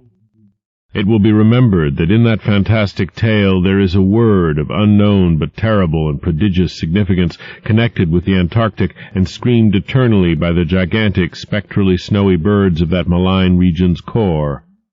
Tekeli-li, Tekeli-li. That, I may admit, is exactly what we thought we heard conveyed by that sudden sound behind the advancing white mist, that insidious musical piping over a singularly wide range.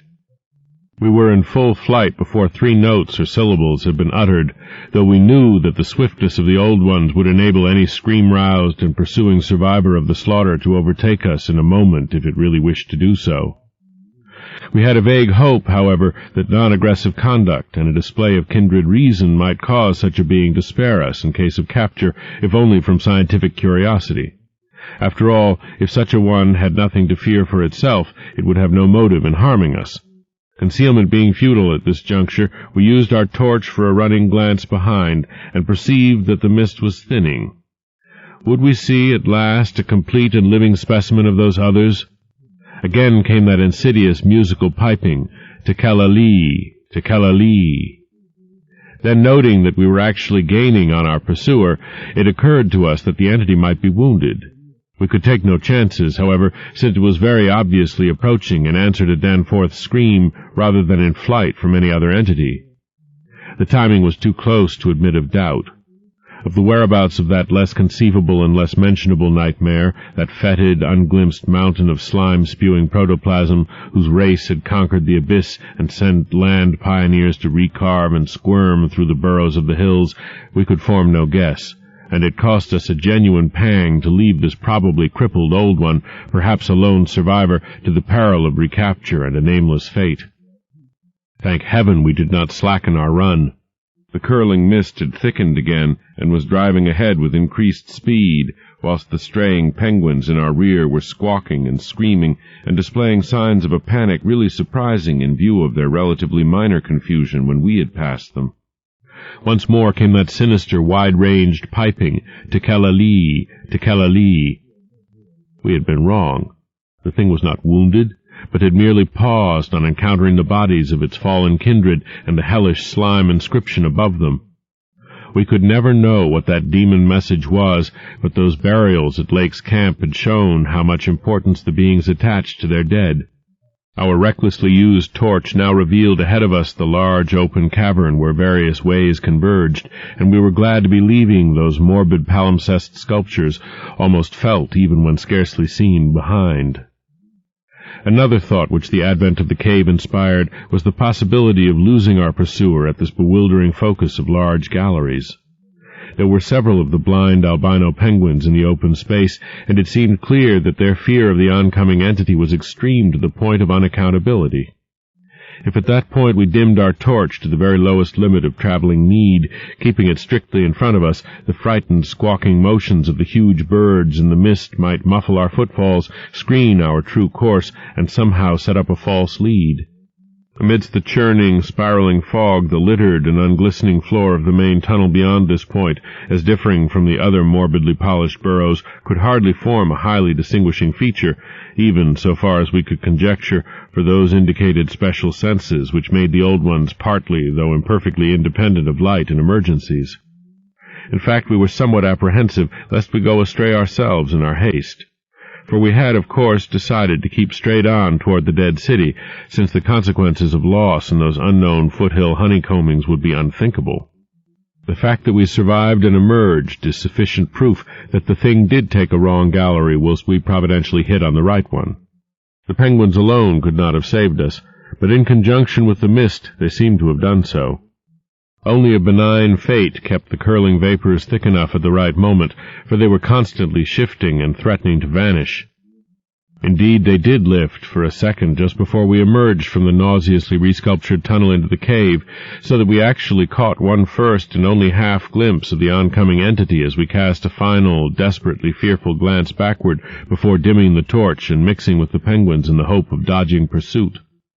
If the fate which screened us was benign, that which gave us the half-glimpse was infinitely the opposite, for to that flash of semi-vision can be traced a full half of the horror which has ever since haunted us. Our exact motive in looking back again was perhaps no more than the immemorial instinct of the pursued to gauge the nature and course of its pursuer, or perhaps it was an automatic attempt to answer a subconscious question raised by one of our senses. In the midst of our flight, with all our faculties centered on the problem of escape, we were in no condition to observe and analyze details, yet even so our latent brain cells must have wondered at the message brought them by our nostrils. Afterward we realized what it was, that our retreat from the fetid slime coating on those headless obstructions and the coincident approach of the pursuing entity had not brought us the exchange of stenches which logic called for. In the neighborhood of the prostrate things, that new and lately unexplained fetor had been wholly dominant, but by this time it ought to have largely given place to the nameless stench associated with those others. This it had not done, for instead the newer and less bearable smell was now virtually undiluted and growing more and more poisonously insistent each second. So we glanced back. Simultaneously, it would appear, though no doubt the incipient motion of one prompted the imitation of the other. As we did so, we flashed both torches full strength at the momentarily thinned mist, either from sheer primitive anxiety to see all we could, or in a less primitive but equally unconscious effort to dazzle the entity before we dimmed our light and dodged among the penguins of the labyrinth center ahead. Unhappy act! Not Orpheus himself or Lot's wife paid much more dearly for a backward glance. And again came that shocking, wide-ranged piping, "Tekela-lee, Tekela-lee." I might as well be frank, even if I cannot bear to be quite direct, in stating what we saw, though at the time we felt that it was not to be admitted even to each other. The words reaching the reader can never even suggest the awfulness of the sight itself. It crippled our consciousness so completely that I wonder we had the residual sense to dim our torches as planned and to strike the right tunnel toward the dead city. Instinct alone must have carried us through, perhaps better than reason could have done, though if that was what saved us, we paid a high price. Of reason we certainly had little enough left. Danforth was totally unstrung, and the first thing I remember of the rest of the journey was hearing him light-headedly chant an hysterical formula in which I alone of mankind could have found anything but insane irrelevance. It reverberated in falsetto echoes among the squawks of the penguins, reverberated through the vaultings ahead, and, thank God, through the now empty vaultings behind. He could not have begun it at once, else we would not have been alive and blindly racing. I shudder to think of what a shade of difference in his nervous reactions might have brought. South Station under, Washington under, Park Street under, Kendall, Central, Harvard, The poor fellow was chanting the familiar stations of the Boston-Cambridge Tunnel that burrowed through our peaceful native soil thousands of miles away in New England, yet to me the ritual had neither irrelevance nor home feeling. It had only horror, because I knew unerringly the monstrous, nefandous analogy that had suggested it. We had expected, upon looking back, to see a terrible and incredibly moving entity if the mists were thin enough, but of that entity we had formed a clear idea. What we did see, for the mists were indeed all too malignly thinned, was something altogether different, and immeasurably more hideous and detestable.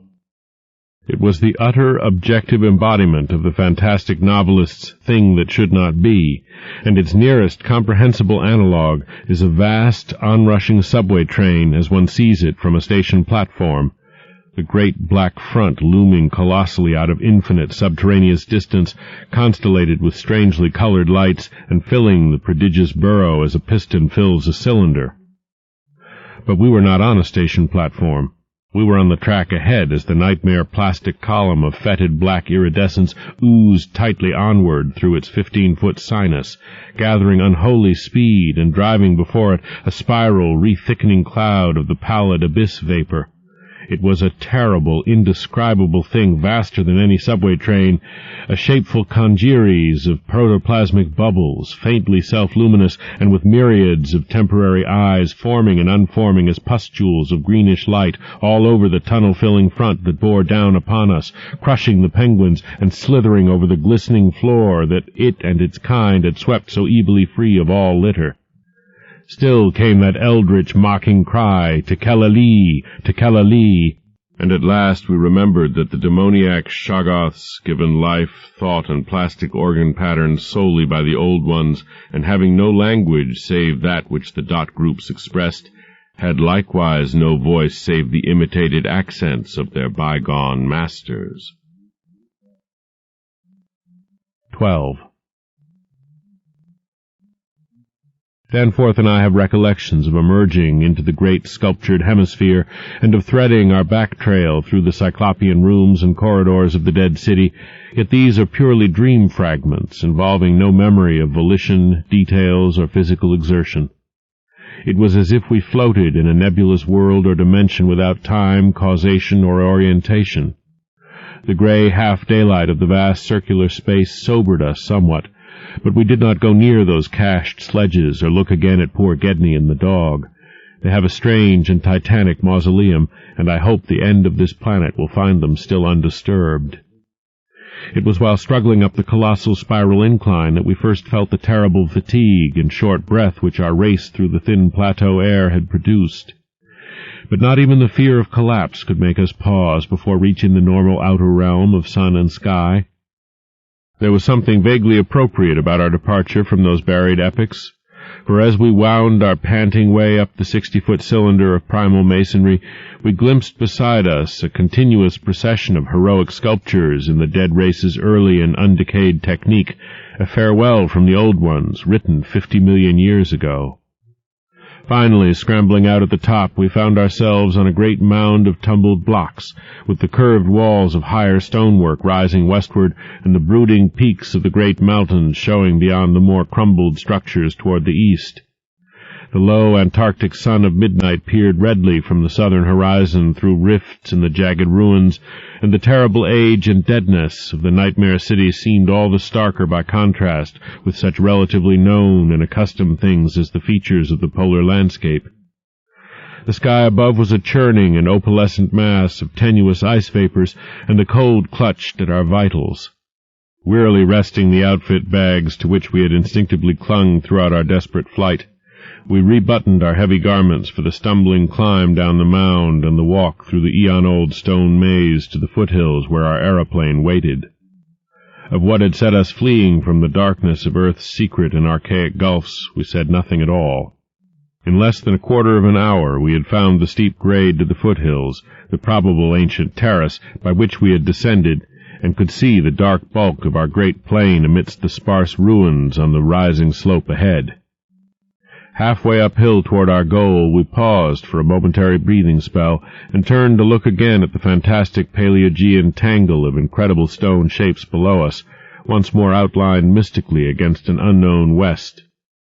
As we did so, we saw that the sky beyond had lost its morning haziness, the restless ice vapors having moved up to the zenith, where their mocking outlines seemed on the point of settling into some bizarre pattern which they feared to make quite definite or conclusive.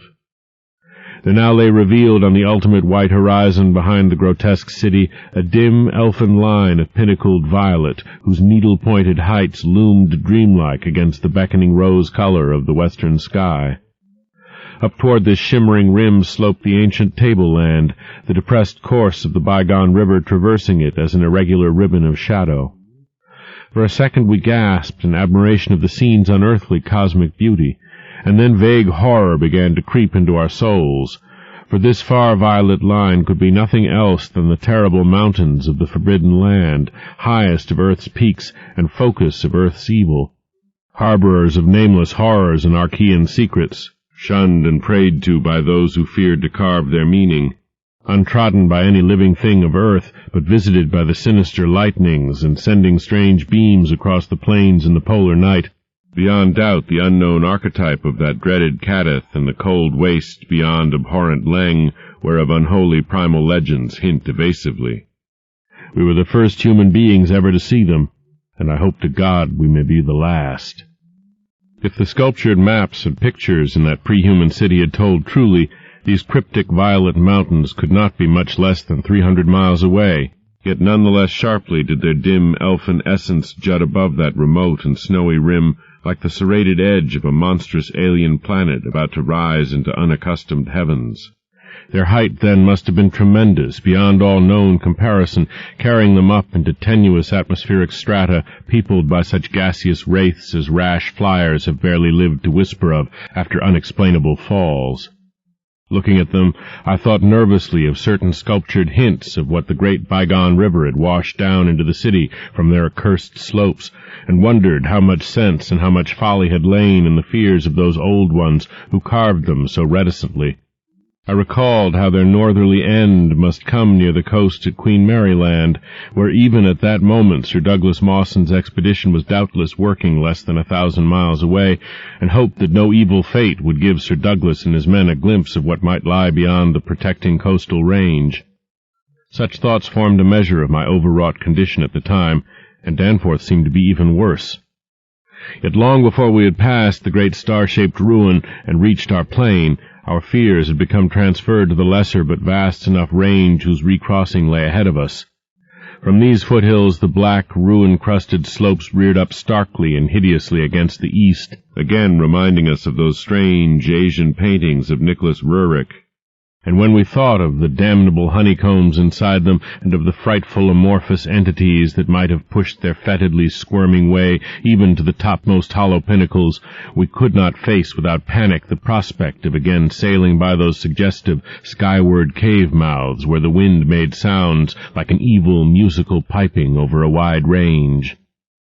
To make matters worse, we saw distinct traces of local mist around several of the summits, as poor Lake must have done when he made that early mistake about volcanism, and thought shiveringly of that kindred mist from which we had just escaped, of that and of the blasphemous, horror-fostering abyss whence all such vapors came.